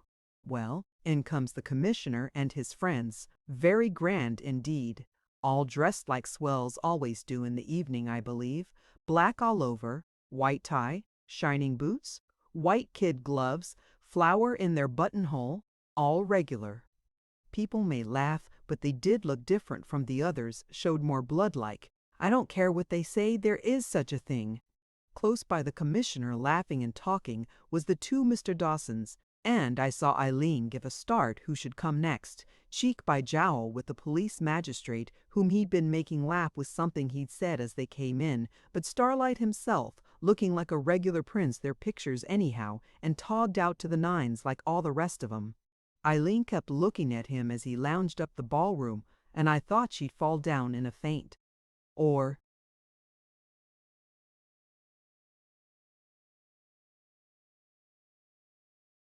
bring herself to people's notice by the wild, earnest, sad way she looked at him. However he'd got his clothes and the rest of it that fitted him like as if they'd been grown for him, I couldn't think. But of course he'd made all that right when he went to Sydney and had him sent up with his luggage in Mr. Dawson's drag. Though he didn't seem to notice anything, I saw that he knew us. He looked round for a moment and smiled at Eileen. "That's a pretty girl," he said to one of the young fellows. "Evidently from the country. I must get introduced to her." "Oh, we'll introduce you," said the other man. "They're not half bad fun, these Blush girls, some of them. Well, a new dance was struck up by the band just after they got up to the top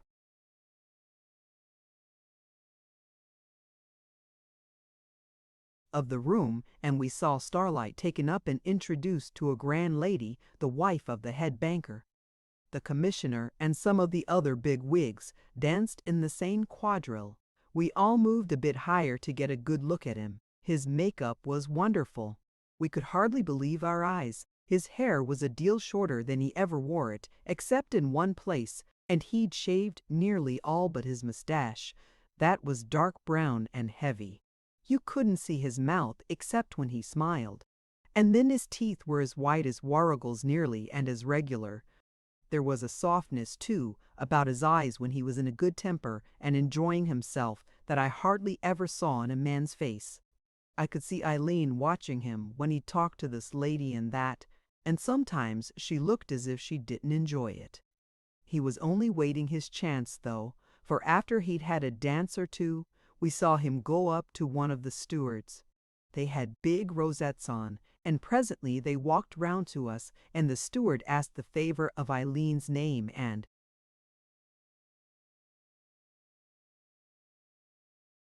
then begged, by virtue of his office, to present Lieutenant Lascelles, a gentleman lately from India, who had expressed a wish to be introduced to her.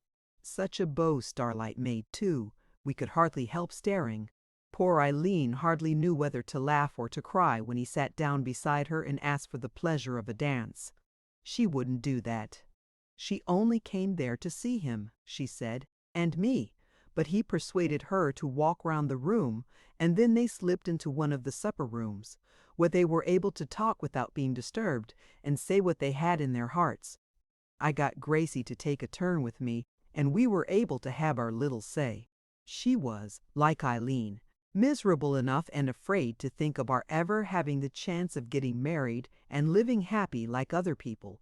But she told me she would wait and remain faithful to me if it was to her life's end, and that as soon as I could get away from the country and promise her to leave our wild lives behind, she was ready to join us and follow me.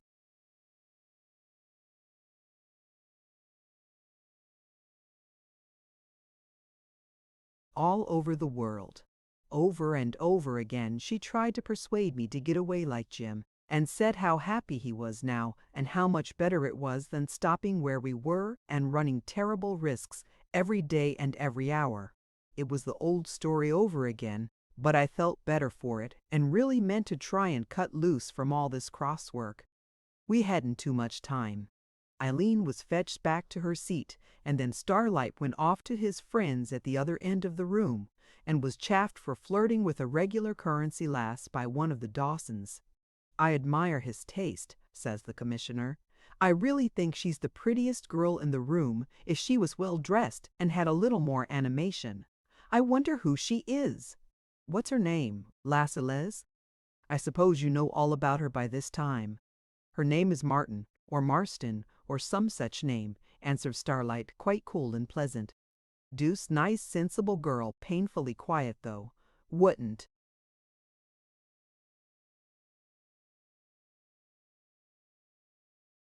dance, though, at all, and talked very little. By Jove, I know who she is, says one of the young chaps. That's Eileen Marston, sister to Dick and Jim. No wonder she isn't over lively. Why, she has two brothers, bushrangers, regular out and outers. There's 1,000 on each of their heads. Good gad, says Starlight. You don't say so. Poor girl. What a most extraordinary country. You meet with surprises every day, don't you? It's a pity Sir Ferdinand isn't here, said the commissioner. I believe she's an acquaintance of his. I've always heard she was a splendid girl, though, poor thing, frets to death about her family. I think you seem to have cheered her up, though, Lascelles. She doesn't look half so miserable as she did an hour ago. Naturally, my dear fellow, says Starlight, pulling his moustache, even in this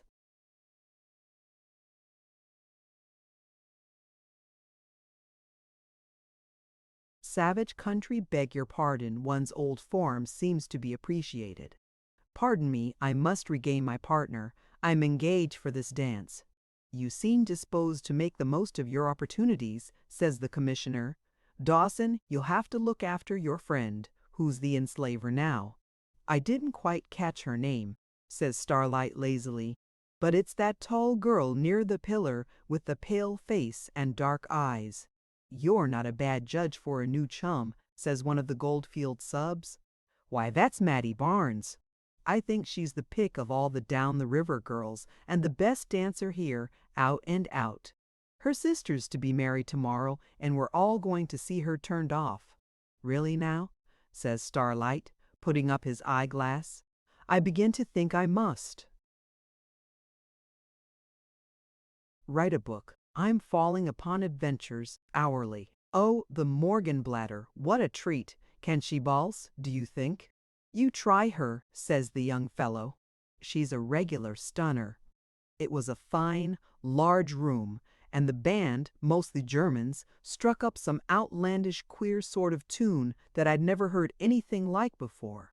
Whatever it was, it seemed to suit most of the dancing people, for the floor was pretty soon full up, and everybody twisting round and round as if they were never going to stop. But, to my mind, there was not a couple there that was a patch on Mattie and Starlight. He seemed to move round twice as light and easy as anyone else. He looked somehow different from all the others. As for Mattie, wherever she picked it up she went like a bird, with a free, springy sort of sliding step, and all in time to the music, anybody could see. After a bit some of the people sat down, and I could hear them passing their remarks and admiring both of them till the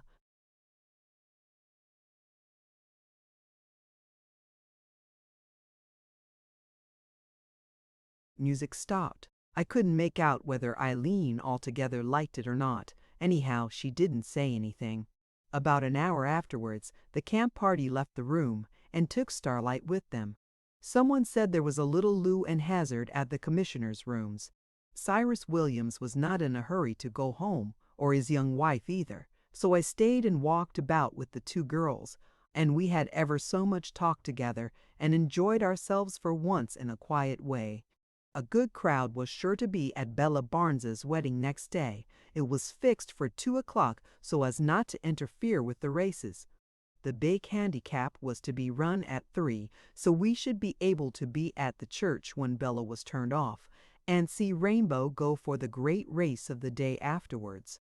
When that was run we intended to clear. It would be time for us to go then. Things were middling straight, but it mightn't last. Next day was the great excitement of the meeting. The big money was all in the handicap, and there was a big field with 2 or 3 cracks up from Sydney, and a very good local horse that all the diggers were sweet on. It was an open race, and every man that had a note or a fiver laid it out on one horse or another. Rainbow had been entered in proper time and all regular by old Jacob under the name of Darky, which suited in all ways. He was a dark horse sure enough, dark in color and dark enough as to his performances. Nobody knew much about them. We weren't going to enter him in his right name, of course. Old Jacob was a queer old fellow in all his ways and notions, so we couldn't stable him in any of the stables in turn for fear of his being got at or something. So when I wanted to see him the day before, the old fellow grinned and took me away about a mile from the course, and there was old Rainbow, snug enough in a tent, above all places, but as fine as a star and as spit as ever a.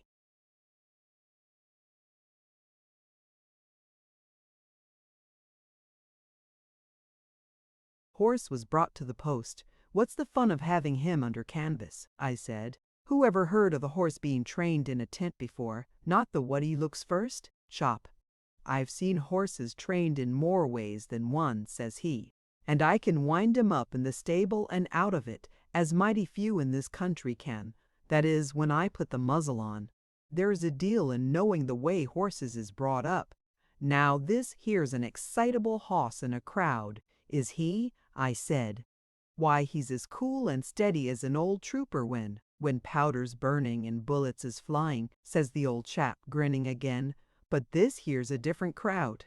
When he's got a training saddle and 7 or 8 stone up, and there's 200 or 300 horses rattling about this side on him and that, it brings out the old racehorse feeling that's in his.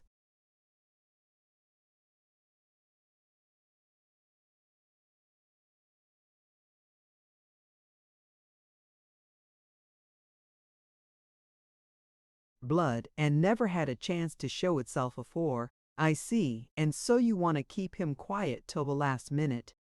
That's just it, says he. I've got the time to a second. Here he pulls out a big old turnip of a silver watch, and I'll have him up just ready to be weighed out last. I never was late in my life. All right, I said, but don't draw it too fine. Have you got your weight all right? Right to a ounce, says he. 9 stun 4 they've put on him, and him an untried horse. I told 'em it was waiting him out of the race, but they laughed at me. Never you mind, though. He can carry weight and stay too. My 10%'s as safe as the bank. He'll put the stuns on all them nobs too, that think a racehorse must always come out of one of their training stables.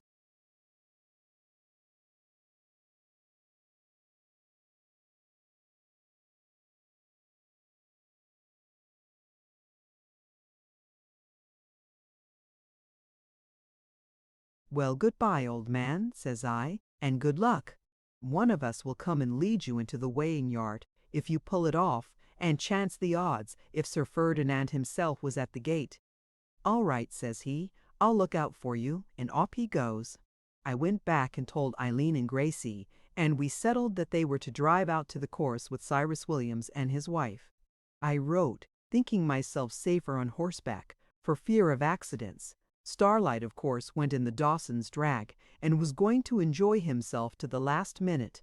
He had his horse ready at a moment's notice, and Warrigal was not far off to give warning or to bring up his horse if we had to ride for it. Well, the first part of the day went well enough, and then about 1:30 we all went down to the church. The young fellow that was to marry Bella Barnes was known on the field and well liked by the miners, so a good many of them made it up to go and see the wedding. They'd heard of Bella and Mattie and wanted to see what they looked like. The church was on the side of the town next the racecourse, so they hadn't far to go. By and by, as the crowd moved that way, Starlight says to the commissioner, "Where are all these good folks making for?" "Why, the fact is, there's to be a wedding," he says, "and it excites a good deal of attention, as the young people are well known on the field and popular." Bella Barnes and her sister are very fine girls in their way. Suppose we go and look on too. There won't be anything now before the big race. By Jove! A first-rate idea, says Starlight. I should like to see an Australian wedding above all things.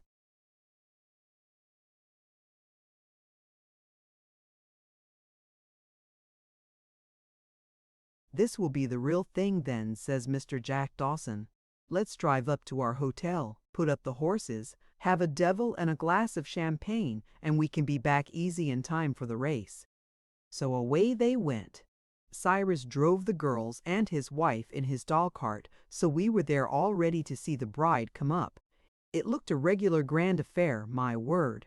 The church was that crammed, there was hardly a place to sit or stand in.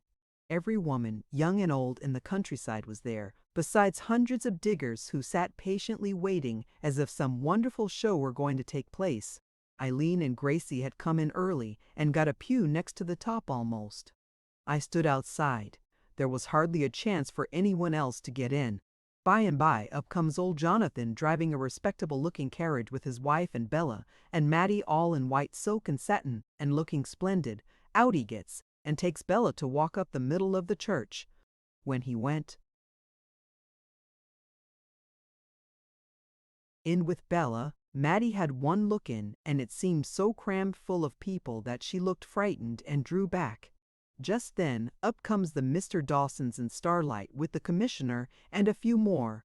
Directly he sees Mattie draw back, Starlight takes the whole thing in and walked forward. "My dear young lady," says he, "will you permit me to escort you up the aisle? The bride appears to have preceded you." He offered her his arm, and, if you'll believe me, the girl didn't know him a bit in the world, and stared at him like a perfect stranger. "It's all right, Miss Mattie," says the commissioner. He had a way of knowing all the girls, as far as a laugh or a bit of chaff went, especially if they were good-looking. Mr. Sphenobill Lascelles is an English gentleman, newly arrived and a friend of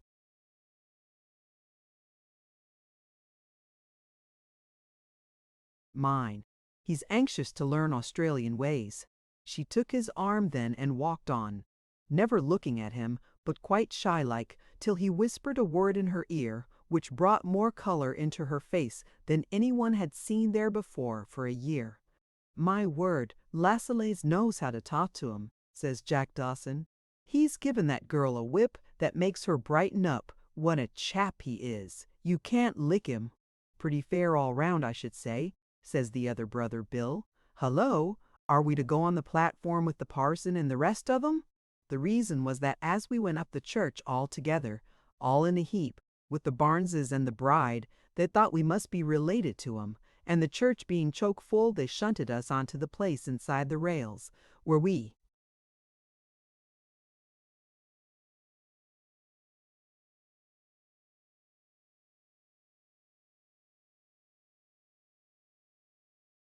found ourselves drafted into the small yard with the bridegroom, the bride, the parson, and all that mob. There wasn't much time to spare, what with the racing and the general bustle of the day. The miners gave a sort of buzz of admiration as Bella and Mattie and the others came up the aisle. They looked very well, there's no manner of doubt.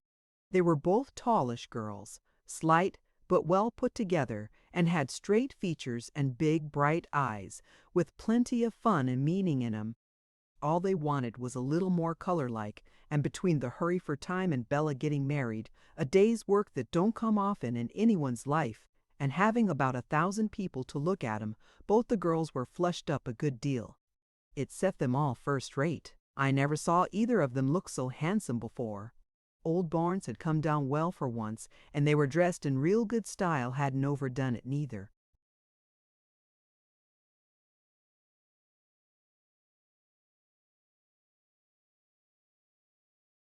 When the tying up fatement was over, everything went off first-rate. The bridegroom was a hardy-looking, upstanding young chap that looked as if work was no trouble to him. Next to a squatter, I think a government surveyor's the best billet going. He can change about from one end of the district to another. He has a good part of his time, the regular free bush life, with his camp and his men, and the harder he works, the more money he makes. Then when he comes back to town, he can enjoy himself, and no mistake. He is not tied to regular hours like other men in the service, and can go and come when he likes pretty well. Old Barnes would be able to give Bella and her sister a tidy bit of money some day, and if they took care, they'd be comfortable enough off after a few years. He might have looked higher, but Bella would make any man she took to a slashing good wife, and so she did him. So the parson buckles them too, and the last words were said. Starlight steps forward and says, "I believe it's the custom in all circles to salute the bride, which I now do," and he gave Bella a kiss before everyone in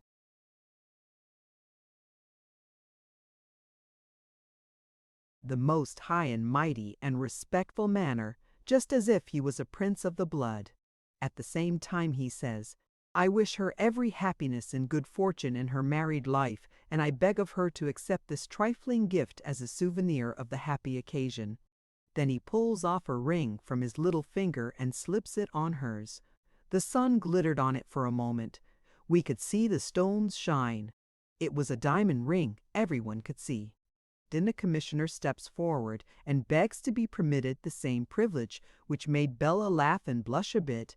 Directly after, Mr. Chainwood, who had stood quiet enough alongside of his wife, tucked her arm inside of his and walked away down the church, as if he thought this kind of thing was well enough in its way, but couldn't be allowed to last all day. When they got into the carriage and drove off, the whole church was cleared, and they got such a cheer as you might have heard at Tambaroora. The parson was the only living soul left near the building. In 5 minutes, everybody was in.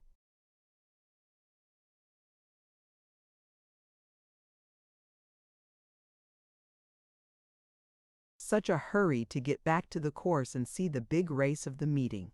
Starlight slipped away in the crowd from his 2 friends and managed to get a quiet few minutes with me and Gracie and Eileen. She was scolding him between jest and earnest for the kissing business, and said she thought he was going to leave off these sort of attentions to other girls. "Not that she knew you at first, a bit in the world," Eileen said.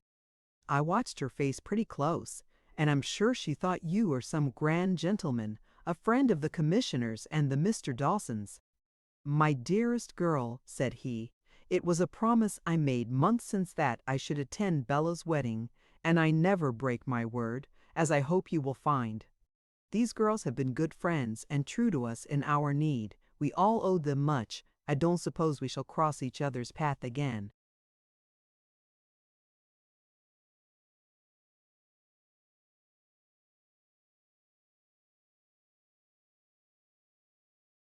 There wasn't much more time.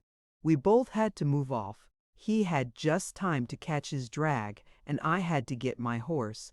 The Dawsons bullied him a bit for keeping them waiting, and swore he had stayed behind to flirt with some of the girls in the church after the wedding was over. "You're not to be trusted when there's temptation going," Jack Dawson said. "Saw you talking to that Marston girl. If you don't mind, you'll have your head knocked off. They're a rum lot to deal with, I can tell you. I must take care of myself," he said, laughing. "I have done so in other lands, and I suppose yours is no exception.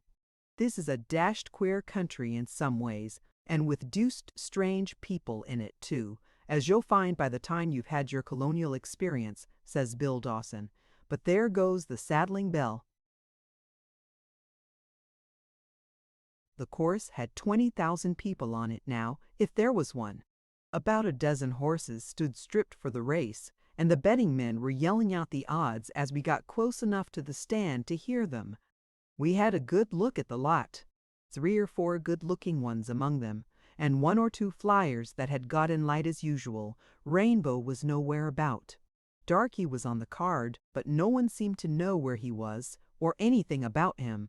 We expected he'd start at 20-1, but somehow it leaked out that he was entered by old Jacob Benton, and that acted as a damper on the layers of the odds. Old Jake's generally there or thereabouts. If he's a duffer, it's the first one he's brought to the post. Why don't the old varmint show up? This was what I heard about and round, and we began to get uneasy ourselves, for fear that something might have happened to him or the horse. About 8 or 9 to 1 was all we could get, and that we took over and over again. As the horses came up the street, one after the other, having their pipe openers, you'd have thought no race had been run that week to see the interest all the people took in it. My word, Australia is a horsey country and no mistake. With the exception of Arabia, perhaps, as they tell us about, I can't think as there's a country on the face of the earth where the people's fonder of horses. From the time they're able to walk, boys and girls, they're able to ride, and ride well. See the girls jump on barebacked, with nothing but a gunny bag under 'em, and ride over logs and stones, through scrub and forest, down gullies, or along the side of a mountain. And a horse race, don't they love it? Wouldn't they give their souls almost? And they do often enough for a real flyer, a thoroughbred, able to run away from everything in a country race. The horse is a fatal animal to us natives, and many a man's ruin starts from a bit of horseflesh not honestly come by. But our racing ain't going forward, and the day's passing fast. As I said,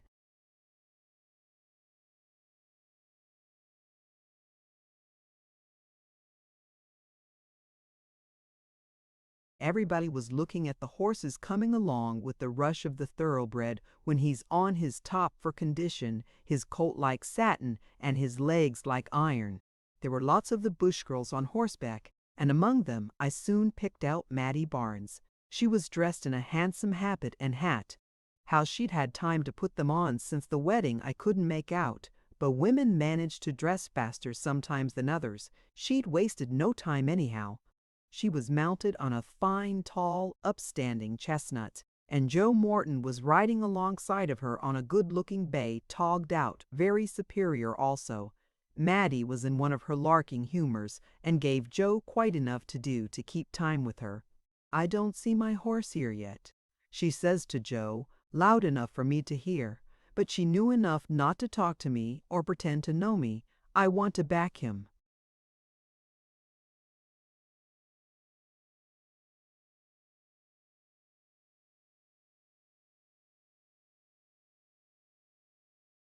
"For a fiver. I hope that old Jacob hasn't gone wrong." "What do you call your horse?" says Joe. "I didn't know your father had one in this race." "No fear," says Mattie. "Only this horse was exercised for a bit near our place. He's a regular beauty, and there isn't a horse in this lot fit to see the way he goes." "Who does he belong to?" says Joe. "That's a secret at present," says she, "but you'll know some day, when you're a bit older, if you behave yourself. He's Mr. Jacob Benton's darky now, and you bet on him to the coat on your back." "I'll see what I think of him first," says Joe, who didn't fancy having a horse rammed down his throat like that.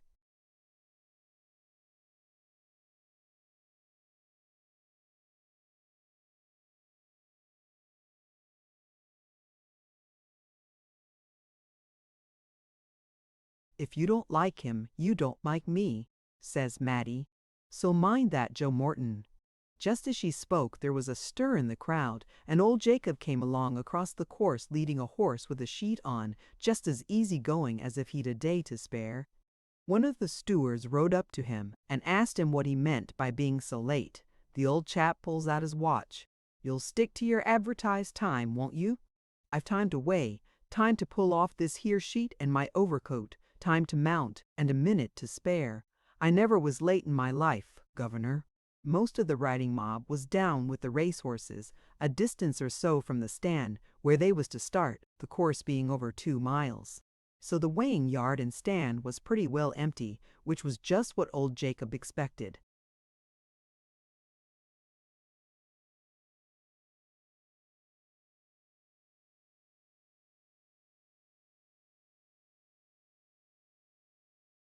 The old man walks over to the scales and has himself weighed all regular, declaring a pound overweight for fear of accidents.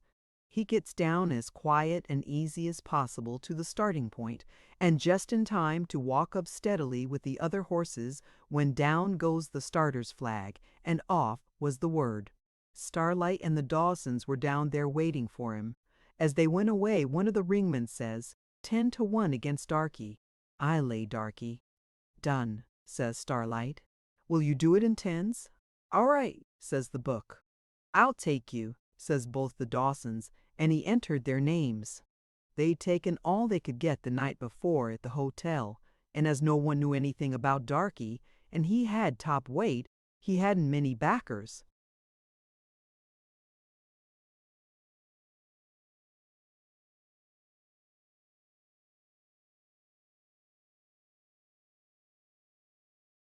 Chapter 43. Mr. Dawson drove pretty near the stand then, and they all stood up in the drag. I went back to Eileen and Gracie Storefield. We were close by the winning post when they came past. They had to go another time round. The Sydney horses were first and second, the Diggers' favorite third, but Old Rainbow, lying well up, was coming through the ruck hard held and looking full of running. They passed close by us. What a sight it is to see a dozen blood horses in top condition come past you like a flash of lightning, how their hoofs thunder on the level turf, how the jockeys' silk jackets rustle in the wind they make, how muscle and sinew strain as they pretty near fly through the air. No wonder us young fellows, and the girls too, feel it's worth a year of their lives to go to a good race. Yes, and will to the world's end. Oh, you darling Rainbow, I heard Eileen say. Are you going to win this race and triumph over all these grand horses? What a sight it will be! I didn't think I could have cared for a race so much.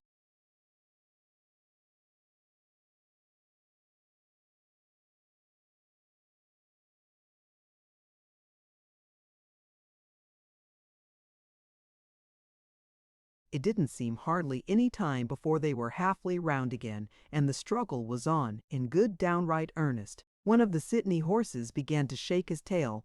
The other still kept the lead. Then the Turon favorite, a real game pebble of a little horse, began to show up. Hotspur, Hotspur, no. Bronzewing has it, Bronzewing. It's Bronzewing's race. Turon forever, the crowd kept yelling. Oh, look at Rainbow, says Eileen. And just then, at the turn, old Jacob sat down on him. The old horse challenged Bronzewing, passed him, and collared Hotspur. Darky, Darky, shouts everybody.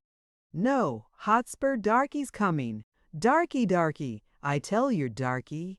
And as old Jacob made one last effort and landed him a winner by a clear head, there was a roar went up from the whole crowd that might have been heard at Nola Mountain. Starlight jumps off the drag and leads the old horse into the weighing yard. The Candums.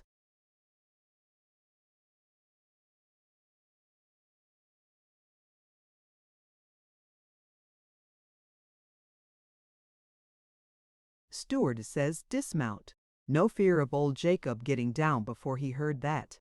He takes his saddle in his lap and gets into the scales. Wait, says the clerk. Then the old fellow mounts and rides past the judge's box. I declare Mr. Benton's horse Darky to be the winner of the Turon Grand Handicap, Bronzewing's second horse, Hotspur third, says he. Well, there was great cheering and hollering, though none knew exactly whose horse he was, or anything about him. But an Australian crowd always likes to see the best horse win, and they like fair play, so Darky was cheered over and over again, and old Jacob too. Eileen stroked and petted him and patted his neck and rubbed his nose. And you'd really thought the old horse knew her. He seemed so gentle-like. Then the commissioner came down and said Mrs. Hotley, the police magistrate's wife, and some other ladies wanted to see the horse that had won the race. So he was taken over there and admired and stroked till old Jacob got quite crusty. It's an odd thing, Dawson, says the commissioner. Nobody here knows this horse, where he was bred, or anything about him. Such a grand animal as he is, too. I wish Moringer could have seen him. He's always raving about horses. How savage he'll be to have missed all the fun. He's a horse you don't see every day, says Bill Dawson. I'll give a couple of $100 for him right off. Not for sale at present, says old Jacob, looking like a cast-iron image. I'll send you word when he is. All right, says Mr. Dawson. What a shoulder, what legs, what loins he has. Ah! Well, he'll be waited out now, and you will be glad to sell him soon. Our heads won't ache then, says Jacob, as he turns round and rides away.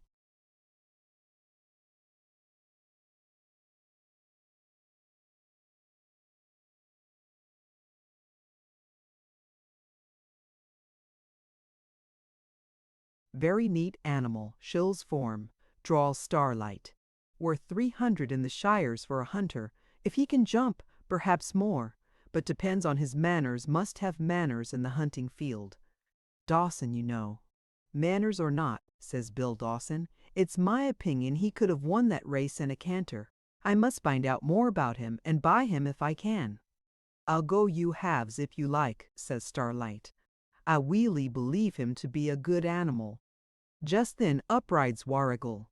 He looks at the old horse as if he had never seen him before, nor us neither. He rides close by the heads of Mr. Dawson's team, and as he does so his hat falls off, by mistake of course. He jumps off and picks it up and rides slowly down towards the tent. It was the signal to clear. Something was up. I rode back to town with Eileen and Gracie, said goodbye. A hard matter it was too, and sloped off to where my horse was, and was out of sight of Turin in 20 minutes. Starlight hails a cabby, he told me this afterwards, and gets in to drive him over to the inn where he was staying, telling the Dawsons he'd have the wine put in ice for the dinner, that he wanted to send off a letter to Sydney by the post, and he'd be back on the course in an hour in good time for the last race. In about half an hour back comes the same cabman and puts a note into Bill Dawson's hand. He looks at it, stares, swears a bit, and then crumples it up and puts it into his pocket. Just as it was getting dark and the last race just run, back comes Sir Ferdinand and all the police. They'd ridden hard, as their horses showed, and Sir Ferdinand, they say, didn't look half as good-natured as he generally did.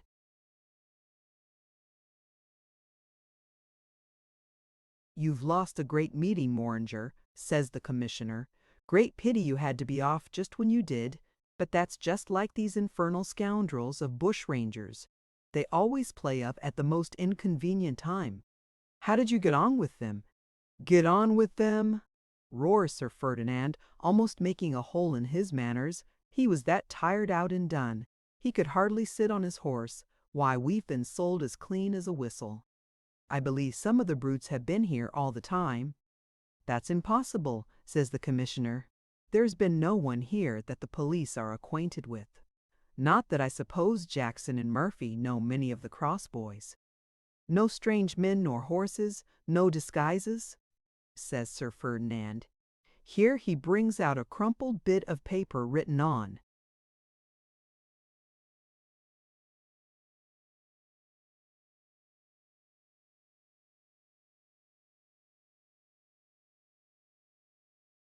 If Sir Ferdinand makes Heiss back, he'll be in time to see Starlight's Rainbow win the handicap. Billy the boy.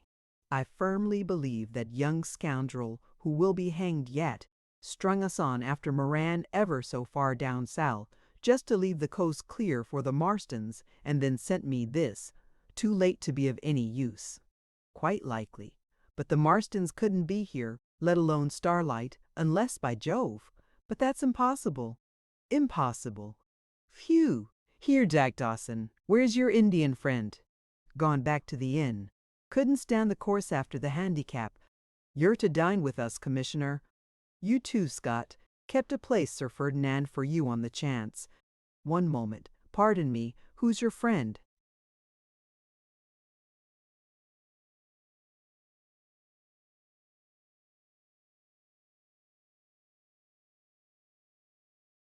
Name Lascelles.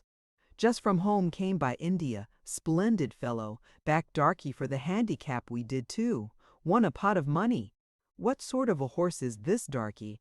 Very grand animal. Old fellow had him in a tent. About a mile down the creek. Dark bay, star in forehead. Haven't seen such a horse for years. Like the old immigrant lot. Sir Ferdinand beckoned to a senior constable. There's a tent down there near the creek. I think you said, Dawson, bring up the racehorse you find there, and anyone in charge. And now I think I'll drive in with you, Dawson dismounting, and handing his horse to a trooper. I suppose a decent dinner will pick me up, though I feel just as much inclined to hang myself as do anything else at present. I should like to.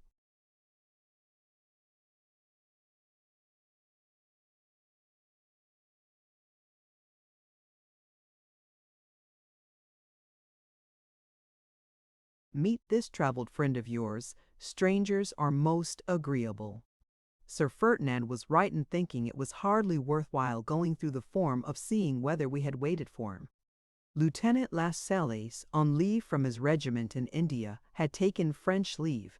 When inquiry was made at the hotel, where dinner had been ordered by Mr. Dawson and covers laid for a dozen, he had just stepped out. No one seemed to know exactly where to find him. The hotel people thought he was with the Mr. Dawsons, and they thought he was at the hotel. When they surrounded the tent and then rushed it, all but it contained was the body of old Jacob Benton, lying dead drunk on the floor. A horse rug was over him, his racing saddle under his head, and his pocket stuffed with 5-pound notes. He had won his race and got his money, so he was not bound in honor to keep sober a minute longer. Rainbow was gone, and there was nothing to be got out of him as to who had.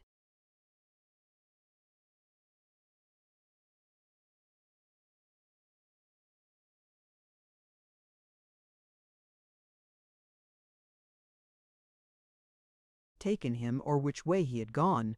Nobody seemed to have dropped to me. I might have stayed a turn longer if I'd liked, but it wasn't good enough by a long way. We rode away straight home, and didn't lose time on the road, you bet. Not out and out fast either. There was no need for that. We had a clear 2 hours start of the police, and their horses were pretty well knocked up by the pace they'd come home at, so they weren't likely to overhaul us easy. It was a grand night. And, though we didn't feel up to much in the way of talking, it wasn't bad in its way. Starlight rode Rainbow, of course, and the old horse sailed away as if 100 miles or 1,000 made no odds to him. Warrigal led the way in front. He always went as straight as a line, just the same as if he'd had a compass in his forehead. We never had any bother about the road when he led the way.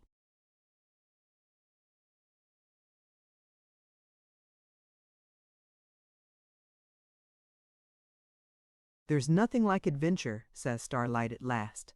As someone says, who would have thought we should have come out so well? Fortune favors the brave, in a general way there's no doubt. By George, what a comfort it was to feel oneself a gentleman again and to associate with one's equals. Ha ha! Ha! How savage Sir Ferdinand is by this time. And the commissioner. As for the Dawsons, they'll make a joke of it. Fancy my dining at the camp.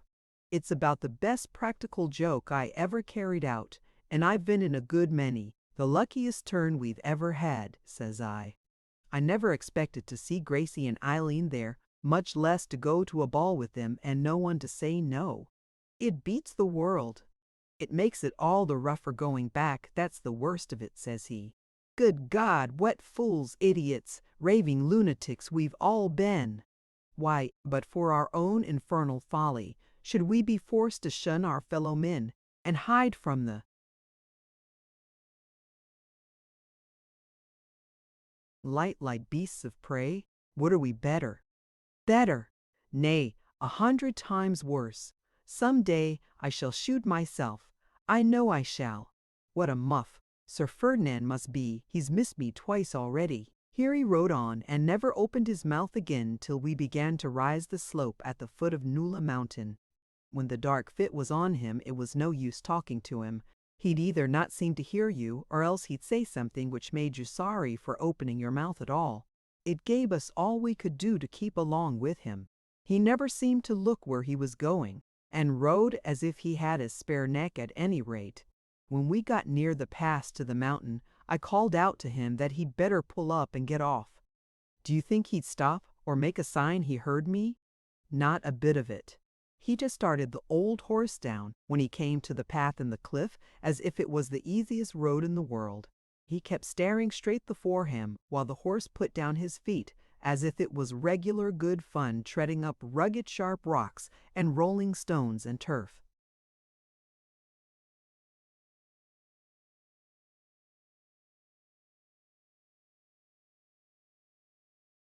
Wasn't worth going over.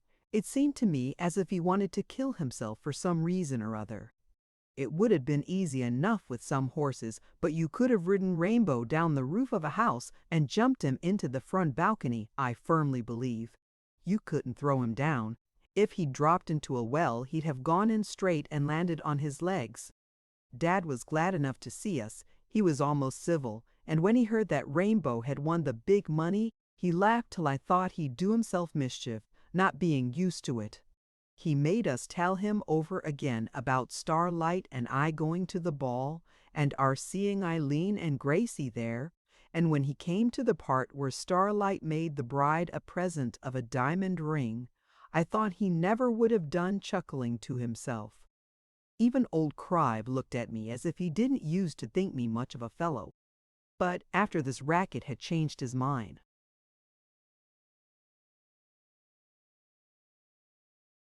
Won't there be a jolly row in the papers when they get all these different characters played by one chap, and that man the captain, says he.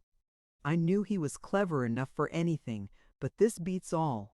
I don't believe now, Captain, you'll ever be took, not alive, says Starlight, rather grim and gloomy looking. Then he walks off by himself. We stabled Rainbow, of course, for a week or two after this being in training. It wouldn't do to turn him out straight at once. Hardy as he was, no horse could stand that altogether. So we kept him under shelter in a roughish kind of a loose box we had knocked up and fed him on bush hay. We had a small stack of that in case we wanted to keep a horse, in which we did sometimes. In the daytime he was loose in the yard. After a bit, when he was used to the weather, he was turned out again with his old mob, and was never a hair the worse of it. We took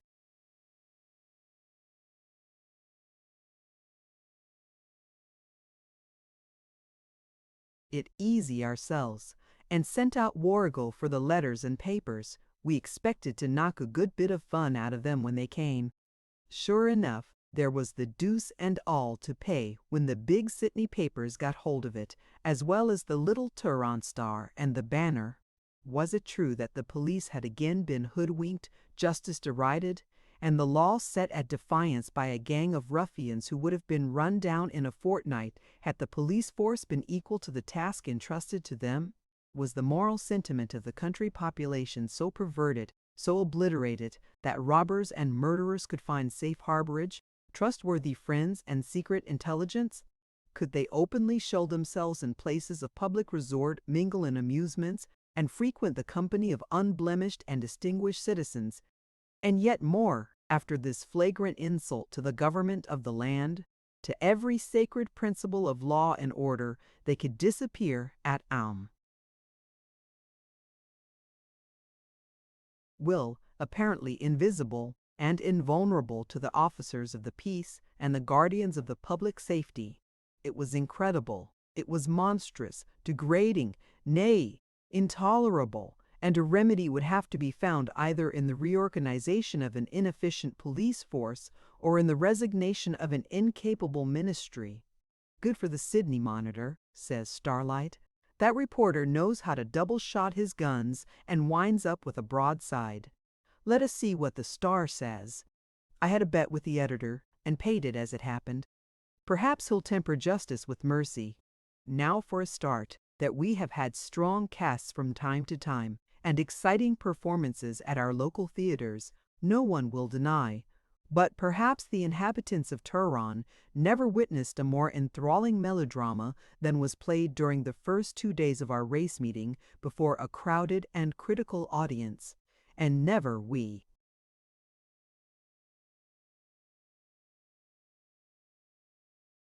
can state from a somewhat extended experience of matters dramatic, did they gaze on a more finished actor than the gentleman who performed the leading part. Celebrated personages have ere now graced our provincial boards. On the occasion of the burning of the Theatre Royal in Sydney, we were favoured with the presence in our midst of artists who rarely, if ever before, had quitted the metropolitan stage. But our June premiere, in one sense, has eclipsed every darling of the tragic or the comic muse. Where is there a member of the profession who could have sustained his part with faultless ease and self-possession, being the whole time aware of the fact that he smiled and conversed, danced and diced, dined and slept, ye gods? Did he sleep, with a price upon his head, with the terrible doom of dishonor and inevitable death hanging over him, consequent upon a detection which might occur at any moment? Yet was there a stranger guest among us who did all this and more with unblenching brow, unruffled self-possession, unequaled courtesy, who, if discovered, would have been arrested and consigned to a lock-up, only to be exchanged for the gloom and the manacles of the condemned cell. He, indeed, after taking a prominent part in all the humors of the vast social gathering by which the Turin miners celebrated their annual games, disappeared with the almost magical mystery which has already marked his proceedings. Whom could we possibly allude to but the celebrated, the illustrious, we grieve to be compelled to add, the notorious Starlight, the hero of 100 legends, the Australian Claude Duval? Yes, almost incredible as it may seem to our readers and persons at a distance, imperfectly acquainted with exceptional phases of colonial life, the robber chief, and, for all we know, more than one of his aides-de-camp was among us. Foremost among the betting men, the observed of all observers in the grandstand, where, with those popular country gentlemen, the Messrs. Dawson, he cheered the winners in the 2 great races, both of which, with demoniac luck, he had backed heavily. We narrate as a plain, unvarnished truth that this accomplished and semi-historical personage raced a horse of his own, which turns out now to have been the famous Rainbow, an animal of such marvelous speed, courage, and endurance that as many legends are current about him as of Dick Turpin's well-known steed. He attended the marriage in St. Matthew's Church of Miss Isabel Barnes, the daughter of our respected neighbor, Mr. Jonathan Barnes, when he presented the bride with a costly and beautiful diamond ring, completing the round of his vagaries by dining on invitation with the commissioner at the camp mess, and with that high official, honoring our race ball with his presence, and sunning himself in the smiles of our fairest maidens.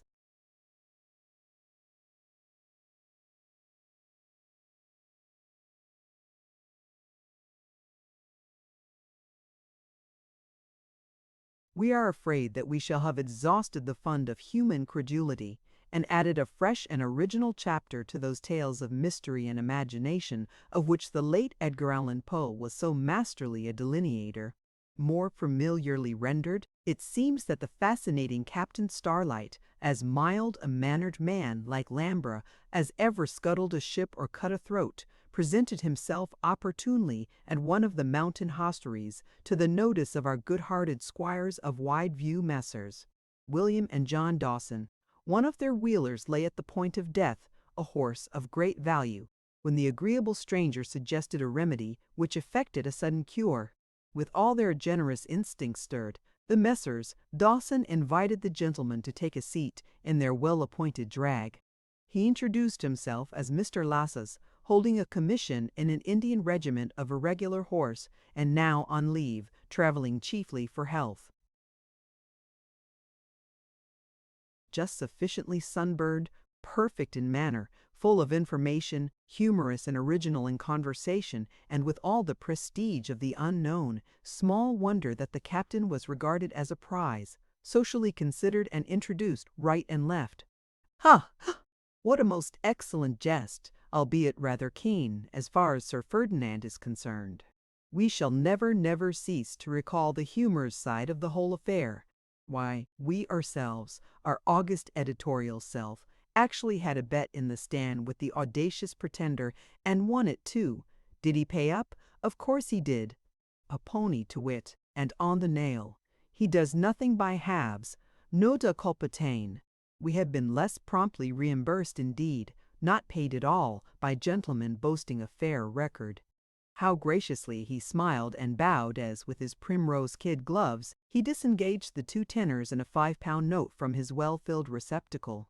The last time we had seen him was in the dock at Noma, being tried in the great cattle case, that cause célèbre. To do him justice, he was quite as cool and unconcerned there, and looked as if he was doing the amateur casual business without ulterior liabilities. Adieu. Fare thee well, Starlight, bold rover of the waste. We feel inclined to echo the lament of the ancient Lord Douglas. "'Tis pity of him, too," he cried. "Bold can he speak and fairly ride. I warrant him a warrior tried. It is in the interests of justice, doubtless, that thou be hunted down, and expiate by death doom the crimes which thou and thy myrmidons have committed against society in the sight of God and man. But we cannot, for the life of us, take a keen interest in thy capture. We owe thee much, Starlight. Many a slashing leader, many a spicy paragraph, many a stately reflection on contemporary morals hast thou furnished us with. Shall we haste to the slaughter of the rarest bird golden ovaried? We trow not. Get thee to the wilderness and repent thee of thy sins. Why should we judge thee? Thou hast, if such dubious donation may avail, an editor's blessing. Depart, and stick up no more. Well done, the Taron Star, says Starlight, after he read it all out. I called that very fair. There's a flavor of good feeling underneath much of that nonsense, as well as of porter and oysters. It does a fellow a deal more good than slanging him to believe that he's human after all, and that men think so. Do you reckon that chap was sober when he wrote that? Says father. Blest if I can make head or tail of it. Half what them fellows puts down is regular rot. Why couldn't he have cut it a bit shorter too?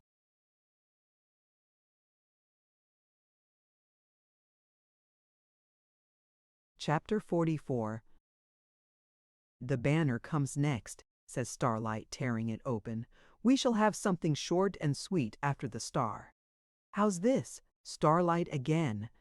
This mercurial brigand, it would appear, has paid Turn another visit, but, with the exception of what may be considered the legalized robbery of the betting ring, has not levied contributions.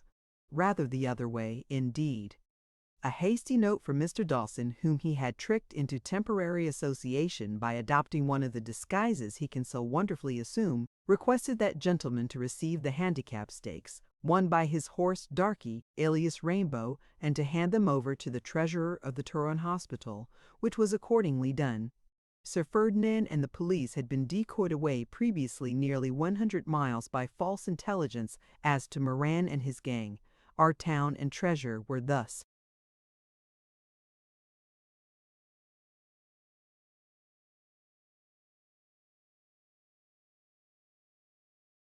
left undefended for 48 hours, while a daring criminal and his associates mingled unsuspected with all classes. We have always regarded the present system, facetiously called police protection, as a farce. This latter fiasco will probably confirm the idea with the public at large. We, unlike a contemporary, have no morbid sympathy with crime, embroidered or otherwise. Our wishes as loyal subjects are confined to a short shrift and a high gallows for all who dare to obstruct the Queen's highway. That's easy to understand. Barrin' a word here and there, says father, taking his pipe out of his mouth and laying it down. That's the way they used to talk to us in the old days. Dashed if I don't think it's the best way after all. You know where you are. The rest's flummery. All on us, as takes to the cross, does it with our eyes open, and deserves all we gets. I'm afraid you're right, Governor. But why didn't these moral ideas occur to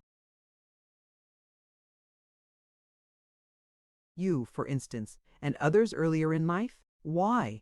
Says father, getting up and glaring with his eyes. Because I was a blind, ignorant dog when I was young, as had never been taught nothing and knowed nothing, not so much as him, there pointing to Crib, for he knows what his business is and I didn't.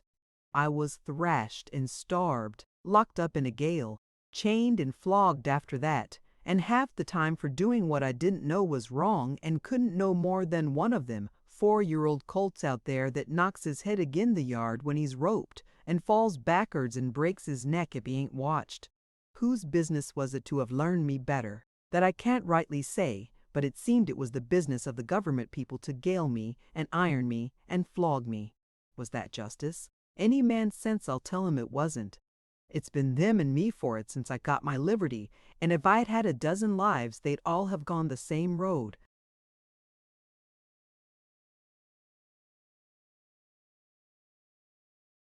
We none of us felt in the humor to say much after that.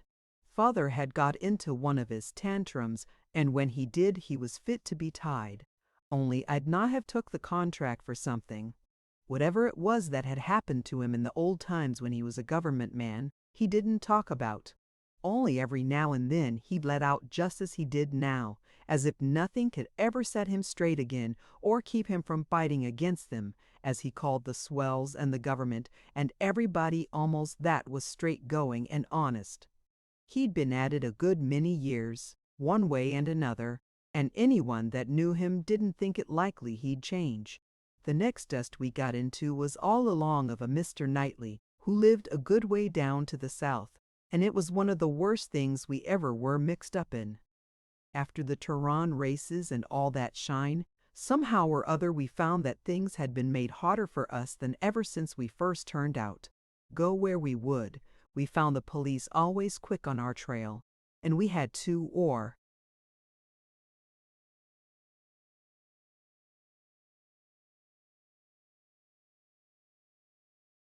3 very close shaves of it. It looked as if our luck was dead out, and we began to think our chance of getting across the border to Queensland and clear out of the colony that way looked worse every day. Dad kept foraging about to get information, and we sent Warrigal and Billy the boy all over the country to find out how it was things were turning out so contrary. Sir Ferdinand was always on the move, but we knew he couldn't do it all himself unless he got the office from someone who knew the ropes better than he did. Last of all, we dropped onto it. There was one of the Goldfields commissioners, a Mr. Knightley, a very keen, cool hand. He was a great sporting man and a dead shot like Mr. Hamilton. Well, this gentleman took it into his head to put on extra steam and try and run.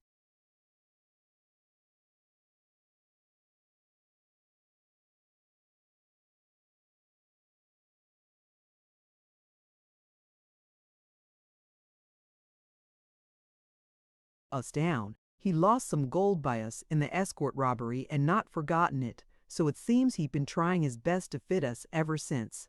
Just at first he wasn't able for much, but later on he managed to get information about us and our beat whenever we left the hollow, and he put 2 and 2 together and very nearly dropped on us, as I said before, 2 or 3 times. We heard, too, that he should say he'd never rest till he had Starlight and the Marstons, and that if he could get picked police, he'd bring us in within a month, dead or alive. We didn't care much about blowing of this sort in a general way, but one of Dad's telegraphs sent word in that Mr. Knightley had a couple of £1,000 worth of gold from a new diggings lodged at his private residence for a few days, till he could get the escort to call for it, that there was only him and a German doctor, a great scholar he was, named Schiller, in the house. Moran and Daly knew about this, and they were dead on for sticking up the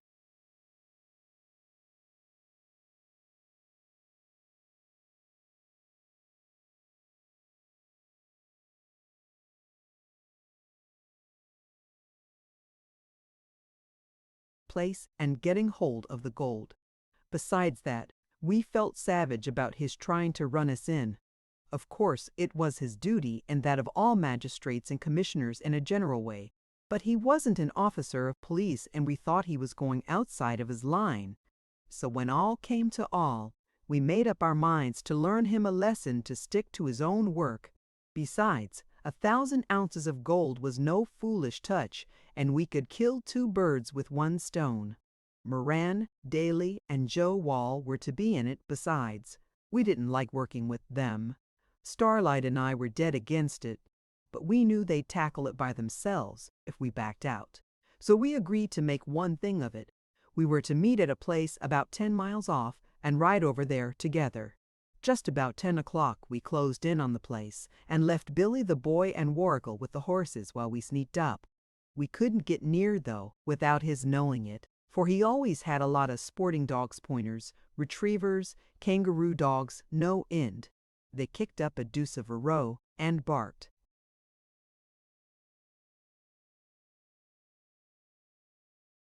and howled enough to raise the dead before we got within a quarter of a mile from the house.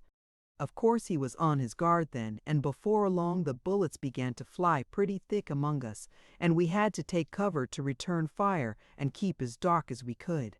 No doubt this Dr. Schiller loaded the guns and handed them to him, else he couldn't have made such play as he did.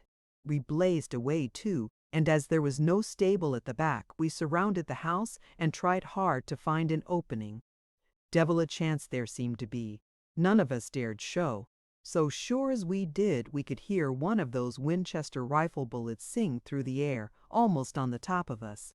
We all had a close shave, more than once for being too fast. For more than half the night, he kept cannonading away, and we didn't seem able to get any nearer the place. At last we drew lots, which should try and get up.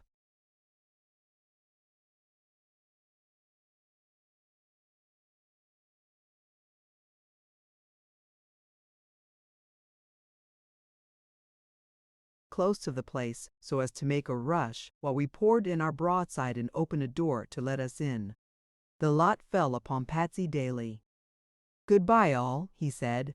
"I'm dashed if I don't think Knightley will bag me. I don't half like charging him, and that's God's truth. Anyhow, I'll try for that barrel there, and if I get behind it I can fire from short range and make him come out." He made a rush, half on his hands and knees, and managed to get behind this barrel, where he was safe from being hit as long as he kept well behind it. Then he peppered away, right and left. On the left of the veranda there was a door stood partly open, and after a bit a man in a light overcoat and a white hat like Mr. Knightley always wore showed himself for a second. Daly raps away at this, and the man staggers and falls. Patsy shows himself for a moment from behind the cask, thinking to make a rush forward. That minute Mr. Knightley, who was watching him from a window the other was only an image, lets drive at him, cool and steady, and poor Patsy drops like a cock, and never raised his head again. He was shot through the body. He lingered a bit, but in less than an hour he was a dead man. We began to think at last that we had got in for a hot thing, and that we should have to drop it like Moran's mob at Codomble. However, Starlight was one of those men that won't be beat, and he kept getting more and more determined to score. He crept away to the back of the building, where he could see to fire at a top window close by where the doctor and Mr. Knightley had been potting at us. He had the repeating rifle he'd won from me. He never let it go afterwards, and he could make wonderful shooting with it. He kept it going so lively that they began to be hard-pressed inside and had to fire away twice as much ammunition as they otherwise would. It always beat me how they contrived to defend so many.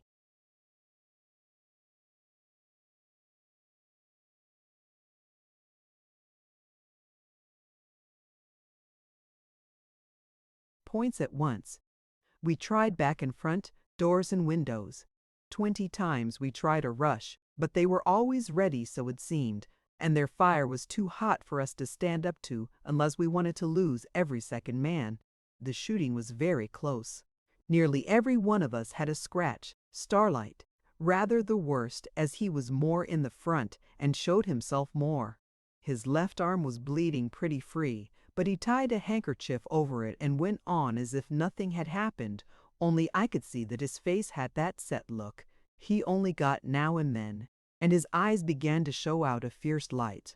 At last we began to see that the return fire was slacking off, while ours was as brisk as ever. "Hurrah!" says Starlight. "I believe they'll give in soon."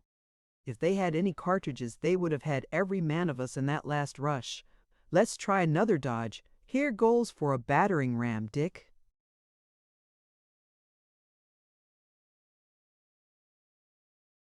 He pointed to a long, heavy sapling which had been fetched in for a sleeper or something of that sort. We picked it up and, taking a run back, brought it with all its weight against the front door. In it went like a sheet of bark. We almost fell as we ran forward and found ourselves in a big dark hall.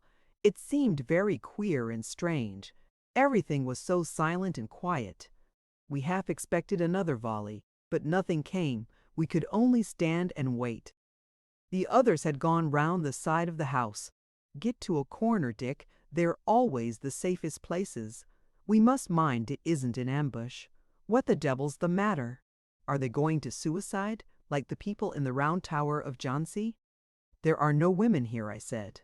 There's no saying what Mr. Knightley might do if his wife had been here.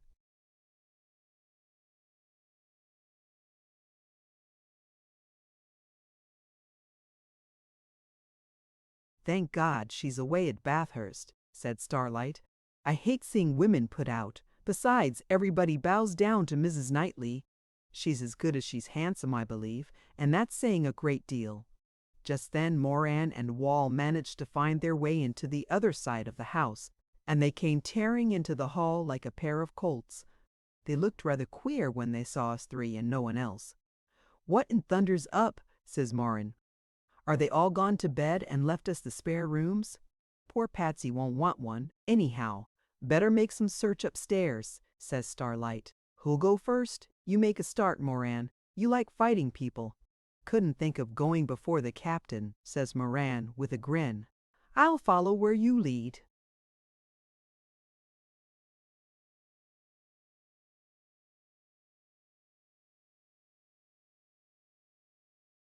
All right, says Starlight.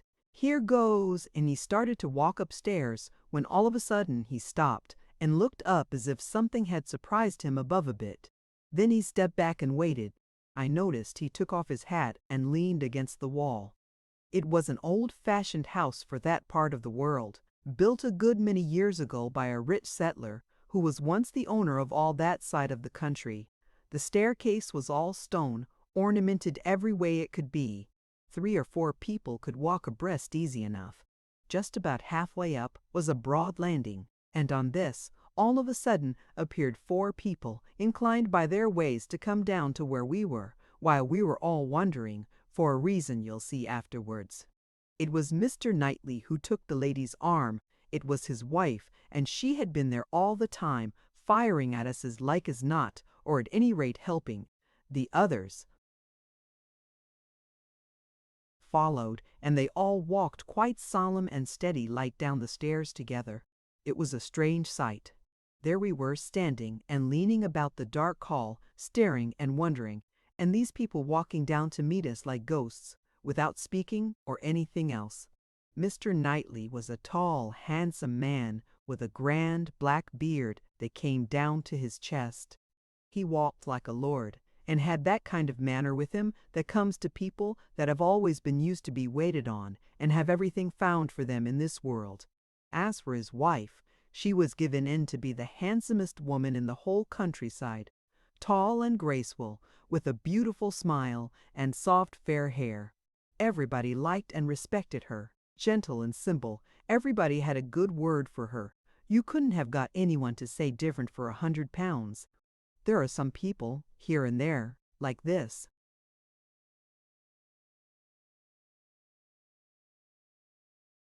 Among the gentlefolk, and, say what you like, it does more to make coves like us look a little closer at things and keep away from what's wrong and bad than all the parsons' talk twice over. Mrs. Knightley was the only woman that ever put me in mind of Miss Falkland, and I can't say more than that. So, as I said before, it was quite a picture to see them walk slowly and proudly down and sweep into the hall as if they'd been marching into a ballroom. We had both seen them at the ball at the Turon, and everybody agreed they were the handsomest couple there. Now they were entering their own hall in a different way, but you couldn't have told much of what they felt by their faces. He was a proud man, and felt bitterly enough that he had to surrender to a gang of men that he hated and despised, that he'd boasted he could run down and capture in a month.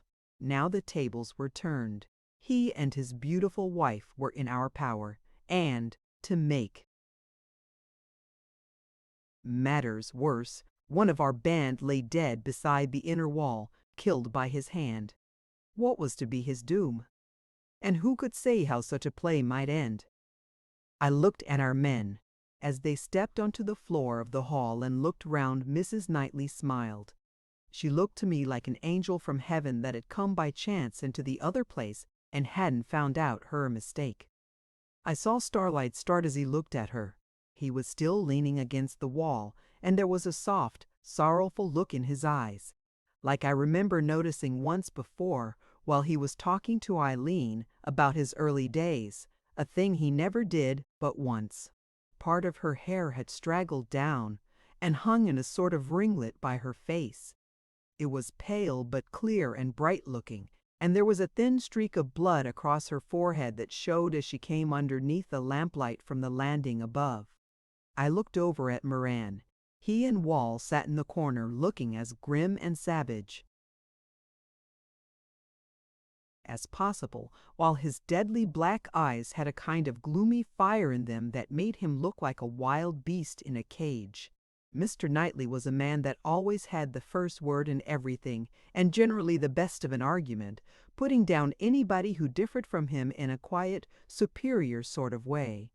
He began now. "Well, my men, I have come down to surrender, and I'm sorry to be obliged to do so. But we have fired our last cartridge. The doctor thought we had 1,000 left, in which case I may as well tell you, you'd never have had this pleasure. Captain Starlight, I surrender my sword, or should do so if I had one. We trust to receive honorable treatment at your hands. I'm sure the captain will never permit any harm to come to me," says Mrs. Knightley, with a look in her eyes that, in spite of herself, said a deal more than words.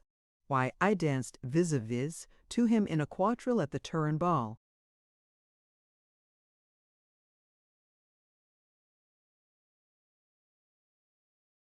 "I shall never forget the honor," says Starlight, walking forward and bowing low.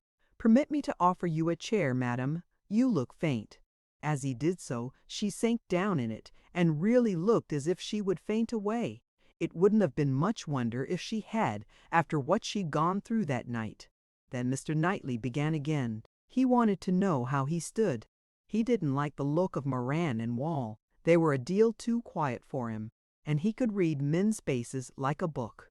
The other two prisoners were the German Dr. Schiller, a plucky old chap who'd been a rebel and a conspirator, and I don't know what all in his own country.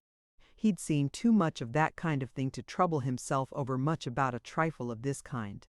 The old woman was a family servant who had been with them for years and years. She was a kind of worshipper of theirs, and was ready to live or die with her mistress. Chapter 45. So Mr. Knightley stood up and faced them all like a man. He was one of those chaps that makes up their mind pretty quick about the sort of people they've got to deal with, and if there's anything to be said or done, lets 'em have it, straight from the shoulder. As he stood there straight and square with his head thrown back and his eyes very bright and sharp, they were looking every man's face over as if he was reading a notice and had no time to spare. You couldn't have told from his look or voice or manner whether he was afraid that things would go wrong or whether he was dead sure they'd go right. Some men are like that. Others you can tell every thought that's passing through their minds just as if it was printed in big letters on their breasts, like a handbill, £200 reward, and so on. Well, Mr. Knightley wasn't one of that sort, though I saw him keep his eye a trifle longer on Moran than the rest of 'em.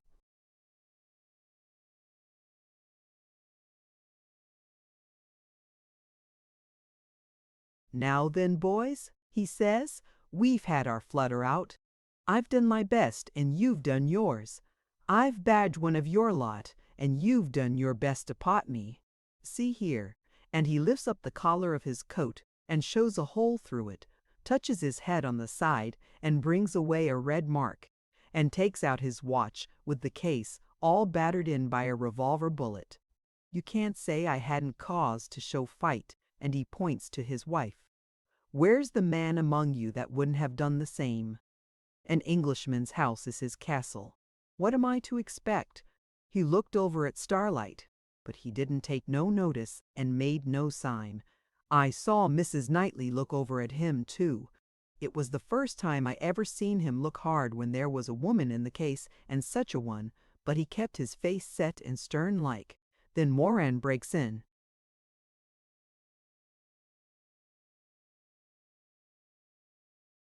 Expect, be blowed.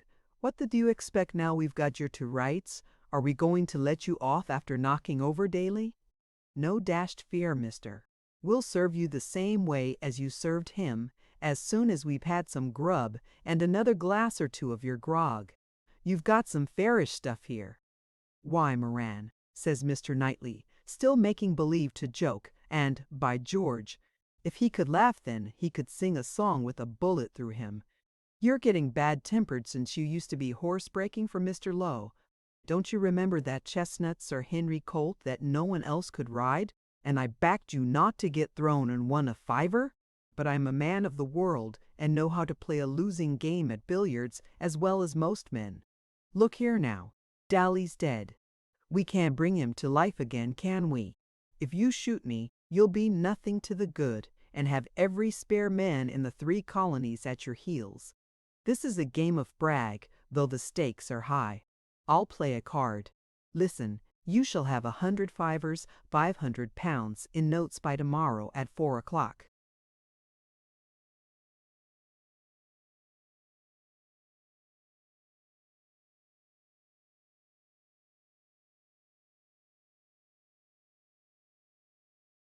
If you'll let Mrs. Knightley and the doctor ride to Bathurst for the money, what do you say? Dean, you and your money too, growled Moran. We'll have your blood and nothing else. I hear that. You're a dead man now.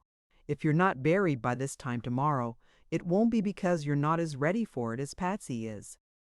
I saw Mrs. Knightley turn round and clasp her hands. Her face grew as white as death, but she said nothing, only looked over at Starlight, and her eyes grew bigger and bigger, while her mouth trembled just the least bit. You're off your head, Moran, says Mr. Knightley, pulling out a cigar and lighting it. But I suppose you're the chief man, and all the rest must do as you tell them. Suppose we talk it over, says Starlight, very quiet. But I knew by the first word.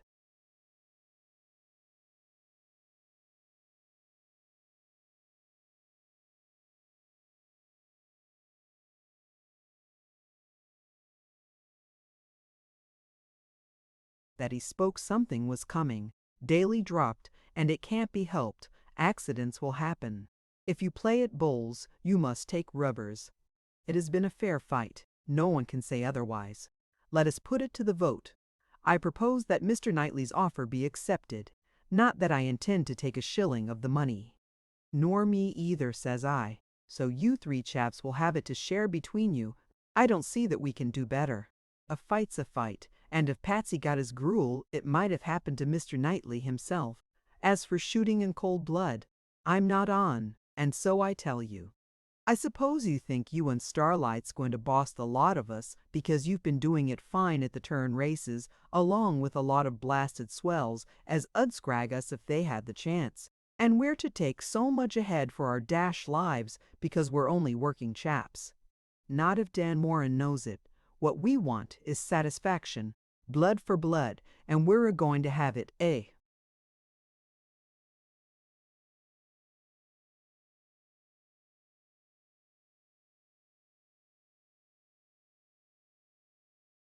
Mates, Wall and Hulbert hadn't said anything before this. There were not bad chaps underneath, but Moran was such a devil when he was raised that they didn't like to cross him. Besides, they had a down on Mr. Knightley and wanted to sheet it home to him somehow. They had got to the brandy too, and it didn't make matters any better, you take my word for it. Starlight didn't speak for a minute or two. I couldn't think what he was at. If Jim had been there, we should have been right, 3-3. Now we were 2-3. I knew Starlight had a good card to play and was ready to play it, but he was waiting on the deal. Mr. Knightley must have had some sort of notion of the hand. He was wonderful quick at picking up the points of the game. He said nothing, and looked as cool as you please, smoking his cigar as if he had nothing on his mind and wanted a rest. The lady sat quite still and pale, But her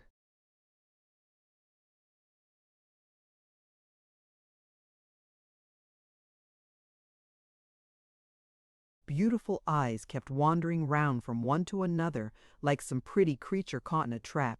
Dr. Schiller found it hard lines on him to keep quiet all this time. He couldn't hold it in no longer. Good heathens, he says, are you men and will not say notings when you have such an over as dis? Suppose you should us all, what then? Will not the whole country rise and hunt you down like mattocks? That won't make it any better for you, mate, says Moran with a grin. When you and he's lying under that old tree outside, it'll make no odds to yer whether our rope's a long or a short un. Quite right, Moran, says Mr. Knightley. Doctor, he has you there.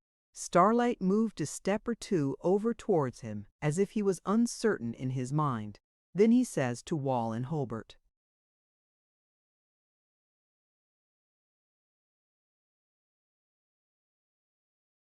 see here, men, you've heard what Moran says and what I think. Which are you going to do? To help in a brutal, cowardly murder and never be able to look a man in the face again, or to take this money tomorrow, 170 each in notes mind, and get away quietly, or are you going to be led by Moran and told what you are to do like children? Oh, come, Dan, let's take the stuff, says Wall. I think it's good enough. What's the use of being contrary? I think the captain's right. He knows a dashed sight more than us. He be hanged, says Moran, with eyes glaring and the whole of his face working like a man in a fit. He's no captain of mine, and never was. I'll never stir from here till I have payment in blood for Daly's life. We may as well be hung for a sheep as a lamb. I've sworn to have that man's life tonight, and have it. I will. You'll have ours first, you bloodthirsty murdering dog, says Starlight, and as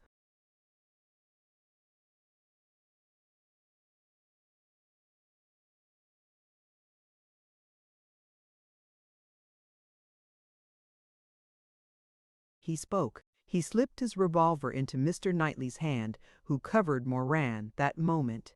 I drew mine too, and had Wall under aim. Starlight's repeating rifle was up like lightning.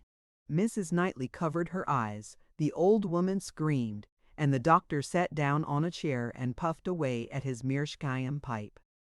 We're 3-3 now, says Starlight. You've only to move a finger and you're a dead man. Wall and Hobart can have a hand in it if they haven't had shooting enough for one evening. Do your worst, you black-hearted brute. I've two minds to take you and run you in myself, if it's only to give you a lesson in manners. Moran's face grew as black as an iron-bark tree after a bushfire. He raised his revolver, and in 1 second we should have been in the middle of a desperate hand-to-hand fight. And God knows how it might have ended hadn't Hobart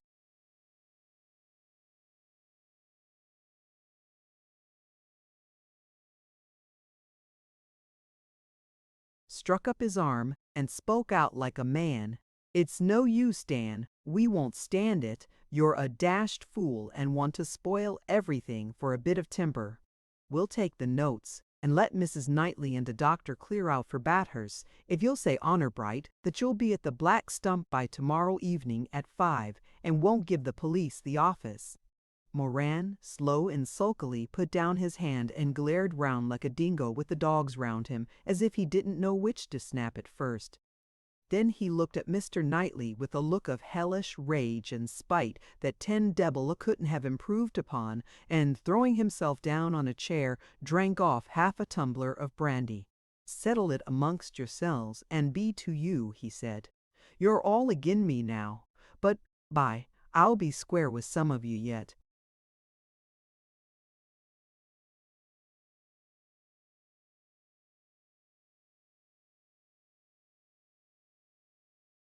It was all over now. Mr. Knightley took a match out of the silver matchbox at his watch chain and lit another cigar. I saw the tears trickling through Mrs. Knightley's fingers. Then she turned away her head, and after a minute or two was as calm and quiet as ever. You know your way about the place, Wall, says Mr. Knightley, as if he was in his own house, just the same as usual. Run up the horses, there's a good fellow. They're in the little horse paddock. Mrs. Knightley's is a gray, and the doctor's is a mouse-colored mare with a short tail. You can't mistake them. The sooner they're off, the sooner you'll handle the cash." Wall looked rather amused, but went out, and we heard him rattle off to go round the paddock. The doctor went upstairs and buckled on a long-necked pair of old-fashioned spurs, and Mrs. Knightley walked away like a woman in a dream to her own room, and soon afterwards returned in her riding habit and hat.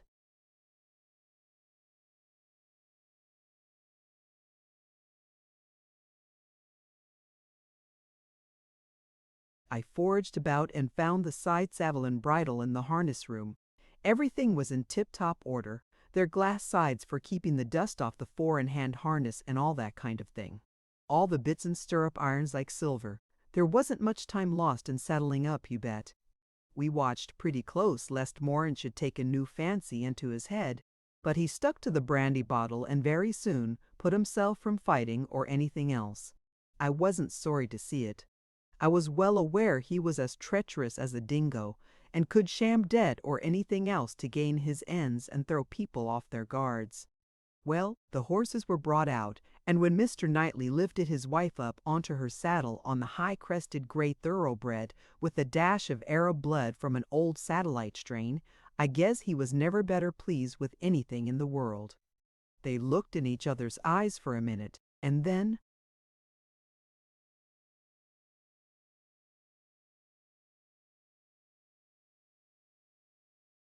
the old horse started off along the road to Bathurst with his fast, springy walk.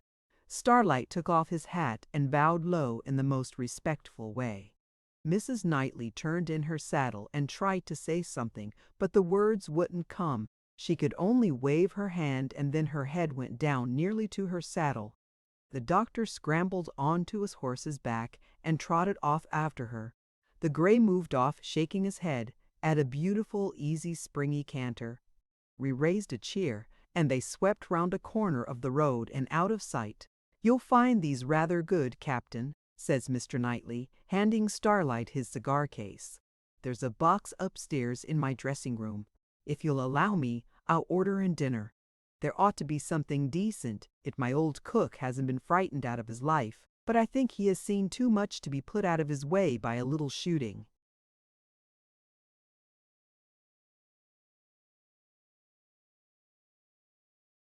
"Now I think of it," says Starlight, "I do really feel disposed for refreshment. I say, Wall, see if you can't get that ferocious friend of yours into a room where he can sleep off his liquor. I really must apologize for his bad manners, but you see how the case stands." "Perfectly, my dear fellow," says Mr. Knightley, "don't mention it. I shall always feel personally indebted to you for far more than I can express. But let that pass for the present. What shall we do to pass the evening? You play piquet and hazard, of course." "Do I not?" says Starlight, his eyes lighting up in a way I didn't remember. "It's many a day since I've met with anyone near my old form." "Then suppose we have a game or two," says Mr. Knightley, "after dinner or supper, whichever we choose to call it. I had cards. They luckily came up the other day. In the meantime you will find the claret very fair, and this cold wild.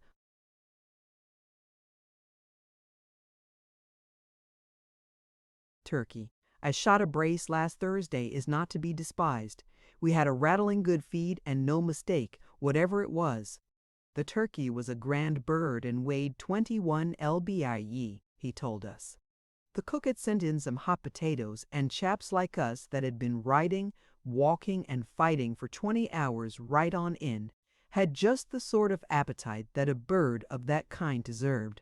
He was as fat as butter, too. They feed on dandelion seeds at that time of the year. It gives them a sort of gamey flavor such as no other bird, wild or tame, has. To my liking, the wild turkey beats the black duck even. He's the best game bird that flies in the bush. Mr. Knightley, too, now his wife was safe on her way to Bathurst, and things seemed going well, was full of fun, and kept us all going. He helped everybody twice over and wouldn't hear of anyone keeping the bottle standing. The night was close rather, and we were all that thirsty it went down like mother's milk.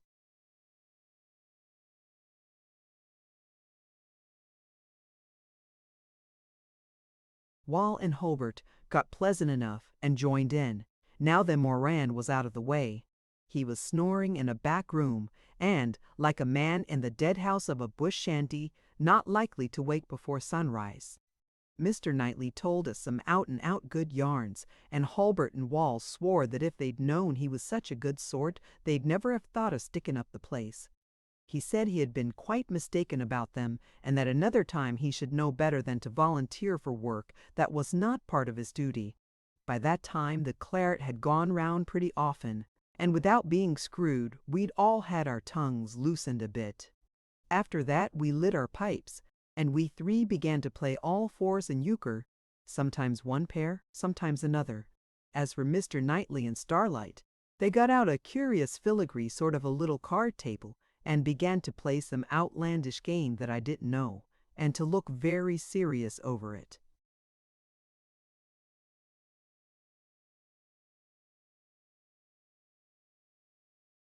They had notes for counters, and I could see, as I looked over every now and then, that each man was doing all he knew to best the other. Sometimes one had the show, sometimes the other. We got tired and had another smoke and turned in. The beds were snug and comfortable. Mr. Knightley showed us where to go, and we wanted a good night's rest, bad enough. Just before I turned in, I went up to the table.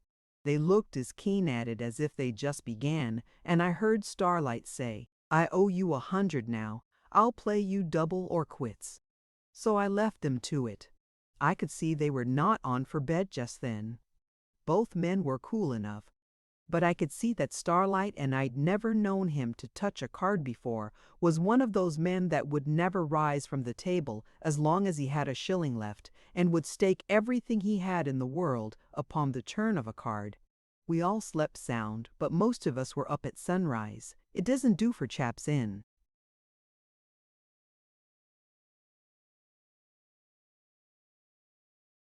Our line to be caught napping, and the police might have got wind where we were at work.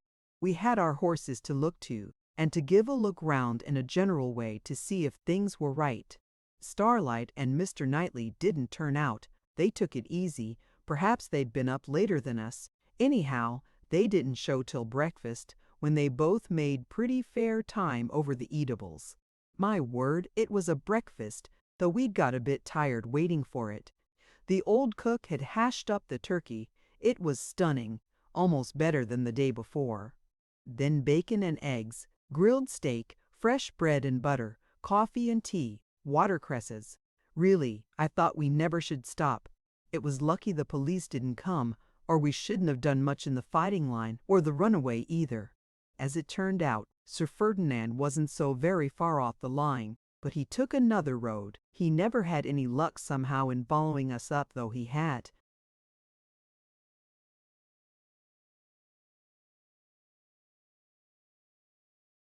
Some first-rate chances. Moran was off his feed and wouldn't come in. He took a nip and walked down to the creek. We were all glad enough to get shut of him.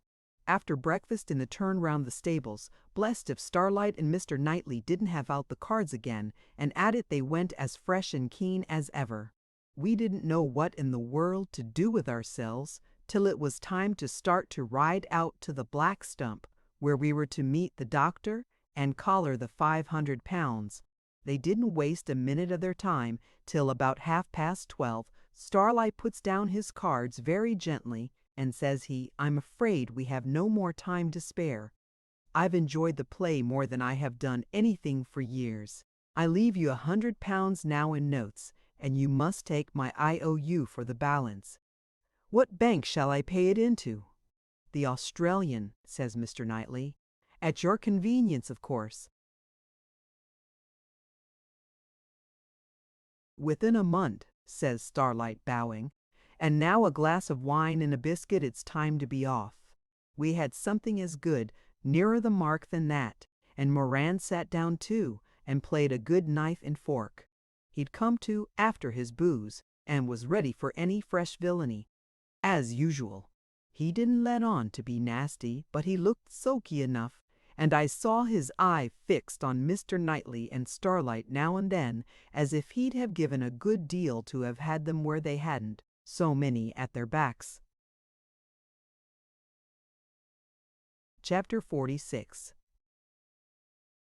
We ate well and drank better still at the lunch, although we had such a regular tuck-out at breakfast time. Mr. Knightley wouldn't hear of any of us shirking our liquor, and by the time we'd done, all hands were pretty well on.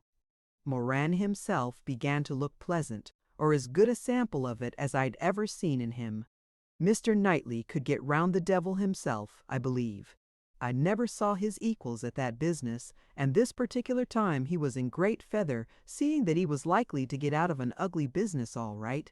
He was as sure of the £500 in notes being there at the appointed hour as he was of the sun setting that particular evening. "I think it's a fair thing," says Starlight at last, looking at his watch. Mr. Knightley wasn't the first to speak, no fear. "Take us all our time to get to the Black Stump. We shall have to ride too." Moran and Wall got up and fetched their horses. Mr. Knightley's was led up by one of his men. He was a big, handsome roan in top condition, and the man was riding a black horse with him.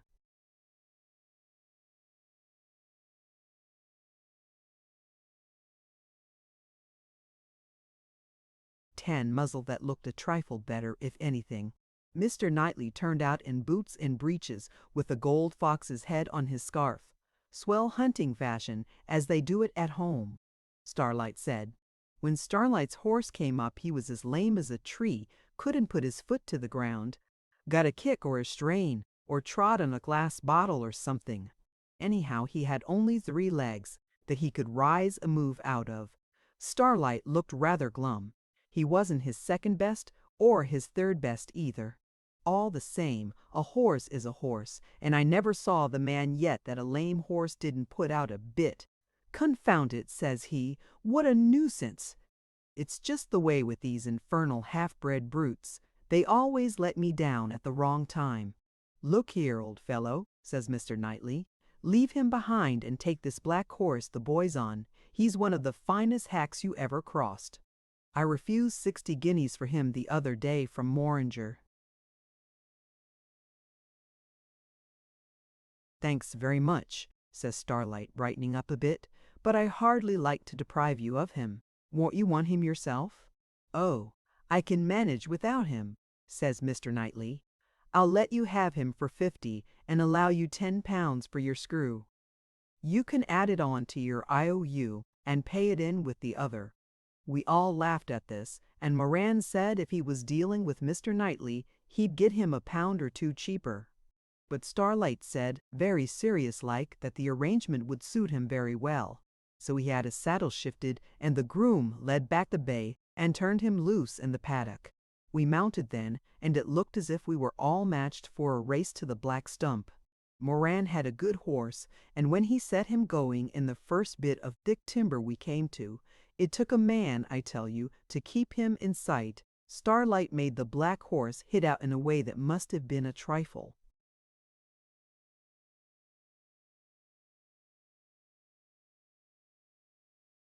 Strange to him unless he'd been in training lately.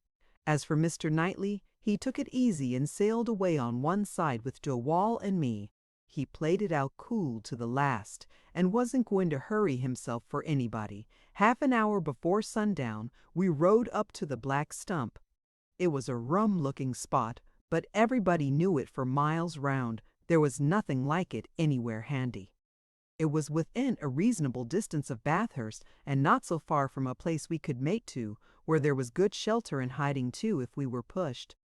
There were 2 or 3 roads led up to it and crossed there, one from Bathurst, one to Turon, and another straight into the forest country, which led range by range to Nulla Mountain.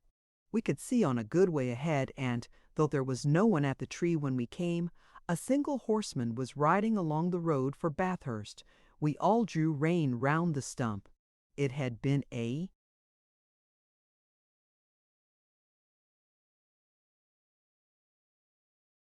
tremendous big old ironbark tree. Nobody knew how old, but it had had its top blown off in a thunderstorm, and the carriers had lighted so many fires against the roots of it that it had been killed at last, and the sides were as black as a steamer's funnel. After a bit we could make out the doctor's short-tail, mousy mare and him powdering along at a sort of hand gallop.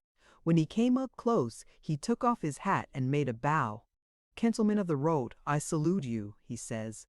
"You have kept your promise to the letter, and you offend that Albert von Schiller has kept his. Hauptmann," says he to Starlight, "I deliver to you the ransom of dies, worthy gentleman, and his most excellent and hoc basaltas Lottie, who has much recovered from her fatigues, and I demand his freedom." "Well done, most trust repaying and not ever to be entirely forgotten Harold," says Starlight.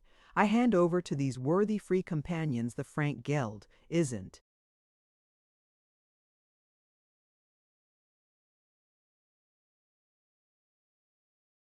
that the term? And when they have counted it, for they won't take your word or mine, the Graf here most high-born and high-beseeming, but uncommonly near ending his glorious career, magnate will be restored to you. Very pleasant company we'd found him. I should like to have my revenge at Piquet, that's all." While this was going on, Starlight had collared the bundle of notes from the doctor and chucked it over quite careless, like to Moran. "There it is for you," says he. "You can divide it between you. Dick and I stand out this time, and you can't say you've done badly." Moran didn't say anything, but he and Wall got off their horses and sat down on their heels, native fashion. Then they turned to, counting out the notes one by one. They were all fivers, so it took some time, as they neither of 'em weren't very smart at figures, and after they'd got out 20 or 30, they'd get boxed, like a new hand counting sheep, and have to begin all over again. It must have been aggravating to Mr. Knightley, and he was waiting to be let go, in a manner of speaking. He never showed it, but kept smoking and yarning with Starlight, pointing out how grand the sun was, just a setting on the Bulga Mountains, just for all the world, as if he'd given a picnic, and was making himself pleasant to the people that stayed longest. At long last, they got to the end of the conning and divided the notes. Moran tied his up in a bunch and rolled 'em in his poncho, but Wall crammed his into his pocket and made 'em all stick out like a boy that's been stealing apples. When they mounted their horses, Mr. Knightley shook hands with me and Starlight. Then he turns round to Moran and Wall. "We're parting good friends after all's said and done," he says. "Just as well matters have been settled this way. Come now, in cool blood, ain't you rather glad, Moran?" "Dashed if I know," growls he. "All I know is, you're deuced well out of it. Your mutt mayn't be so good another time." "Nor yours either, my friend," says Mr. Knightley, drawing up his bridle rein. "I had only a snap shot at you when that bullet went through your poncho, or you'd be lying alongside of Daly. However, I needn't waste my breath talking to that brute," he says to Starlight. "I know well all I owe to you and Dick Marston here. Some day I may repay it." "You mean what I owe you," says Starlight, turning it off with a laugh. "Never fear, you'll find that paid to your credit in the bank. We have agents in all sorts of places. Goodbye, and a safe ride home. My respectful compliments to Mrs. Knightley. Perhaps you'd better follow the doctor now." The old gentleman had got tired waiting and ridden on slow and easy. 2 or 3 weeks after, Starlight and I were taking a ride towards the Bogan Road. Not that we was on for anything particular, but just having a turn round, for want of something else to do, when we saw a big mob of cattle coming along, with 3 or 4 stock riders behind him. Then we met a loaded dray and team in front, that had rations and swags and a tent. The driver asked us if we knew a good place to camp. He was a talking sort of chap, and we yarned away with him for a bit. He told us how the boss was behind in a dog cart in tandem, with 2 led horses besides. The cattle were going to take up a new run he'd bought on the lower Bogan, an out-and-out wild place. But he'd got the country cheap, and thought it would pay in the end. He was going ahead after a stage or 2, but just now he was camping with them. "My word, he's well in, is the cove," says the horse driver. "He's got half a dozen stations besides this one. He'll be one of the richest men in Australia yet." After we saw the cattle, about 1,000 head, we thought it would be a middling day's work to stick up the cove and put him through, going to form a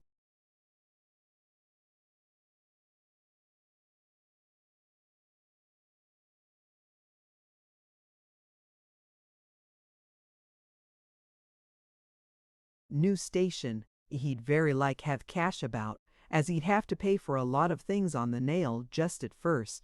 If he was such a swell too, he'd have a gold watch and perhaps a few more trifles. Anyhow, he was good for the day's expenses, and we thought we'd try it on. So we passed the cattle and rode quietly along the road till we saw his dog cart coming. Then we stopped inside a yarren scrub. Just as he came by, a square-built man he seemed to be, muffled up in a big, rough coat. It was a cool morning. We rode up sharpish and showed our revolvers, singing out to him to bail up. He pulled up quick and stared at us, so we did at him. Then the three of us burst out laughing regular, roared again. Who should it be but old George Storefield? "Well, this is a prime joke," says he. "I knew you were out somewhere on this road, but I never thought I should live to be stuck up by you, Dick Marston."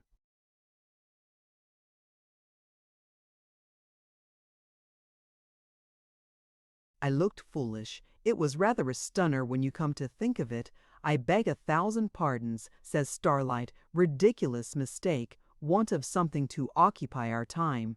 For Satan finds some mischief still," etc. Isn't that the way the hymn runs? Wonderfully true, isn't it? You'll accept our apologies, Mr. Storefield, I trust. Poor Dick here will never get over it. How was I to know? Why, George, old man, we thought it was the governor turned squatter, or old Billy Wetworth himself. Your trade pays better than ours, let alone being on the square. Well, shake hands. We'll be off. You won't tell the girls. There's a good fellow, will you?" "I can't promise," says old George. "It's too good a joke." Here he laughed a good one. "It isn't often a man gets stuck up by his friends like this. Tell you what, come and have some lunch and we'll talk it over." His man rode up then with the spare horse.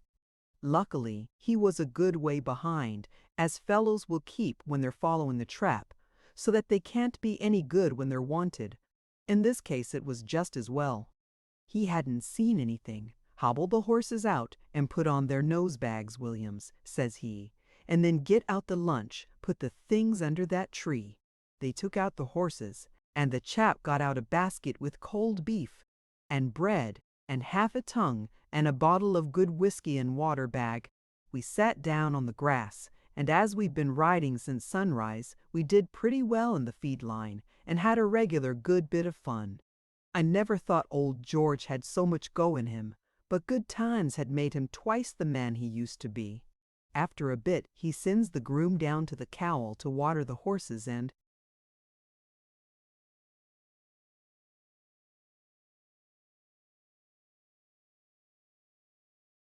says he, "Captain, you'd better come and manage Willaroon down there, with Dick for stockman. There's a fortune in it, and it's a good way off yet. Nobody would think of looking for you there. You're a new chum, just out from home, you know. Plenty of spare country. I'll send you some cattle to start you on a new run after a bit. If we could throw our past behind us, I'd do it, and thank God on my knees," said Starlight. "It would make me almost a happy man again. But why think of that or any other honest life in this colony now? We've debarred ourselves from it now and forever. Our only hope is in another land, America, if we can get away. We shan't be long here now. We're both sick of this accursed work." "The sooner the better," says George, taking his hand and giving it a hearty grip. "And look here, you work your way quietly down to Willaroon. That's my place.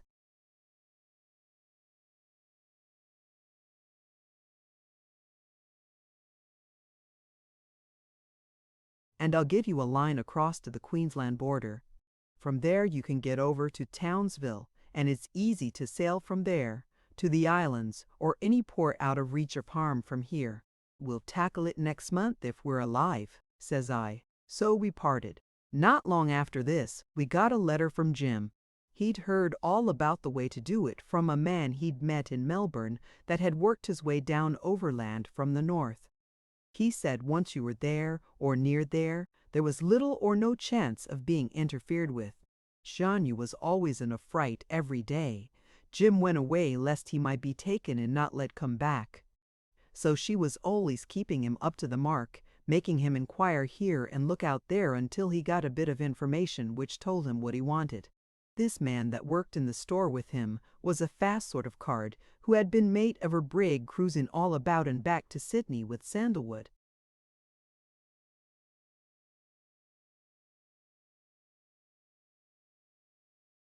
Bec de Mer, and what they call island trade.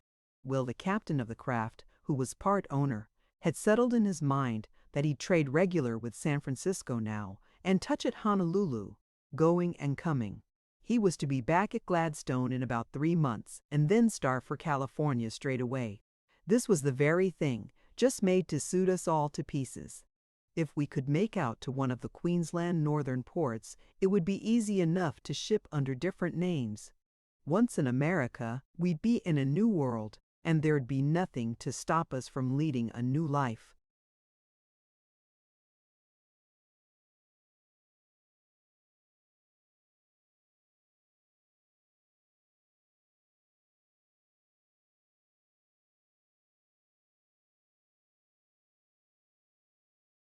Chapter 47. When we got the notion into our heads, we set to work to carry it out. We didn't want to leave Eileen and Mother behind, so it was settled that I was to go over and see them and try and persuade them to go down to Melbourne and stop with Jeannie after Jim had started. Then if we all got safe over to San Francisco, Jeannie and they could come over by the first ship that sailed. There was no down upon them, so they could do anything they liked. The main thing was to get Jim off safe, and me and Starlight. After that, the rest might come along when they pleased. As for Dad, he was to take his own road, to go and stay as he chose. It wasn't much use trying to make him do anything else, but he was more like to stop at the Old Hollow than anywhere else.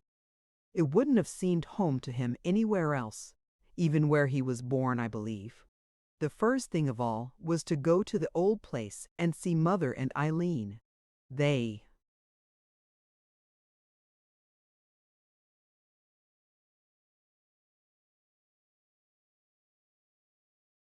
were both back at the old cottage and were a bit more comfortable now.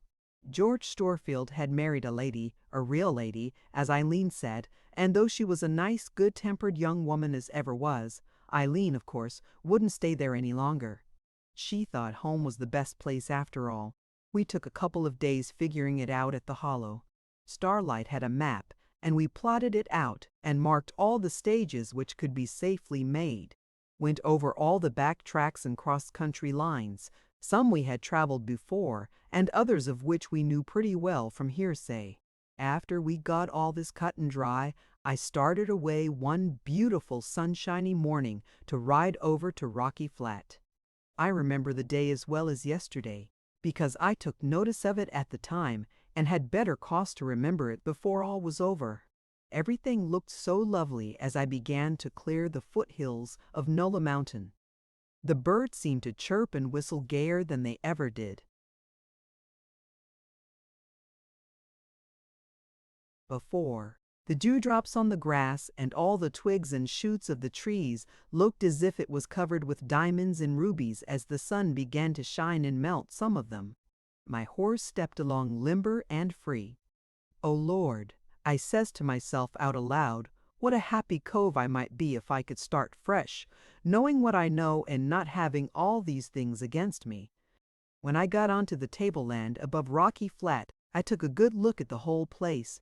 Everything was as quiet and peaceful as if nothing had ever happened within miles of it, as if I hadn't had Goring's handcuffs on me, as if Jim hadn't had the bullets whistling round him and risked his life on an unbridled horse, as if the 4 dead men had not lain staring up to the sky in the gully up yonder for days before they were found and buried.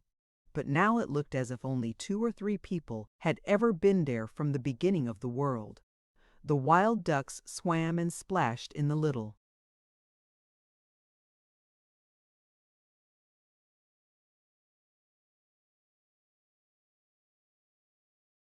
waterhole above the house. 2 or 3 of the cows were walking down to the creek, as quiet and peaceable as you please. There was some poultry at the back, and the little garden was done up that nicely as it hadn't been for many a day. After I'd pretty well settled in my own mind that there was no one annexed or anna the old place, I drew up by degrees, bit by bit, and sneaked across the creek. I was just making for the barn when I saw two horsemen pop up sudden round the back of the house and ride towards the front gate. I saw with half an eye they were Sir Ferdinand Morringer and a trooper. Lucky for me they were looking up the gully instead of my way, and, though my heart nearly stood still, I rode as hard as I could lick for the gate of the barn, which was betwixt me and them. They never looked round. They were too much taken up with watching the spot where Hagan and his lot were found. I had just time to shove thee straight into the barn and pull off my saddle and bridle and hide.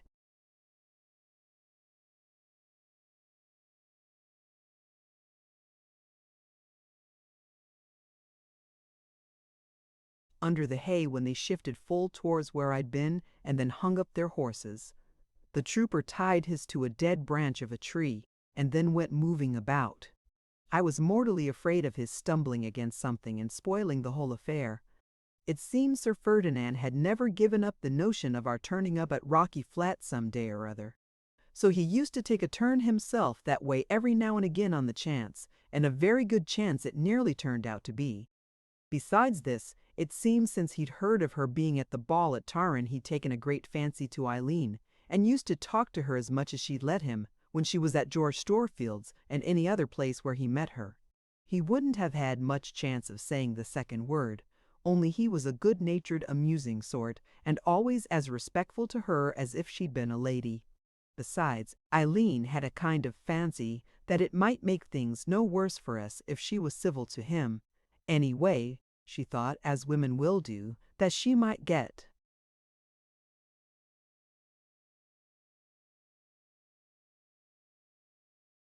something out of him perhaps once in a way that would be of use to us.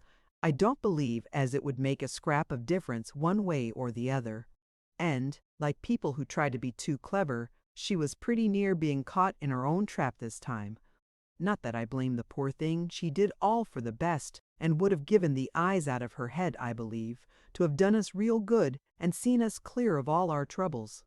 Well, she brings a chair out on the veranda, and Sir Ferdinand he sat down on a bench there for half an hour, talking away and laughing, just as gentlemen will, to pretty girls, no matter who they are.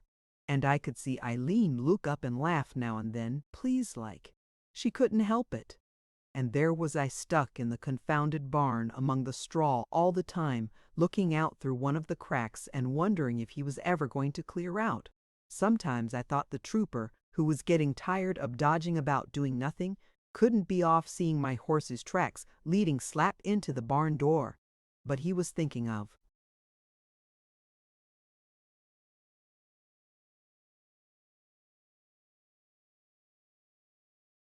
something else, or else was it much in the tracking line. Some men would see a whole army of fresh tracks, as plain as print, right under their noses, and wouldn't drop down to anything. However, last of all I saw him unhitch his horse and take the bridle on his arm, and then Eileen put on her hat and walked up to the top of the ridge along the stony track with him. Then I saw him mount and start off at a rattling good bat along the road to Turin and the trooper after him. I felt all right again then, and watched Eileen come slowly down the road again with her head down, quite thoughtful like, very different from the way she went up. She didn't stop at the house, but walked straight down to the barn and came in at the door. I wondered what she would do when she saw my horse. But she didn't start, only said, "You may come out now, Dick. I knew you were here. I saw you ride in just as Sir Ferdinand and the trooper came up."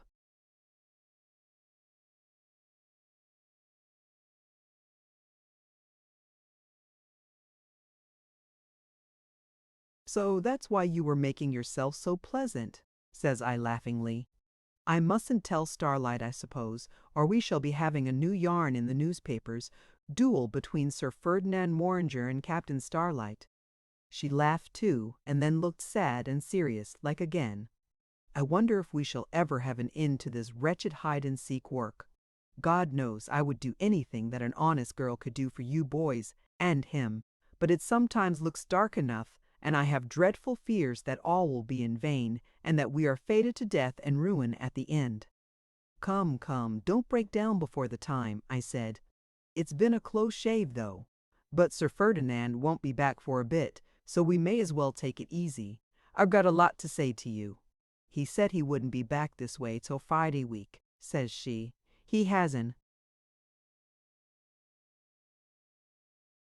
Escort to see to then, and he expected to be at Stony Creek in a couple of hours from this. He'll have to ride for it.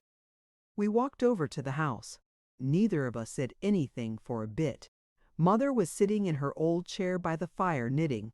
Many a good pair of woolen socks she'd sent us, and many's the time we'd had call to bless her, and her knitting as we sat our horses, night after night, in a perishing frost, or when the rain set in that run of wet winters we had, when we hardly a dry stitch on us by the week together, when we had enough of them and the neck wrappers, I expect plenty of others round about were glad to get 'em.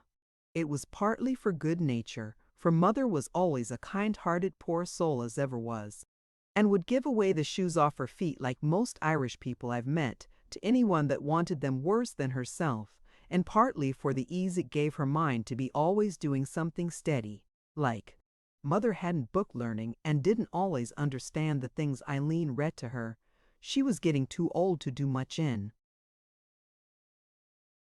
the house now, but her eyes were wonderful good still, and this knitting was about the greatest pleasure she had left in the world.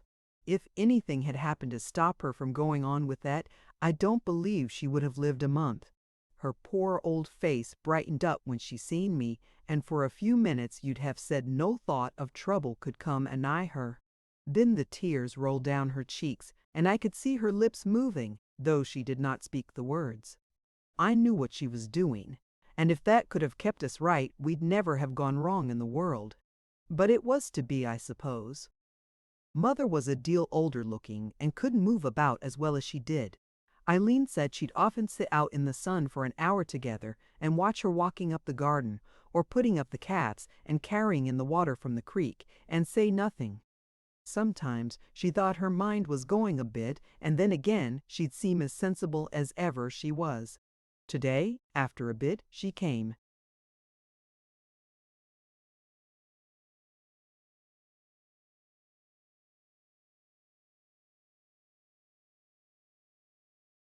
Round and talked more and asked about the neighbors, seemed more curious-like than she'd done, Eileen said, for many a long day. You must have something to eat, Dick, says Eileen. It's a long ride from where we know, and what with one thing and another, I dare say you've an appetite. Let me see what there is. Mrs. Storefield sent us over a quarter of veal from the farm yesterday, and we've plenty of bacon of our own. Mother and I live half our time on it and the eggs. I'm making quite a fortune by the butter lately. These diggings are wonderful places to send up the price of everything we can grow. So she got out the frying pan, and she and I and Mother had some veal chops, with a slice or two of bacon to give it a flavor. My word! They were good after a 40-mile ride, and we'd had nothing but corned beef in the hollow lately. Fresh butter and milk, too. It was a treat. We had cows enough at the hollow, but we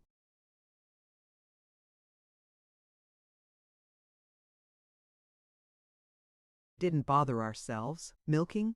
Bread and beef and tea, with a glass of grog now and then, was the general run of our grub. We had a talk about the merry time at the Turin races, and Eileen laughed in spite of herself at the thought of Starlight walking down the ballroom to be introduced to her and being taken up to all the swell people of the place. He looked grander than any of them, to my fancy, said she, and oh! What a cruel shame it seems that he should ever have done what keeps him from going among his equals as he was born to do. Then I should never have seen him, I suppose, and 1,000 times better too. I'd give up every hope of seeing him again in this world, God knows how cheerfully, if it would serve him or help his escape. I'm down here now to see you about the same escape, I said, and then I told her about Jim's letter and what he said about the mate of the ship. She listened for a good while patiently, with her hand in mine, like we used to sit in old days, when,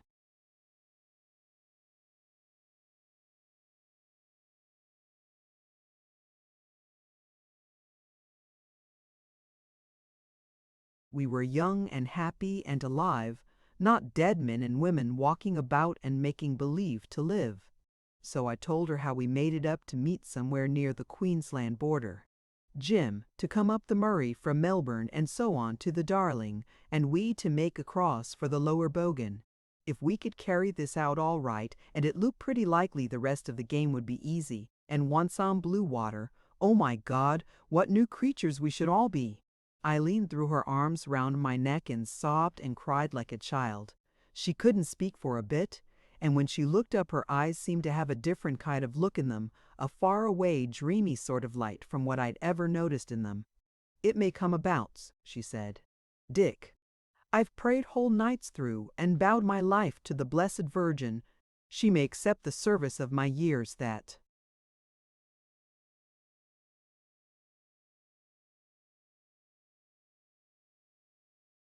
are to come. It may be permitted after all the sins of our people." After this, she dried her eyes and went to her room for a bit, while I had a quiet, easy sort of talk with Mother. She sang a word or two now and then, and looking at me most of the time, as if that was enough without talking. Then Eileen came out of her room with her habit and hat on. "Run up my horse, Dick," she says, "and I'll take you over to see George Storefield's new place. A ride will do me good, and I dare say you're not tired." I caught her horse and saddled him for her, and off we went down the old track we knew so well all our lives. I told her all about our lark with old George and how good he'd been through it all, besides promising to give us a lift to his country when we made the grand start. She said it was just like him, that he was the kindest soul in the Tyne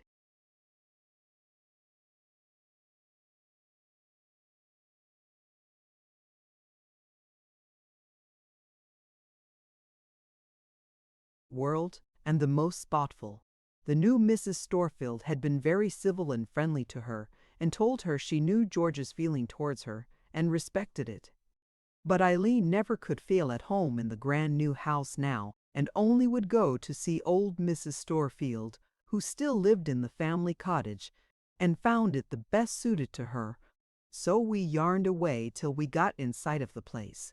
When I saw the new 2-story stone house, I was regular struck all of a heap. Old George had got on in the world and no mistake. He'd worked early and late, always been as steady as a rock, and had looked ahead instead of taking his pleasure straight off when he got the first few £100 together. He'd seen fat cattle must be dear and scarce for years to come. Noticed, too, that however cheap a far-away bit of country was held, sometimes bought for £200 or £300, it always rose in value year by year. So with store cattle, now and again, they'd fall to nothing. Then he'd buy a whole lot of poor milkers' calves.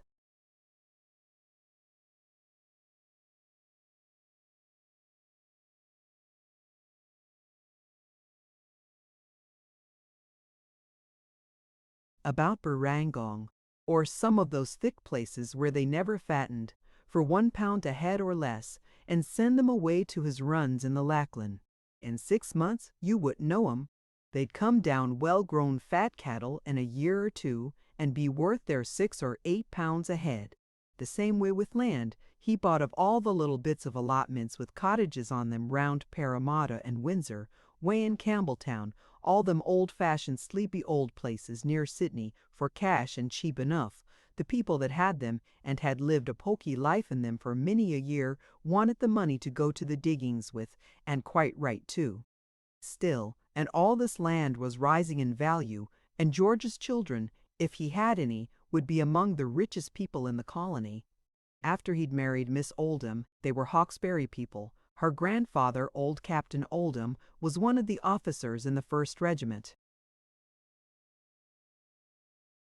That came out he didn't see why he shouldn't have as good a house as anyone else. So we had a gentleman up from Sydney that drew plans, and he had a real stone house built, with rooms upstairs and furniture to match, a new garden, and a glass house at the side, for all the world like some of them grand places in Darling Point, near Sydney. Eileen wouldn't go in, and you may be sure I didn't want to, but we rode all round the place a little way off, and had a real good look at everything. There wasn't a gentleman in the country had better outbuildings of all sorts. It was a real tip-top place, good enough for the governor himself if he came to live up the country. All the old fencing had been knocked down, and new railings and everything put up. Some of the scraggy trees had been cleared away, and all the dead wood burned. I never thought the old place could have showed out the way it did, but money can do a lot. It ain't everything in this world, but there's precious little it won't get you, and things must be very bad it won't mend. Eh?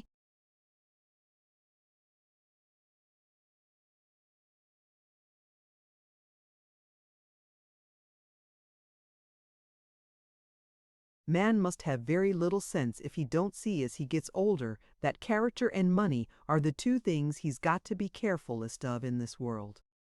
If he's not particular to a shade about either or both of 'em, he'll find his mistake. After we'd had a good look round and seen the good well-bred stock in the paddocks, the growing crops all looking first rate, everything well fed and hearty, showing there was no stint of grub for anything, man or beast, we rode away from the big house entrance and came opposite the slip rails on the flat that led to the old cottage. "Wouldn't you like to go in just for a minute, Dick?" says Eileen. I knew what she was thinking of. I was half a mind not, but then something seemed to draw me, and I was off my horse and had the slip rail down before I knew where I was. We rode up to the porch just outside the veranda where George's father had planted the creeping roses. Big clusters of bloom they used to have on 'em when I was a boy. He showed 'em to me, I remember, and said what fine climbers they were. Now they were all over the porch, and the veranda and the roof of the cottage, all among the shingles. But Mrs. Storefield wouldn't have 'em cut because her old man had planted 'em. She came out to see us. "Well, Ailey, child," says she, "come along in, don't sit there on your horse. Who's this you've got with you?" "Oh, it's you, Dick, is it? My eyes ain't as good as they were. Well, come along in too. You're on the wrong road, and worse'll come of it. But come along in. I'm not going to be the one to hunt you. I remember old times when you were a little toddling chap, as bold as a lion, and no one dreamt you'd grow up to be the wild chap you are. Gracie's inside, I think. She's as big a fool about ye as ever."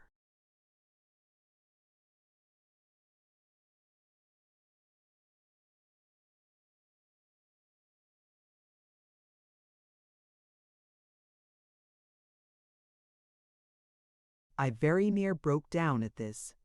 I could stand hard usage and send back as good as I got. But this good old woman that had no call to think anything of me, but that I'd spoiled her daughter's chance of marrying well and respectably when she talked to me this way, I came close up to making a fool of myself. We walked in. Gracie was sewing away in the little parlor where there always used to be a nosegay when I was a boy, and it was that clean and neat I was afraid to go into it, and never easy till I got out again. There she sat as sober-looking and steady as if she'd been there for 5 years and meant to be for 5 years more. She wasn't thinking of anybody coming, but when she looked up and saw me, her face changed all of a sudden, and she jumped up and dropped to work on the floor.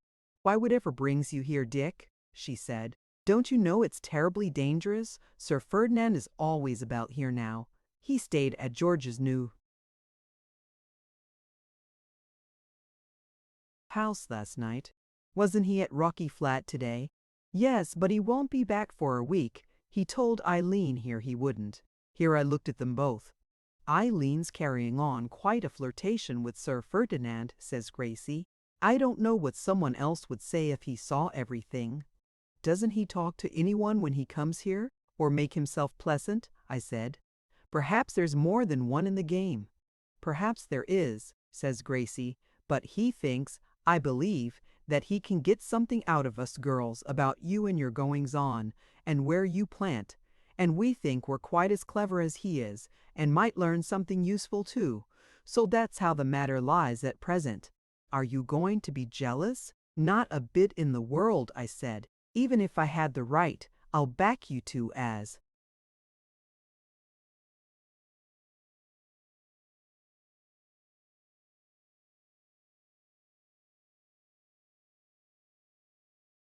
simple as you look against any inspector of police from here to South Australia. After this, we began to talk about other things, and I told Gracie all about our plans and intentions. She listened very quiet and steady to it all, and then she said she thought something might come of it. Anyhow, she would go whenever I sent for her to come, no matter where. What I said to you, Dick, I've said for good and all. It may be in a month or two, or it may be years and years. But whenever the time comes and we have a chance, a reasonable chance, of living peaceably and happily, you may depend upon my keeping my word if I'm alive. We three had a little more talk together, and Eileen and I mounted and rode home. It was getting on dusk when we started. They wanted us to stop, but I daren't.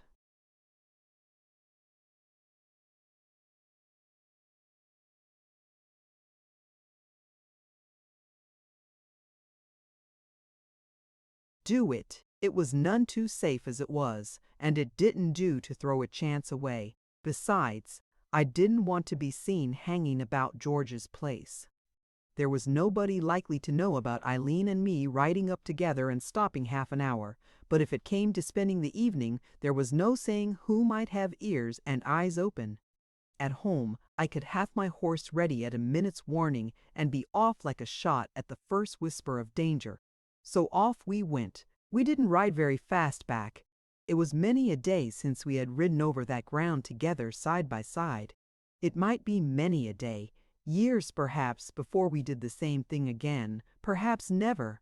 Who was to know? In the risks of a life like mine, I might never come back, never set eyes again upon the sister that would have given her life for mine. Never watch the stars glitter through the forest oak branches, or hear the little creek ripple over the slate bar as it did tonight.